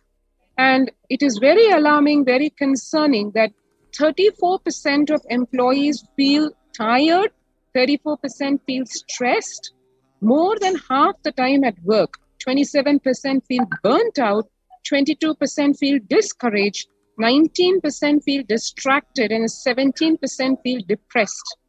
Now, that's not what we call a healthy work-life balance or a healthy work life in its absolute sense, because here we are no longer talking about what workplace effectiveness is all about, which is feeling fulfilled, ambitious, career-oriented, successful. None of these are the keywords over here. In fact, it is on the opposite hand, it is actually feeling all about stressed, tiredness, frustrated, depressed, discouraged. So that's what the world is seeing today just because of the COVID-19 pandemic and the results from therefrom. And here one should really understand the levels at which stress is affecting just one singular continent. Just to take United States of America, COVID-19 is a significant stressor for most Americans. And the US government, the American Psychological Association, has declared COVID-19, the stress resulting therefrom, to be a national mental health crisis. And understandably so, because nearly 8 in 10, precisely actually 78% say the coronavirus pandemic is a significant source of stress in their life. Nearly 7 in 10, 67% exactly to say they have experienced increased stress over the course of the pandemic. This is what the American Psychological Association has published in its results, and why it is declaring the stress in America today because of the COVID-19 pandemic to be a national mental health crisis. And one can see here 1 in 4 essential workers, 25%, have been diagnosed with mental health disorders since the start of the pandemic. One should really understand over here, who are these essential workers? It's the healthcare workers who are the frontline defense for waging the war against this ongoing pandemic, which has ravaged this planet for almost a couple of years now. The essential workers, 25% of them diagnosed with mental health disorder since the start of the pandemic. So you have your frontline defense against this pandemic itself collapsing. And COVID-19 could exacerbate doctors' existing mental health burden. This is the official statement which is published. More than 60,000 US healthcare workers have contracted COVID-19. Yes, the very pandemic itself in its physical form, 300 have died. An estimated 300 to 400 physicians die by suicide every year. This is in comparison. And of the health workers who treated patients during this COVID-19 outbreak, 50% of them have shown signs of depression. 45% have shown signs of anxiety, according to just preliminary research.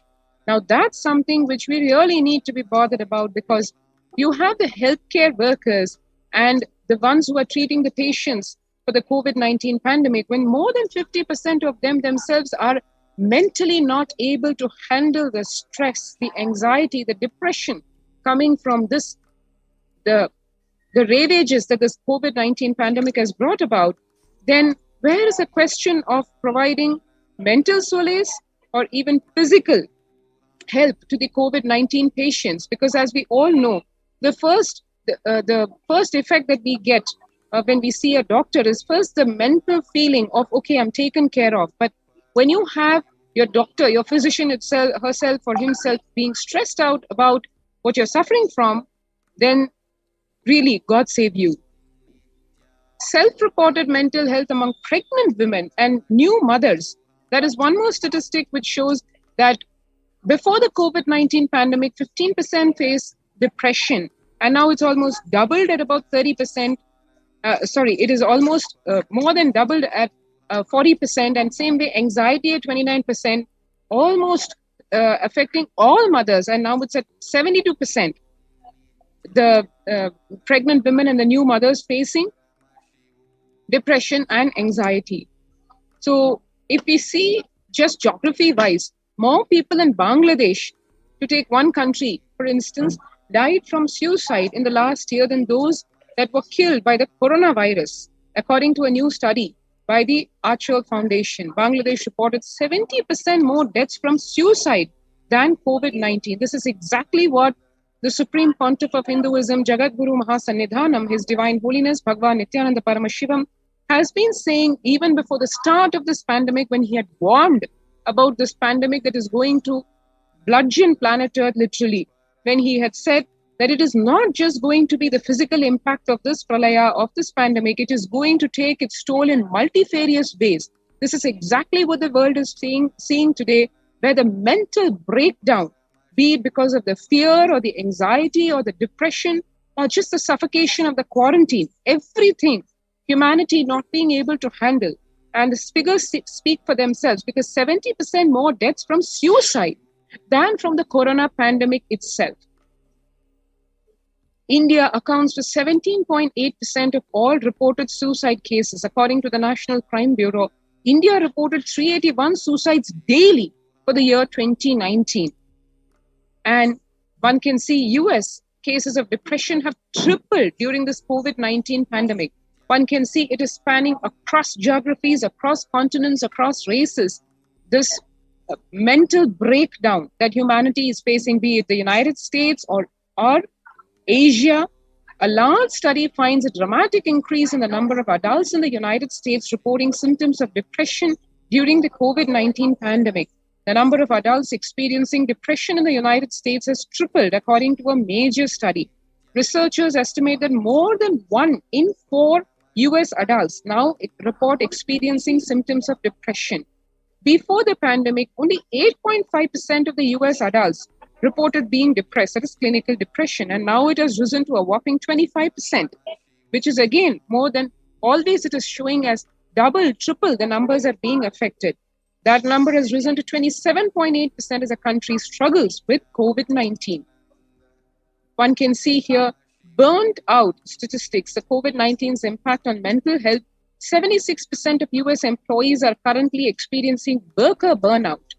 57% say worries about COVID-19 have been a contributing factor. 33% say worries about political issues have contributed to their burnout. So one can see here what used to plague the citizens of the United States before, possibly political issues, at 33% saying worries about the political issue, and now the whole thing has been taken over by just concerns about the COVID-19 pandemic and its effects on an individual level, on a societal level, on the economical level, on the psychological level.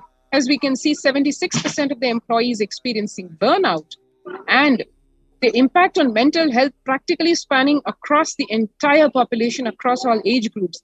78% of the global workforce says the pandemic has negatively affected their mental health. 85% say their mental health issues are causing sleep deprivation, poor physical health, reduced happiness at home, strained family relationships, or isolation from friends. Now that's impacting family life, friend life, social life at all levels.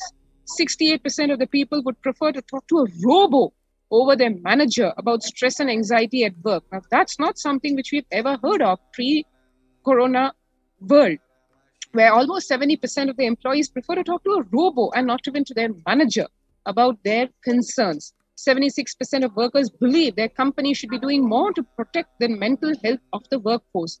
Usually in a company, you have medical care, counseling, etc. But that is only for an exception. It is not the norm. And now, as we can see, if 76% of the workforce feels that mental health is something that the company should be addressing, it's become a norm rather than an exception, mental disorders. And young workers are hit the hardest because, as one can see here, the ages 22 to 25, almost everyone at 90%, 26 to 37 at 83%, 38 to 54 at 73%, and 55 to 74 at 62%. So one can see practically the entire workforce, all the way from ages in the 20s to their mid-50s. More than 75% of the workforce affected, and they feel that the pandemic has had a negative impact, a negative effect on their mental health directly. So these are just some of the statistics that we shared about how the world faces, whether it is medical care workers, healthcare workers, or employees, or workers at large, or people, or just youth across age groups. It has not left anyone. Literally, the pandemic has affected the entire globe in very many ways than one could even imagine, and which the Supreme Pontiff of Hinduism, Nithyananda Paramashivam, had warned over a couple of years ago. And still, he is harking to human beings, and he is telling to one and all, join the COVID care protection centers if one wants to save one's life, which is the only priority till the end of this year, because we have not seen the lowest of this curve. We have not seen the worst of it all. It is yet to come with the onset of the third wave of the corona pandemic. So if you feel you're already stressed out about what the world is heading towards, if you're worried, if you're anxious, if you're depressed, or if you just want to protect yourself and your family from this COVID-19 pandemic in all its forms, be it physical or the mental impact, take the time now, register through the link below, https://kailasa.org/Kailasa care. So let's take a few seconds now to register ourselves through this link so that one can exactly deal with this COVID-19 pandemic in the way it is meant to be, in the only way it is meant to be.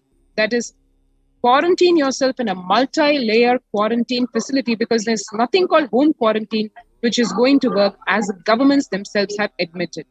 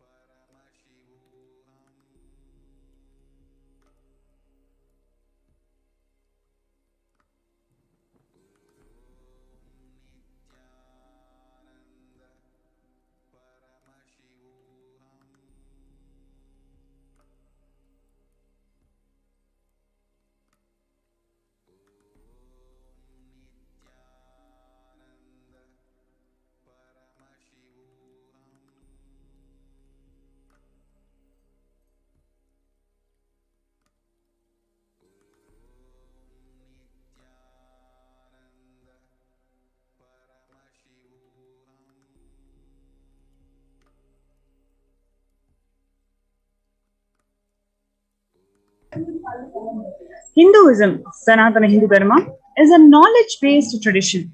What was once passed on orally from time immemorial has in the last few thousands of years begun transmitted through written word in the form of palm leaf scriptures, books, and libraries. Only if you read the original Upanishads, Brahma Sutras, Bhagavad Gita, you will understand the reality, the truth, what I stand for. Jnanalaya, Grantha Samadhi, Hindu traditional library, has principles like books are the living representative of Saraswati and Dakshinamurti, meaning they express the authenticity of the truth. Centuries of history of discrimination, exploitation, dispossession, and colonialization have led to the loss of traditional knowledge. Traditional knowledge is under threat and is being misused and misappropriated. Indigenous people traditional knowledge have been developed over generations through daily life practices and a close understanding of local environments. It can offer valuable responses to climate change, food insecurity, reducing inequalities, and other challenges that we are trying to resolve. From the original 100 million source books of Hinduism, barely 20% remain today. Through Kailasa's Department of Enlightened Civilization, the Supreme Pontiff of Hinduism has committed his life to ensure preservation, protection, and transmission of the age-old, authentic, time-tested Hindu knowledge. The Supreme Pontiff of Hinduism ensures to not only protect the branches of knowledge that is remaining today, but also to revive this vast knowledge which has been lost over the years of genocide and persecution. The Rig Vedas, one of the fundamental source scriptures of Hinduism, expresses a concept known as Hiranyagarbha, or the universal womb. From the concept of Hiranyagarbha comes the understanding of space out of everything comes forth zero. From India to Persia, then on to Arabia, through the Hindu scholar Kanaka, this knowledge is today the cornerstone of everything that is being considered as binary logic. The traditional Hindu form of medical diagnostics and treatments, with its roots in Hindu scriptures and references in chapters of Rig Veda, it stands as the oldest living medicinal system still being used and practiced today. This includes the use of copper in medical instruments for its antibacterial properties and the use of Ayurvedic methodology in treatments for rheumatoid arthritis and osteoarthritis. Surya Siddhanta, an ancient Hindu literature detailing the science of astronomy, including the speed of light, distance from the sun, diameter of the earth, and the planetary orbitals, long before the recent understanding from the modern optics. Yoga. The age-old science and practice of yoga has direct reference and origin in Hindu agamas, Patanjali Yoga Sutras, Yoga Pradipika, Rudramalayam of Uttaratantram, Gheranda Samhita, and countless other Hindu scriptures.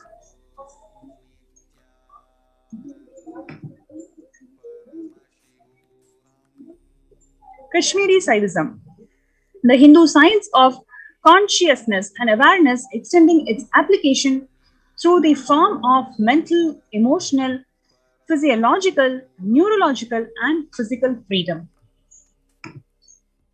The lost knowledge of Kashmir. Hindus have lived in Kashmir for more than 10,000 years. The name Kashmir derives its origin from the name of Rishi Kashyapa, one of the Sapta Rishis, or the 7 great Rishis. Over the course of repeated and systematic genocide, persecution, and invasion, which continues to this date, Hindus were mercilessly killed and their knowledge burned to ashes.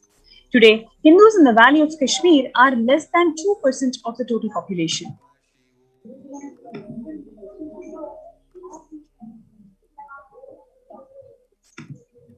The lost knowledge of Kashmir in the recent post-Hindu exodus in Kashmir. You see, before the exodus of 1990, 160,000 Kashmiri Pandits were there.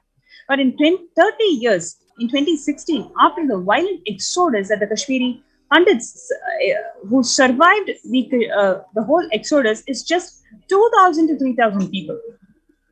With this, an unprecedented volume of Kashmiri scriptures, literatures, scholars, and saints have not only been lost forever, but continue to wither away to this date.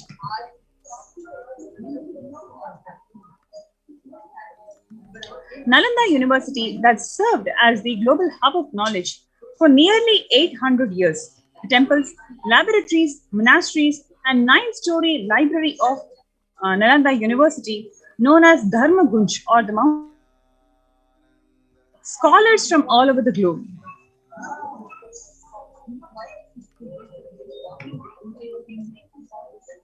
But such an university was burnt continuously for 6.5 months in 11th century. Thousands of students were murdered, thousands were beheaded, and then millions of manuscripts and thousands of sincere scholars who can never be replaced today. The Supreme Pontiff of Hinduism, Jagadguru Mahasanidhanam, His Divine Holiness Bhagavan Nithyananda Paramashivam, has taken up the mission to revive the world's lost wisdom, ancient sciences, and indigenous knowledge traditions for the benefit of humanity through Kailasa's Nithyananda Hindu Library.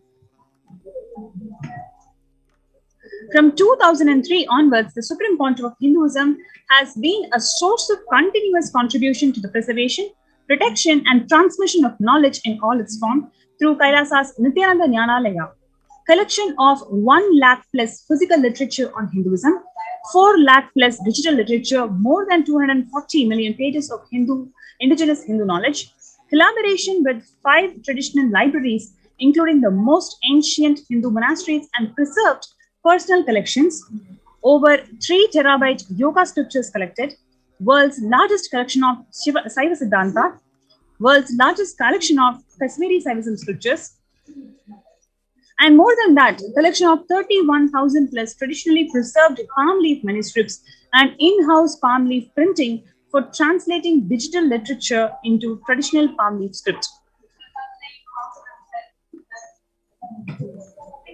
Thousands of recovered ancient scriptures were translated in a user-friendly way for modern man through more than 500 publications that are translated in 27 different languages. Digitization of 600,000 plus pages of indigenous Hindu literature, setting in-house server and storage to host over 120 terabytes of digitalized literature. Now, what is the mission and vision that is going to happen for Kailasa's Nithyananda Library?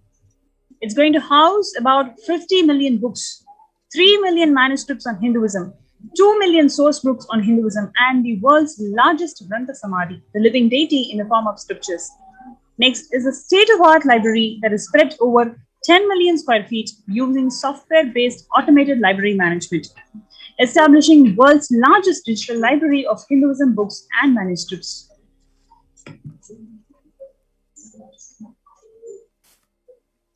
The Muhammad bin Bakhtiar Khilji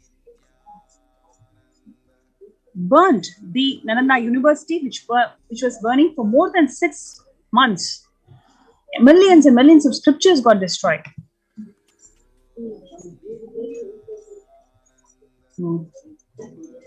Next is the destruction of Hindu Gurukul education system. If you see the number of schools that were there in Tamil Nadu before 1830 was enormous. This only ensures that the education system was well equipped, it was well protected, and it was available to all the sections of society. But once the Mekale education came in place, there is an exponential decrease in the number of schools per 10,000 number of population.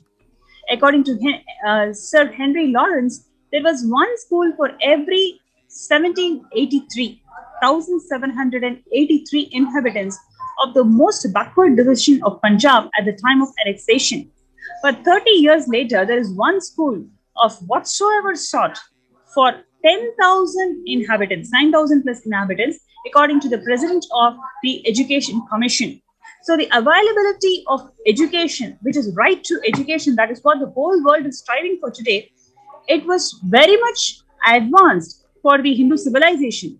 But once this Mekale education came in place, this whole disparity that we are seeing in the society between the rich and the poor, educated and uneducated, is because of this system of education which deprived people from the basic right to education. Here is Mekale, who says that our English schools are flourishing wonderfully. The effect of this education on Hindus is prodigious. No Hindu who can receive an English education ever continues to sincerely attach to his religion. So this is a very important point where he openly talks about how this whole system of education, Mekale education, is about depriving Hindus for their own identity, depriving them to practice their religion. It is systematically inducing this thought current of distancing themselves from associating to their true identity, which is religion.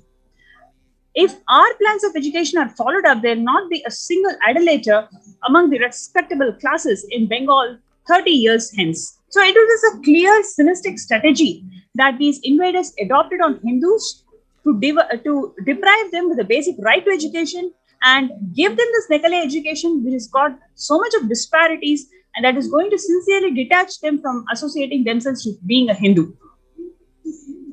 And this will be effected without any efforts to proselytize, without the smallest interference with religious liberty, merely by the natural operation of knowledge and rejection. I heartily rejoice in this prospect, says Nekale.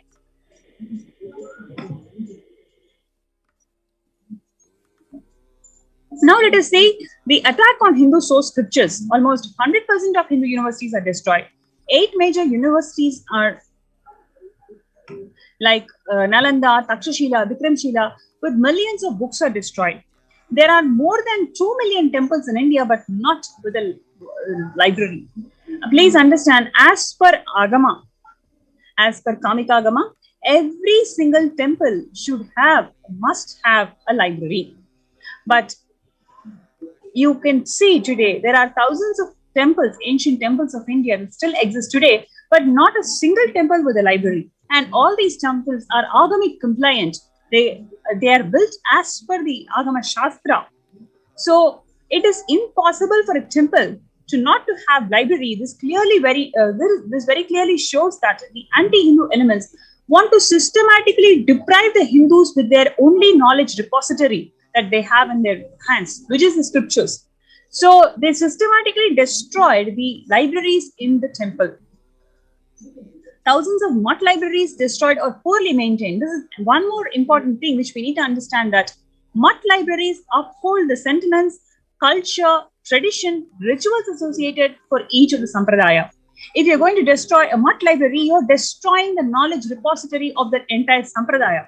It is about diluting the principles, core operating principles of these sampradayas and what they uphold for and how they're going to benefit the humanity. If this knowledge repository is curbed from Hindus, then that is when the ethnic cleansing is happening.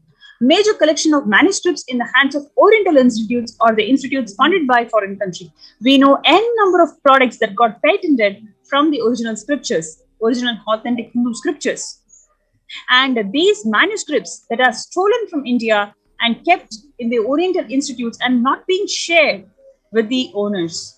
Hinduism never knows how to not share the education, because education is a very fundamental right of, that is what Hinduism believes. And knowledge is free. You cannot hoard knowledge for any cost. So this whole idea of curbing the collection of manuscripts from India, keeping them in the foreign country and deciding not to share the wealth of knowledge that belongs to Hindus is unacceptable. More than that, the millions of scriptures are already stolen by the invaders. The genocides of Kashmiri Pandits, 6 to 3 lakh people were brutally kicked out. The genocide of Shivacharyas in Tamil Nadu under atheistic government. Destruction of Hindu libraries and universities. World's largest Tamil Hindu library, Jaffna Public Library, was burnt. 13,000 plus universities across Bharat and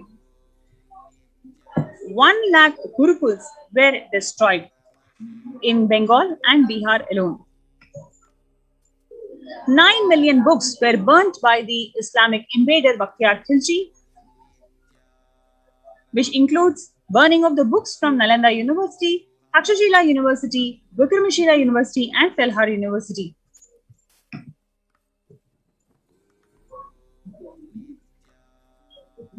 You can see a range of these manuscripts that are being revived, collected, and made into user-friendly light solutions by the Supreme Pontiff of Hinduism through Kailasa's Nithyananda Hindu Library.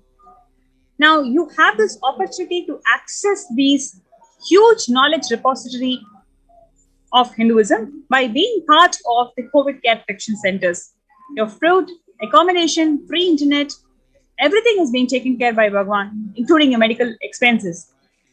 All you need to do is just pack your bags and visit us and join the COVID care protection centers. You can join in kailasa.org/Kailasa Care.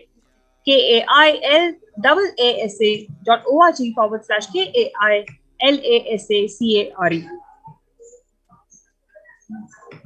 Let's take a few minutes to join us for this COVID Care Protection Centers. Kailasa.org/Kailasa Care.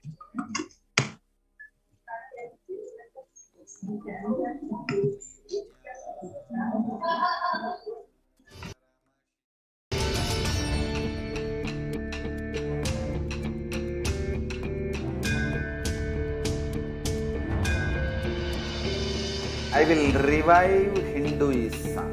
I am a Hindu revivalist, not by any revolution, but by evolution.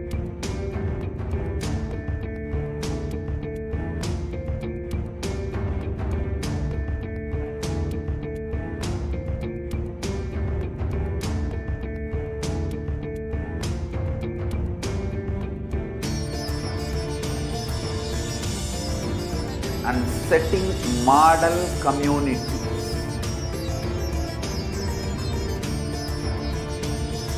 Kailasas, enlightenment ecosystems, Sarvanya Pitas all over the world.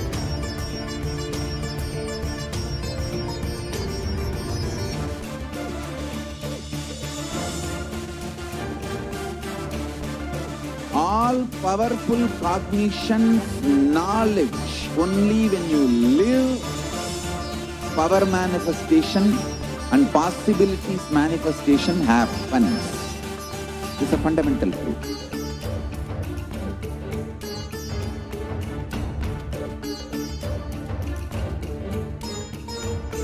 Hinduism cannot live exclusively as one sampradaya. No. All sampradayas of Hinduism is an ecosystem.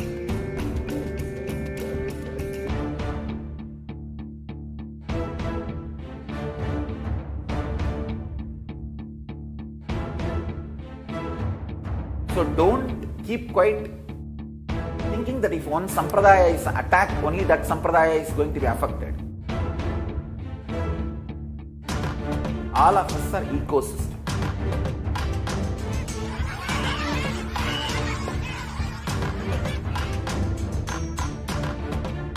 I invite all of you to get involved and enjoy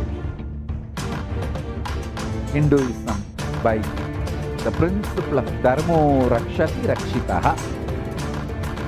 When you protect Dharma, Dharma protects you. We will make the whole planet flourish spiritually. The spiritual prosperity will happen to the whole planet. We all have to coexist together.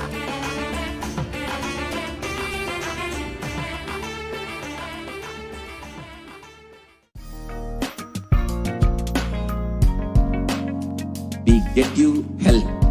We get you ability to build beautiful relationships in your life. We get you direct spiritual support, and we make sure you become wealthy.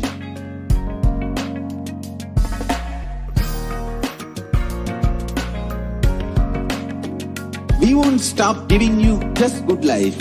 We will literally not stop till you live enlightened life. Manifesting the state of Paramashiva, space of Paramashiva, powers of Paramashiva, being of Paramashiva.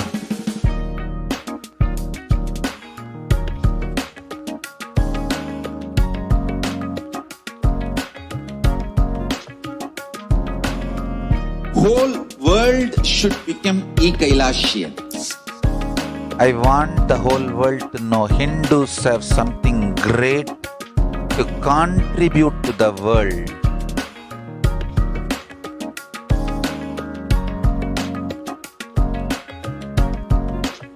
We have something great to contribute to the world. Let us do that.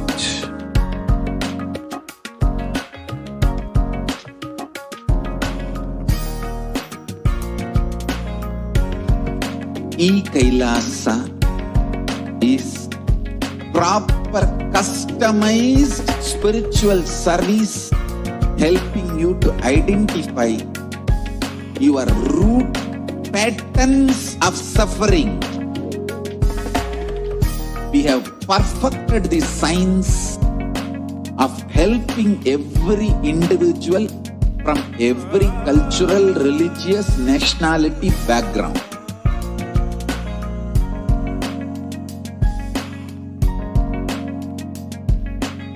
You will have lowest reactionary assumptions, highest awakened response, alive response for life continuously.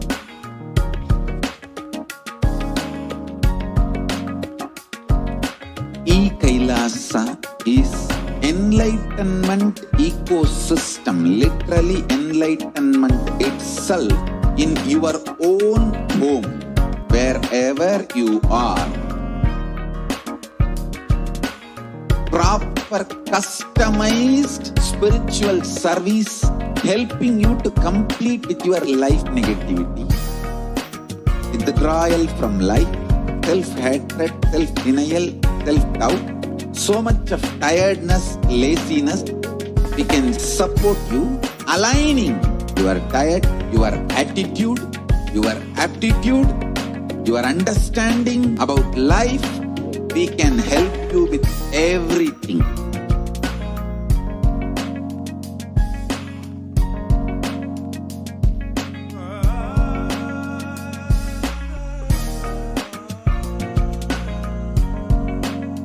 If you are interested in enlightenment, we will immediately bring this to you. If you are not interested, we will explain the whole science, inspire you and make you interested in enlightenment science. We need to cater this enlightenment science to the whole world wherever they are, because enlightenment is the birthright of all human beings. Kailasa is responsible to provide that to all human beings.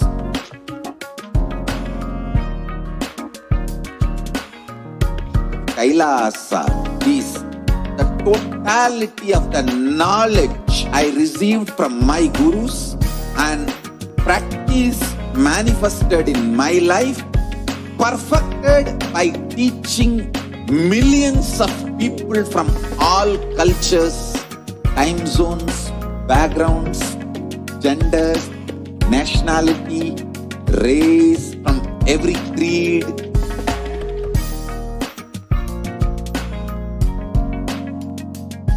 So this absolutely perfected knowledge available to you, served to you in your home, without even you moving out of your couch, free of cost.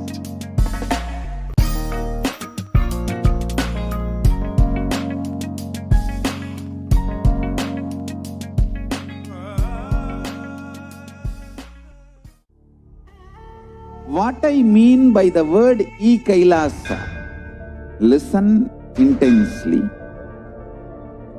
Enlightenment ecosystem, literally enlightenment itself in your own home, wherever you are. If you cannot come to Kailasa, it's okay. Kailasa can come to you. Kailasa coming to you is Kailasa.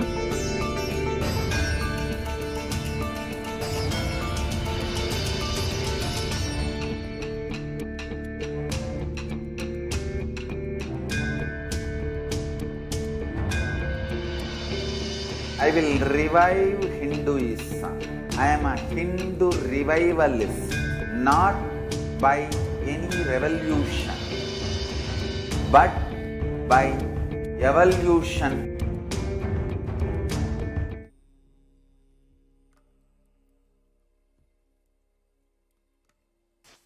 Welcome back. And as we were looking at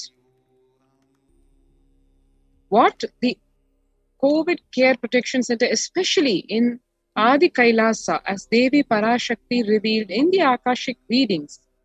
The Adi Kailasa ship that was made by the Supreme Pontiff of Hinduism, Nithyananda Paramashivam, over 12 years back, and which is going to flower this Guru Purnima and is going to be the hope and succor for whole of humanity, because anyone and everyone is welcome to come and take a dip in the holy sacred waters of the Vaidya Sarovar, which will be collecting the waters pouring on the 21 feet Navapashana Linga.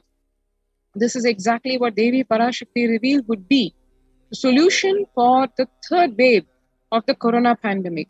What is this Navapashana Linga all about? How did the making of it happen? It's a historic happening where the 21 feet Navapashana Linga was not only the whole mixture, the alchemy, spiritual alchemy process that went into the making of it in the divine presence of the Supreme Pontiff of Hinduism, Nithyananda Paramashivam, the whole chemistry, the alchemy behind it, and how it is going to save humanity.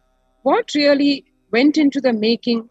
Let us watch this priceless video recording of the same that happened way back in 2008, May the 18th, the night when the Supreme Pontiff of Hinduism is supervising himself, guiding himself, the making of this Navapashana, which is the core of the Navapashana Linga, which is, as per the great science of Siddha, is the magical composition that is the cure all. So let us watch this video and see how the Supreme Pontiff of Hinduism has given the captain of the ship, of the Adi Kailasa ship, though he has been exiled into statelessness, has given humanity this priceless gift.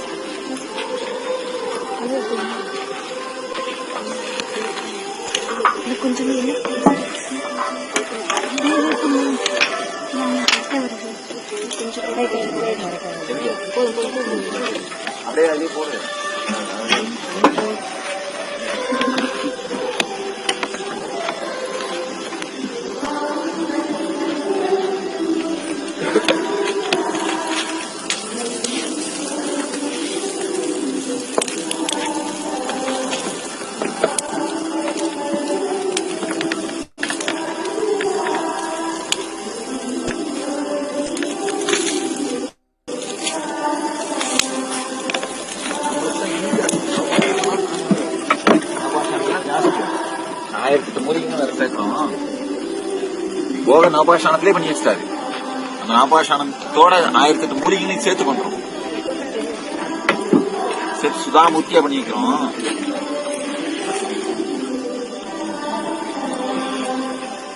அதப்பா உருண்டையெல்லாம் எடுத்து அடுக்குப்பா, இதுல நல்லா வேகட்டும்.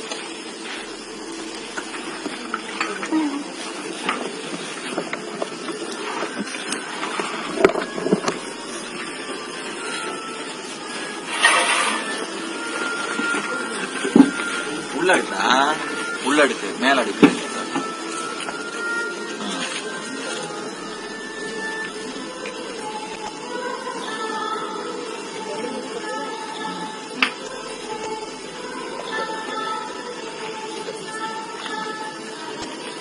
என்ன கீட்டு பத்தியா?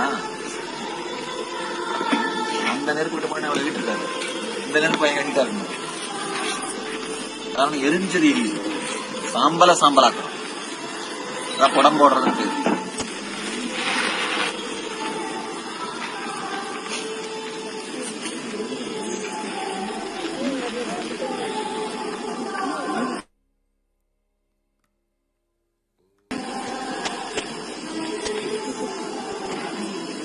அப்படியே போட்டு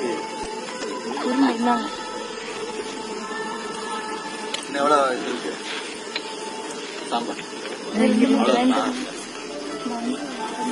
நான் உருண்டை பிடிச்சா பாதி ஆயிடுச்சுல. மொத்தமா எரிச்சு வரும்போது பாத்தீங்கன்னா சும்மா ஒரு இவ்வளவுதான் இருக்கும். புடம் போட்டு பாத்தீங்கன்னா இவ்வளவுதான் இருக்கும். சும்மா ஒரு படிதான் இருக்கும்.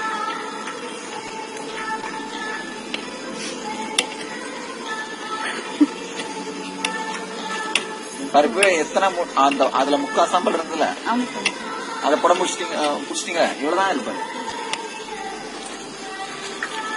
எல்லா உருண்டையும் அடிக்கிறீங்களா?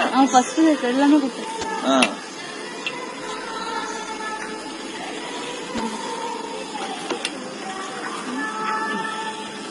நாலஞ்சு தட்டில் மாற்றி மாற்றி அடுத்து.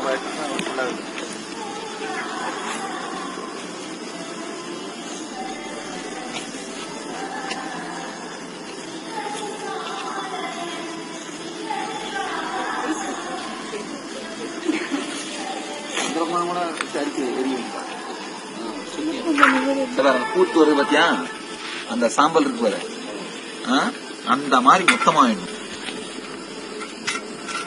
அதுக்கப்புறம் திரும்ப அதை நெய் ஊற்றி இப்ப ஜலிச்சு திரும்ப அதை நெய் ஊற்றி உருண்டை பிடிச்சி எரிக்கணும்.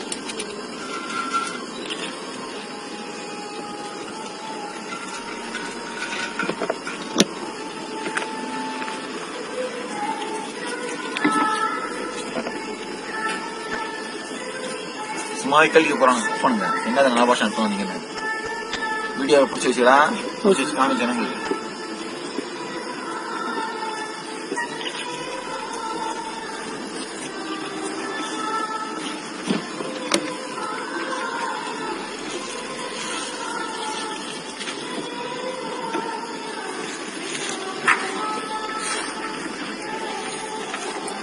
அலுமினி பாத்திரம் பிடிக்காங்க, முடிச்சுட்டு செப்பு பிராஸ் ஏதாவது பாத்திரம் வச்சு அதில் பிடிங்க.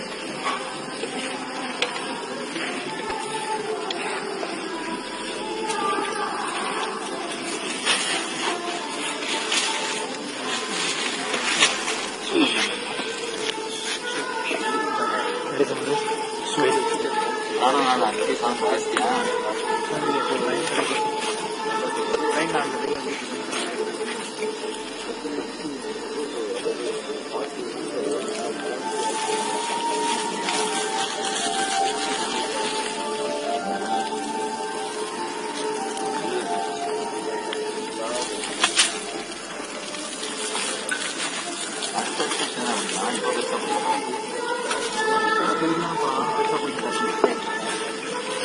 அடுத்து பிடிக்கிறதுனா அப்ப நல்லா வேவும்.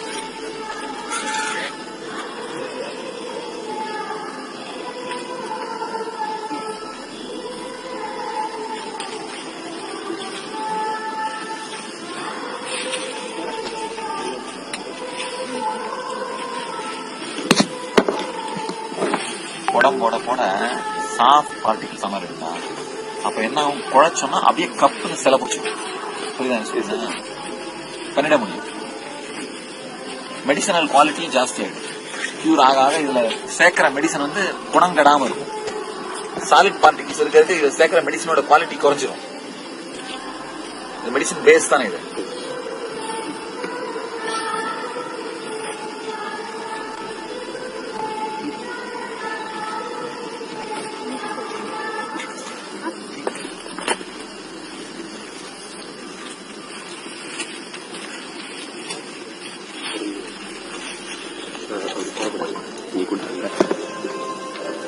போடாத, உடைச்சிடாத.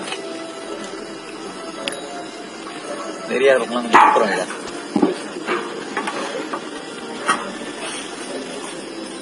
என்ன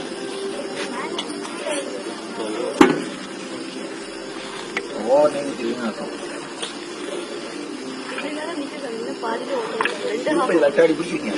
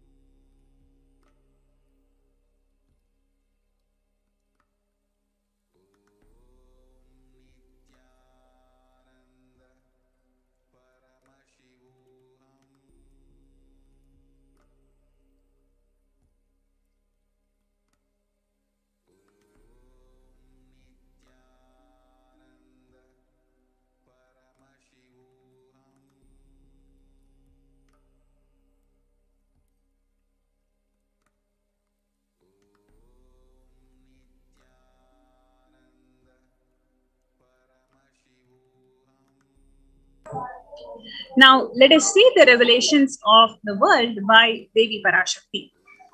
Where Devi Parashakti on 12th of May 2021, she says that I came as Nijavatara. I am blessing you. Listen. People, listen. To do good to all of you, I have taken the form of Nithyananda and came down as Nijavatara. People of India, listen. Carefully listen. Time after time, Bharadam is the Jnana Bhumi where enlightened beings come. We cannot make the Jnana Bhumi as infertile. Enlightened beings have to come. They have to live, it has to flower. Few hypocrites, because they are stuck in delusion, we cannot sacrifice the world. Cosmos cannot be destroyed. The ship I did to save the cosmos from being destroyed, that is called Adi Kailasa. The ship I did to protect the beings from Pralaya is Adi Kailasa. Because of the conspiracy of Drohis and enemies' rule, the captain has to leave the ship. It is because of the Drohis, it is because of the anti-Hindu elements and the Neo-Hindutva groups of their relentless persecution on the SPH, the captain has to leave the ship. Before 12 years, knowing the great deluge that is going to happen, all the Aushadas, by this Guru Purnima, that Jnana Rasavadam, Navapashana is going to flower. Allow people to come and take a dip in Navapashana flower. People, whoever comes and dips in Vaidya Sarovar, they will not have dip. They will not have corona. Crores and crores of people will come in line every day. They will come and dip in Anandalingam.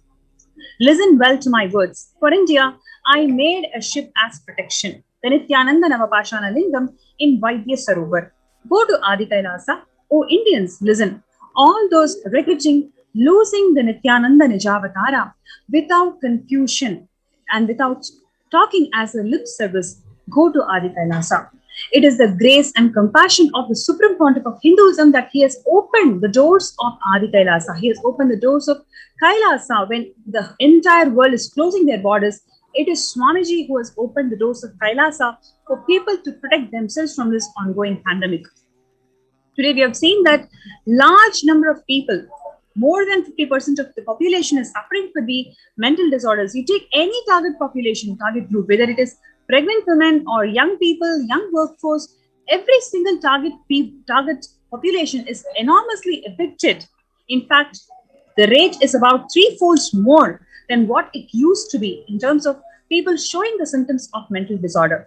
Now, what we are listening from Devi Parashakti is that knowing this pralaya is going to happen, it is the grace and compassion of the Nijavatara, the Supreme Pontiff of Hinduism, Swamiji, to open the doors of Kailasa, to open the doors of Adi Kailasa for people to come and reside and get protected from COVID.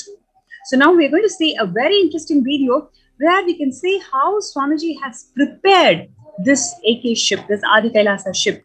What amount of hard work went in making this ship happen? Let's watch this very interesting video. It gives us the glimpse of the amount of hard work, micromanagement, and relentless effort to make this Adi Kailasa happen for the humanity to benefit from Pralaya.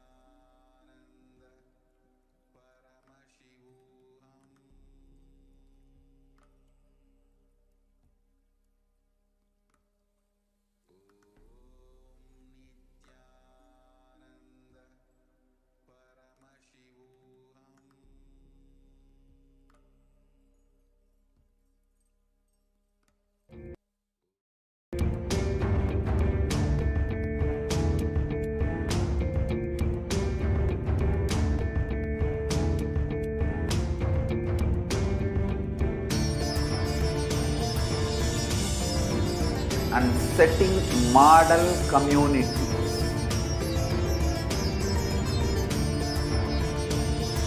Kailasas, enlightenment ecosystems, Sarvanya Peethas all over the world.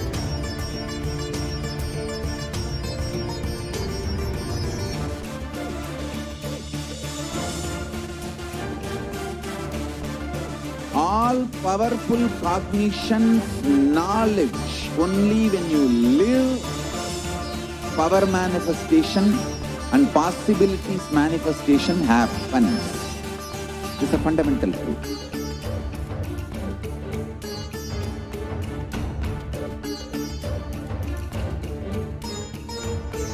Hinduism cannot live exclusively as one sampradaya. No. All sampradayas of Hinduism is an ecosystem.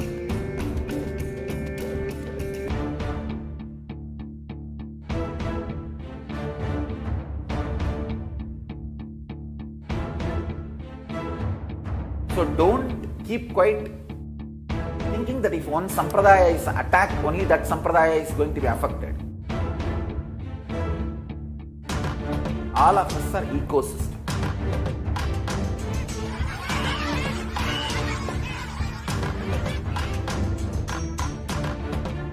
I invite all of you to get involved and enjoy Hinduism by the principle of Dharmo Rakshati Rakshitaha. When you protect Dharma, Dharma protects you. We will make the whole planet flourish spiritually. The spiritual prosperity will happen to the whole planet. We all have to coexist together.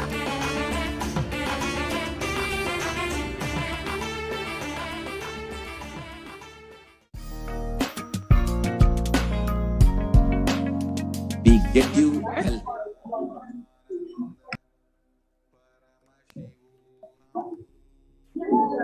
The free COVID care centers that are opened across India includes Adi Kailasa in Bidadi, Salem Adinam in Tamil Nadu, Thiruvannamalai Adinam in Tamil Nadu, Rajapalayam Adinam in Tamil Nadu, Puduvai Adinam in Puducherry, Pattanam Adinam in Tamil Nadu, Sirakapadi Adinam in Tamil Nadu, Sripuram Adinam in Hyderabad, Madurai Adinam in Tamil Nadu, Avattipalayam in Tamil Nadu, Hosur Adinam in Tamil Nadu, Baroda Adinam in Gujarat.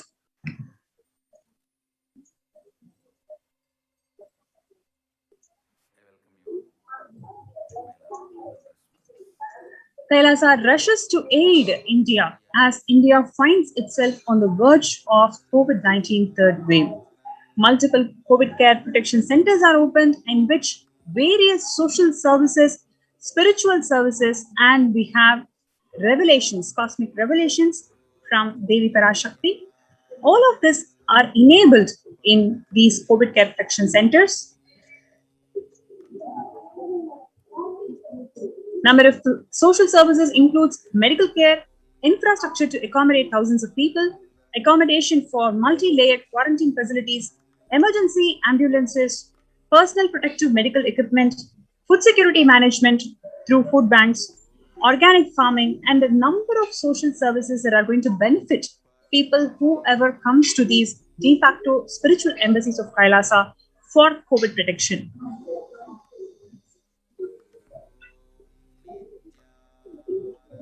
So you are welcome to join us in these COVID care protection centers. All you need to do is register yourself in these following link: kailasa.org/Kailasa Care, KAILASA.org/KAILASA CARE. So you are welcome to join us to protect yourself from this ongoing pandemic. Especially, it is not the deaths due to the pandemic, what the world is facing today. It is the number of deaths, number of people who are suffering due to quarantining themselves, due to economic breakdown that's happening in the world, due to losing their beloved ones, and various other factors. A number of people greater percentage of people are suffering from the mental breakdown than the actual pandemic itself. The Supreme Pontiff of Hinduism, Jagadguru Mahasanidanam, His Divine Holiness Swamiji has opened the doors of Kailasa for you to benefit from this ongoing pandemic by you experiencing a spiritual breakthrough, by you being in this Bhusparsha, protected spaces that he himself has energized and he himself has prepared 12 years before, especially the Nithyananda Navapashana Lingam that is going to protect and heal people from COVID. So we invite people to join us in these COVID care protection centers, and you can register yourself in the link below, which is kailasa.org/Kailasa Care. Let's take a few minutes to register ourselves. And next, we are going to have a segment on the displacement of women due to the ongoing persecution of Hindus by the anti-Hindu elements and the neo-Hindutva groups. So before we go to that segment, let's take a few minutes to register ourselves in for these COVID care protection centers, and we'll be right back.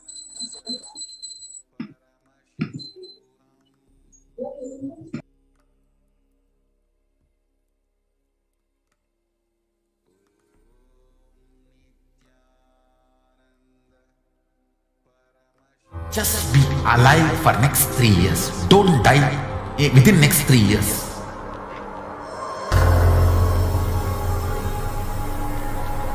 Just don't die within next 3 years.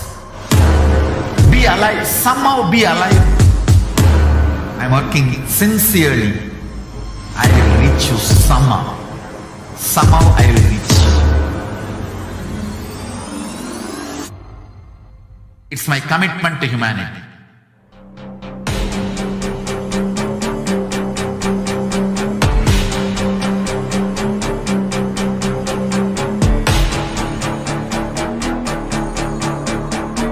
Just don't die within the next 3 years.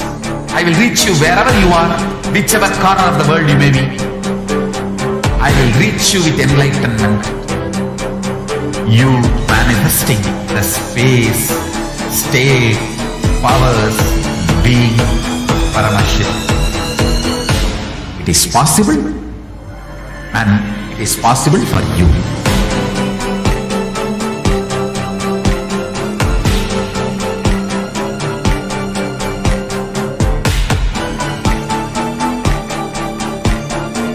Paramashiva will reach you with enlightenment science. I know he is going to do the job.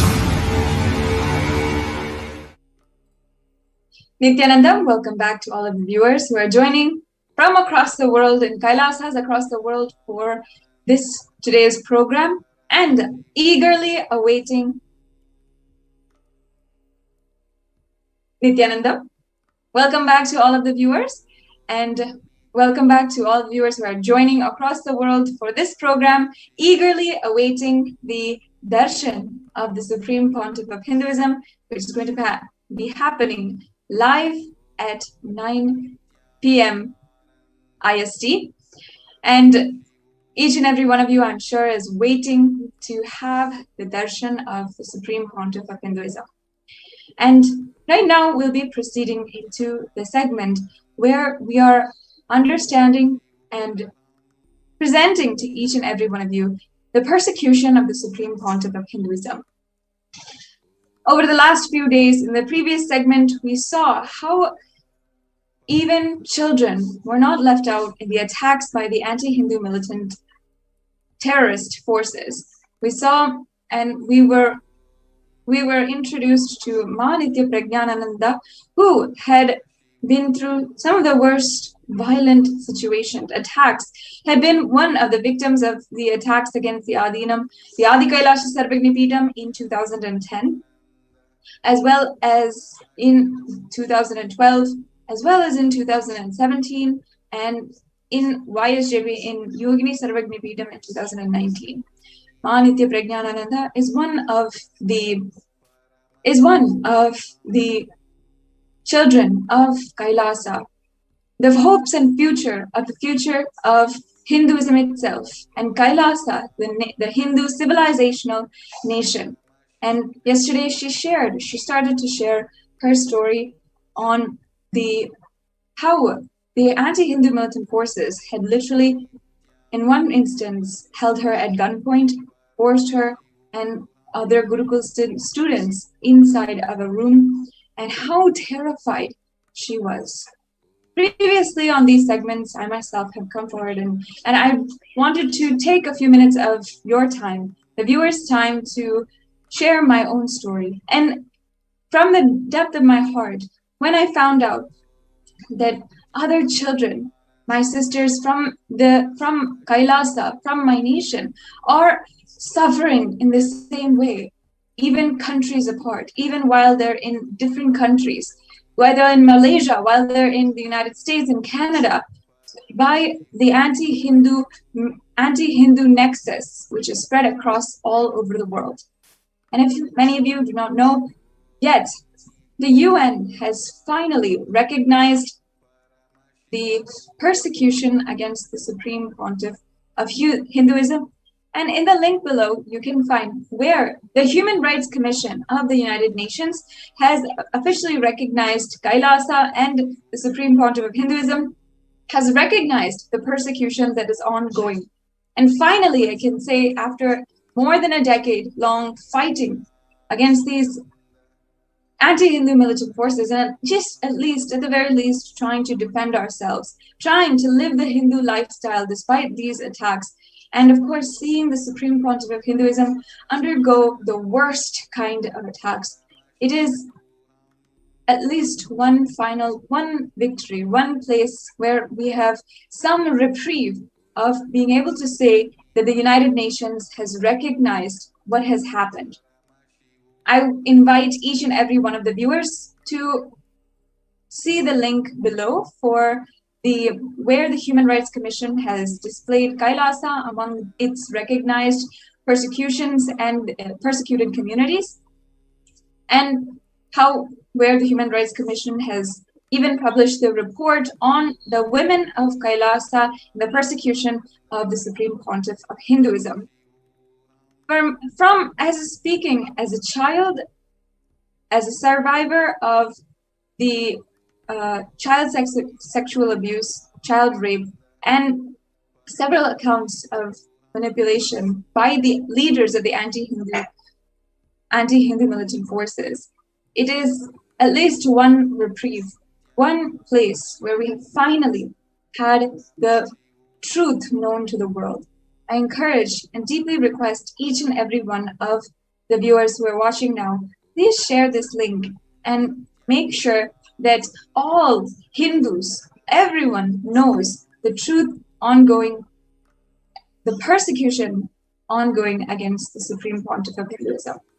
Now today, we will be understanding and continuing further from yesterday's segment on the attacks against indigenous schools and the Nithyananda Gurukul in particular. Now we saw and analyzed how in different oppressed societies across the world, including the Native Americans of the United States and of course North America, as well as the Jewish children during the Jewish Holocaust, as well as the Vietnamese children during the Vietnam War.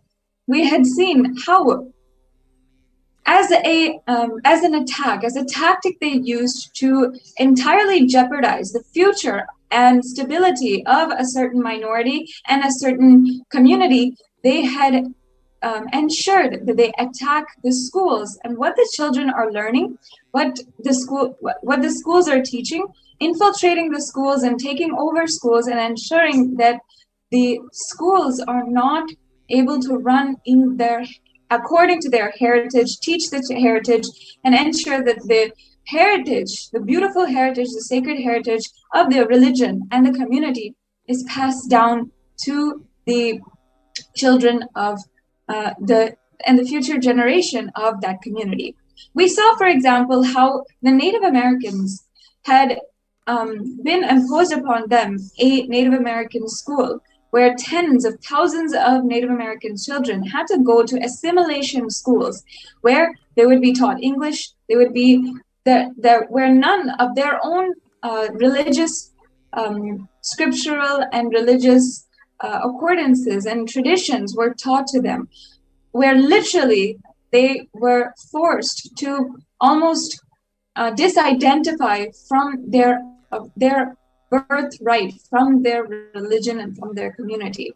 In fact, some of the documents that had recorded all of the persecution that happened against Native Americans even said that the U.S. government at that point had even recorded saying that the schools should literally kill the Indian, meaning the Native American, inside and leave the man behind, showing that the imposition of this school system was directly in order to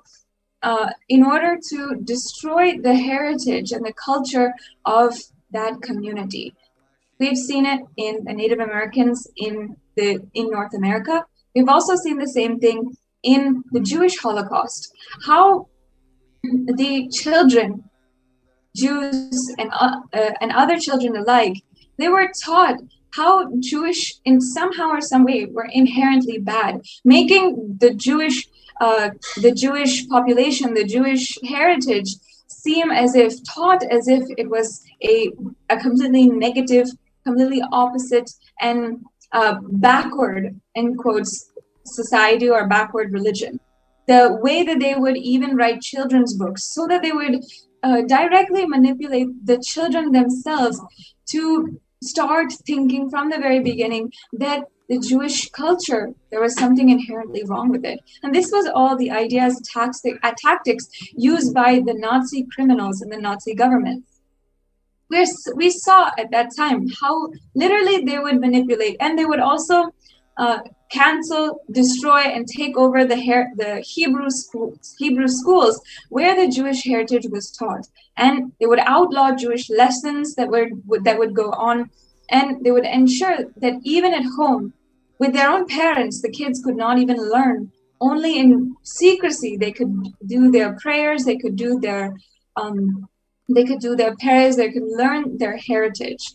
In this same way, the children of the indigenous school of the Nithyananda Gurukul, which the Supreme Pontiff of Hinduism had revived successfully, and even had manifested the supreme powers of Paramashiva through the Nithyananda Gurukul Balasans, where today even you are seeing all the Balasans being able to manifest Shaktis, manifest being able to see without your biological eyes, manifest body scanning, being able to see the body and diagnose any mental or even physical problems, and even remote vision, even materialization, teleportation, these extraordinary, innate capabilities that were radiating and are radiating inside of the Nithyananda Gurukul Balasans. Each and every one of the Balasans were initiated, and this beautiful Gurukul system was revived successfully by the Supreme Pontiff of Hinduism,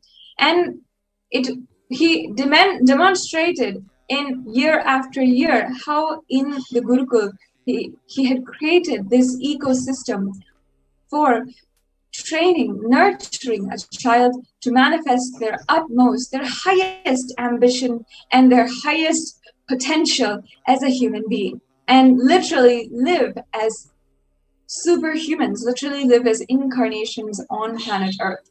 That was the vision that the Supreme Pontiff of Hinduism had and was giving the ecosystem for within Nithyananda Gurukul. Nithyananda Gurukul was established in 2006 officially. Of course, since the last 27 years, the Supreme Pontiff of Hinduism has been continuously working for the revival of Gurukul systems. It was finally established officially in 2006 in Adi Kailasa Sarvajna Peetham in Bidadi, Bengaluru. And then after that, all over the world with e-Gurukuls, Vidyalayas, where children, Hindu children, were empowered to their infinite possibility that is inherent with them by the consciousness which is within them. And of course, each human being has this innate intelligence. So any Hindu was empowered through the Nithyananda Gurukul that the Supreme Pontiff of Hinduism was reviving.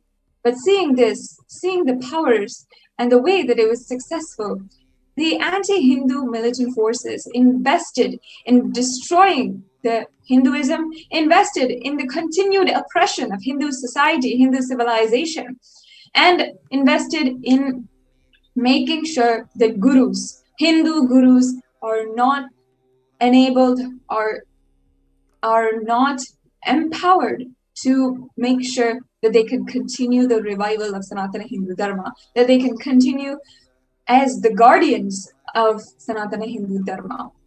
Anti-Hindu militant forces had repeatedly attacked the Nithyananda Gurukul. Yesterday, in the sharing of Nithya Prajnananda, she shared with us, and I'd like to invite her now to recap for all of us about how from 2010, she's been one of the survivors of the attacks in the Adi Kailasa Sarvagna Peetham, where literally the entire grounds, the entire Adinam monastery was set on fire. In this incident, the Supreme Pontiff of Hinduism, his own residence was set on fire and he had to immediately flee. And all of women and children behind were left completely vulnerable to the attacks of the anti-Hindu militant forces who raided the Adinam, who raped the women, and had literally done so much to destroy the property and traumatize the women and children of Kailasa for years to come.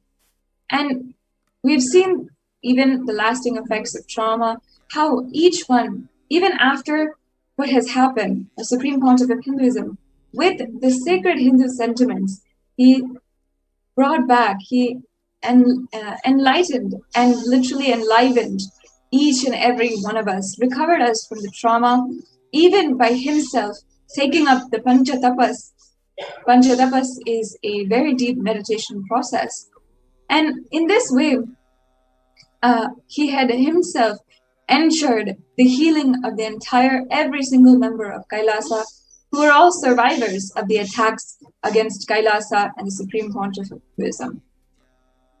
Now, Nithya Prajnananda yesterday shared about what happened in 2010, and we were all extremely shocked to hear that even in 2012, how the continued attacks escalated against the children of the Kailasa.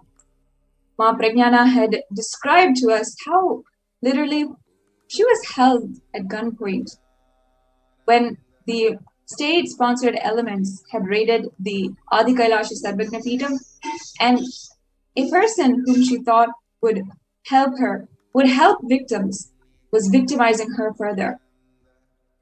And she shared about how literally, for the first time in her life, she understood what fear was. And she was just around 11 years old. It would be absolutely too soon for her to understand these extremely traumatizing experiences. Only years later, now at the age of 20, she's able to cognize and able to really come forward and bravely share to each and every one of you about what exactly happened. So 2010 was one of the worst brutal attacks against the whole of Kailasa, especially targeted at the Supreme Pontiff of Hinduism. And then 2012, another attack where the anti-Hindu militant forces again trespassed on the Adinam, literally raided, jumped over the gates of Adi Kailasa Sarvagna Peetham, the monastery, the peaceful monastery, and raided every single room, pillaged every single room, stole the deities' jewelry, stole the deities themselves, the sacred Hindu deities, objects, everything associated. And they defiled the deities, they abused and traumatized, victimized the women and children. In that time, in 2012, the children of Adi Kailasa Sarvagna Peetham, who are initiated into as Gurukul Balastans, in order to protect them, they were ensured that all the parents and the Gurukul administration at that time had ensured to protect each and every one of the Gurukul children as high priority, as of course they were children and they were the future of the whole of Kailasa. So the whole admin had actually gone for days without food themselves, trying to feed the children. What happened at that time is in 2012, the CM of Karnataka had ordered a seal of the Adina with no basis, absolutely illegally ordered a seal of a Hindu monastery. And at this time, because of this seal, and also because of illegally freezing the bank accounts of Kailasa, even food became scarce inside of the Adina. And continuously, the children of Kailasa were needing to be protected, of course, but just to get them something to eat, the armed guards who were monitoring the Adinam at that time and ensuring that the seal and the no convening rule was put into place. They had set a rule that not more than 4 people could convene in one place. So that meant that puja could not happen. So this time, even for ringing the bell, even for doing the puja, the very essential part of a Hindu lifestyle, our daily puja, they had literally not been able to do. They should, even if they had to do, even when they did it, we all had done it secretly and ensured we could not ring the bell, we could not make the noise, we could not chant loudly, we could not even do it with our fellow brahmacharis and balasans and adinavasis.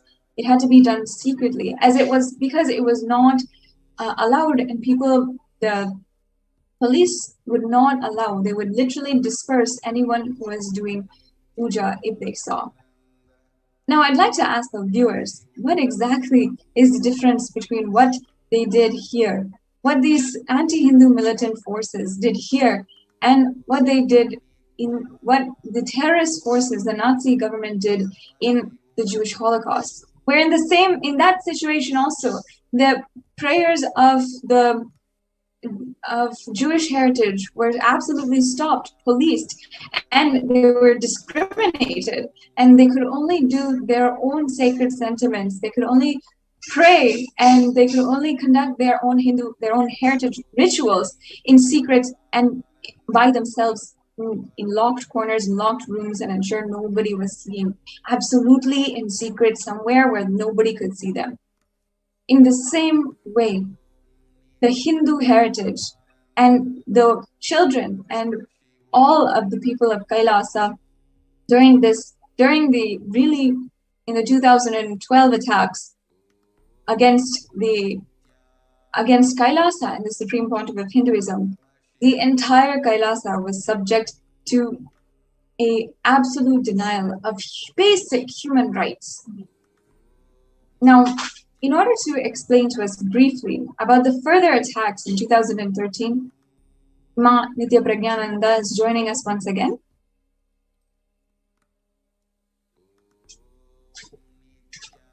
And in 2013, the CWC of Karnataka had raided the entire Adinam suddenly one night and wanted to suddenly burst in on sleeping children. And of course, the admin of the Gurukul had pleaded with the officials saying the children are sleeping and begged that at least in some time they could do whatever they wanted.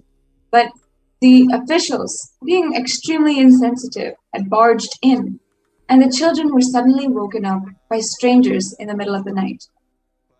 And suddenly, each and every single one of the children was taken in for an interview.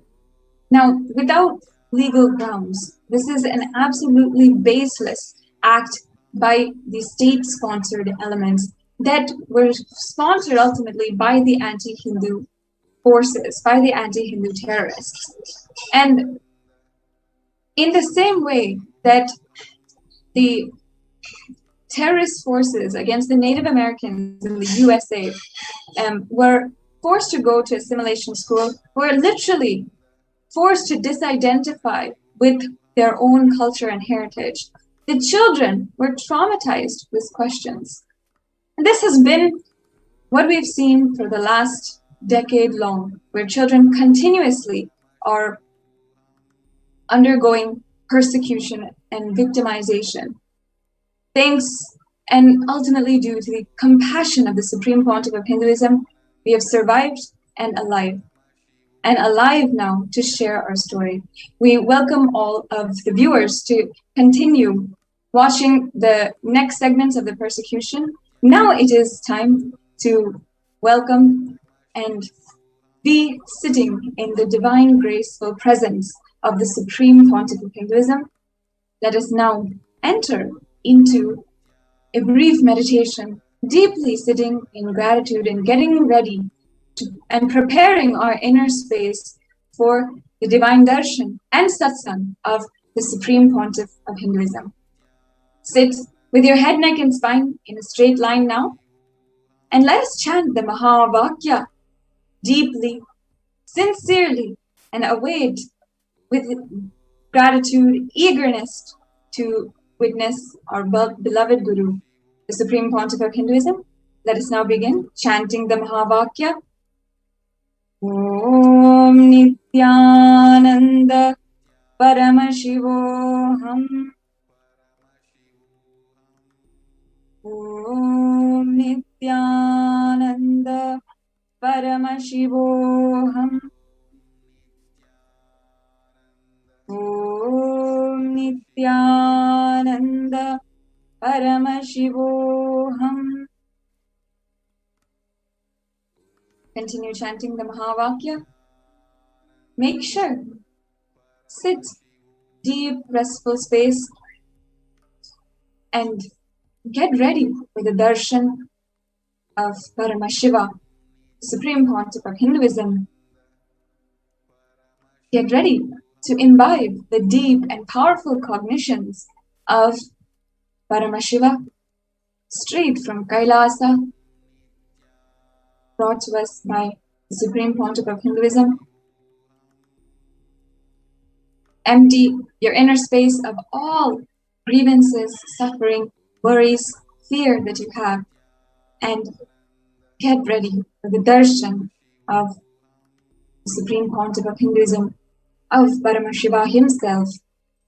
Continue chanting the Mahavakya deeply. Take a few minutes and make sure that you are getting ready.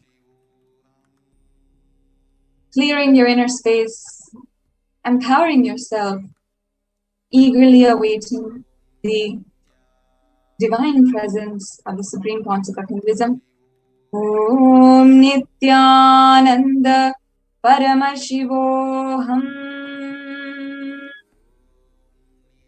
Om Nithyananda Paramashivoham. Om Nithyananda Paramashivoham. Om Nithyananda Paramashivoham.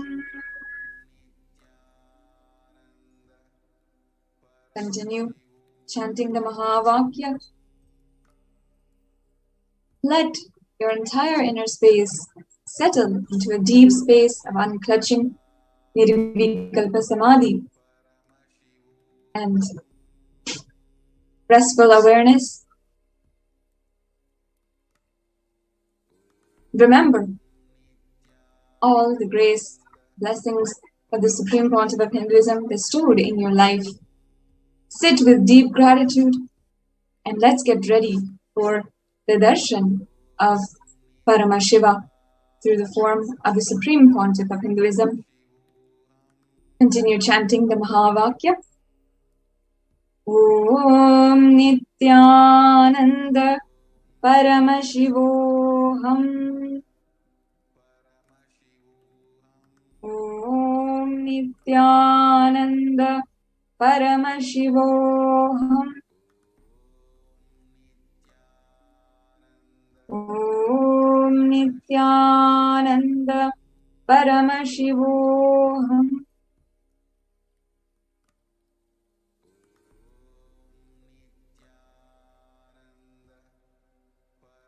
Continue chanting as deeply as possible.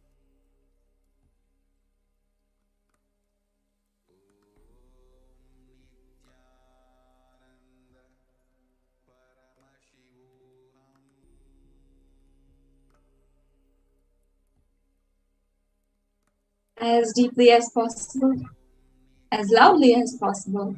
Chant the Mahavakya.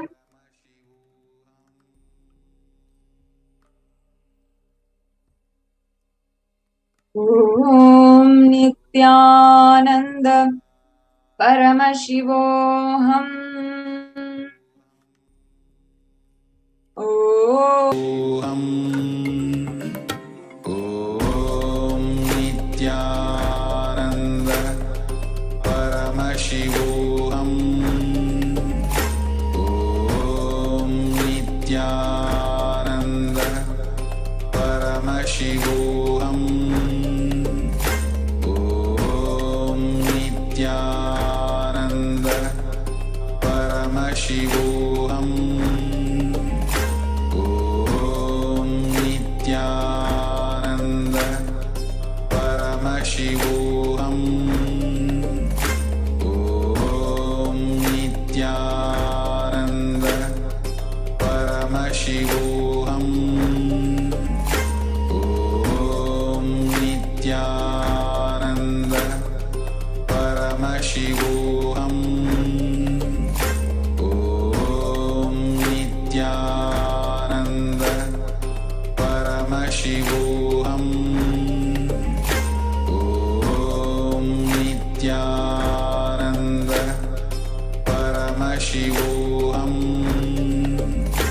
ॐ नित्यानन्द परमशिवोऽहम् नित्यानन्द आनन्द परमशिवोऽहम् ॐ नित्यानन्द परमशिवोऽहम् ॐ नित्यानन्द परमशिवोऽहम् ॐ नित्यानन्द परमशिवोऽहम् ॐ नित्यानन्द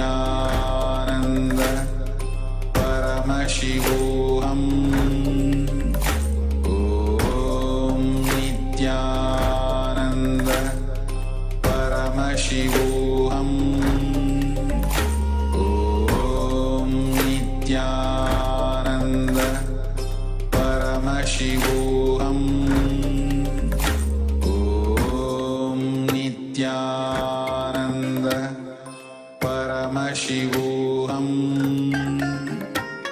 ॐ नित्यानन्द परमशिवोऽहम्